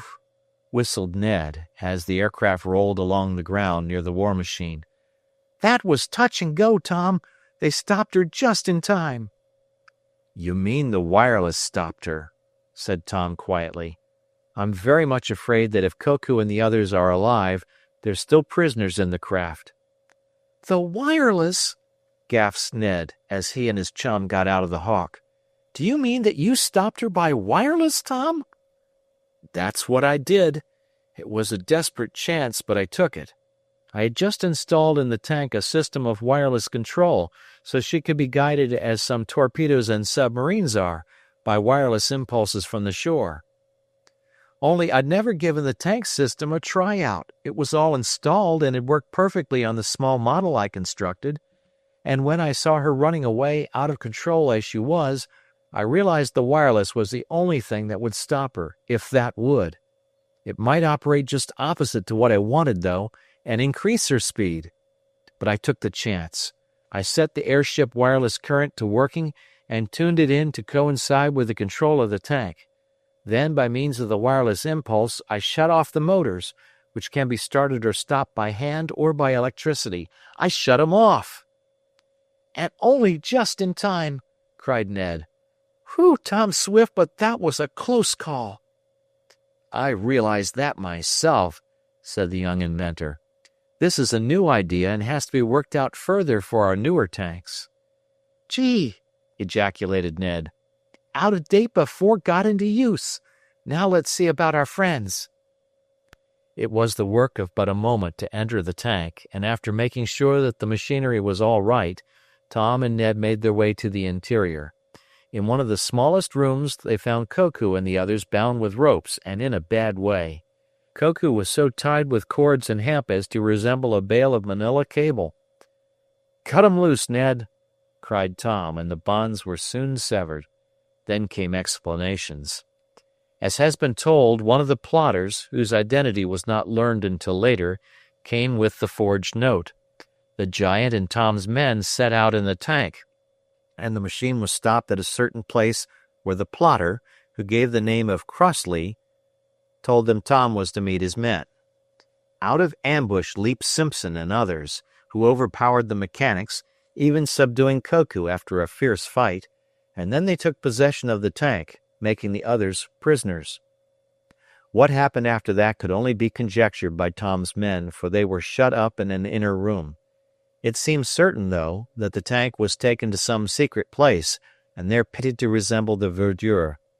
Then she went on again, coming to rest where Tom and Ned saw her. Meanwhile the plotters were gradually getting at the secrets of construction, and they were in the midst of this work when one of them saw the aeroplane. Rightly guessing what it portended, they left hurriedly, still leaving the hapless men bound, and started the tank on what they thought would be her last trip. "But you saved her, Tom," cried Ned. "You saved her with the wireless." And word was sent back to Shopton by the same means to tell Mr. Swift, Mr. Damon, and the others that Tom and his tank were safe. And then, a little later, when the bound men had recovered the use of their cramped limbs, the tank was backed away from the ledge and started on her homeward way, Tom and Ned preceding her in the Hawk. Without further incident, save a slight break which was soon repaired, Tank A soon reached her harbor again, and a double guard was posted about the shop. "And they won't get much more chance to steal her secrets," said Tom that night when the stories had been told. "Why?" asked Ned. "We start to dismantle her at once," Tom answered, "and she goes to England to be reproduced for France." "If only those plotters hadn't stolen the secrets," mused Ned. But if they had got little good of them, for shortly afterward government Secret Service agents rounded up the chief members of the gang, including Simpson and Blakeson. They, with Schwen, were sent to an internment camp for the period of the war, and enough information was obtained from them to disclose all the workings of the plot.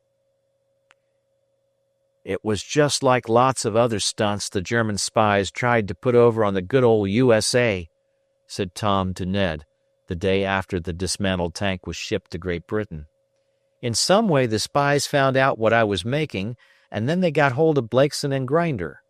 Those fellows, who so nearly queered me in the big tunnel game, promised to make a tank that would beat those the British at first put out, and they took some German money in advance for doing it. When they found they couldn't make good, the German spies agreed to help them get possession of my secrets. They worked hard enough at it, too, but thanks to you, Ned, and to Eradicate, who gave us the tip on Schwen, we beat 'em out." "And so it's all over, Tom?" "Yes, practically all over. I've given all my interests in the tank to Uncle Sam.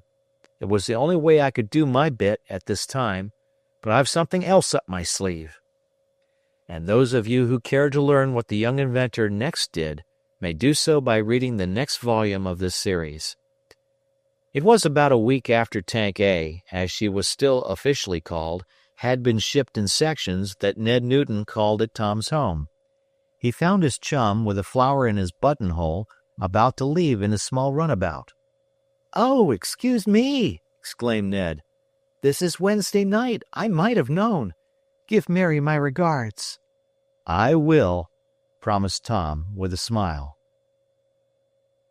End of book.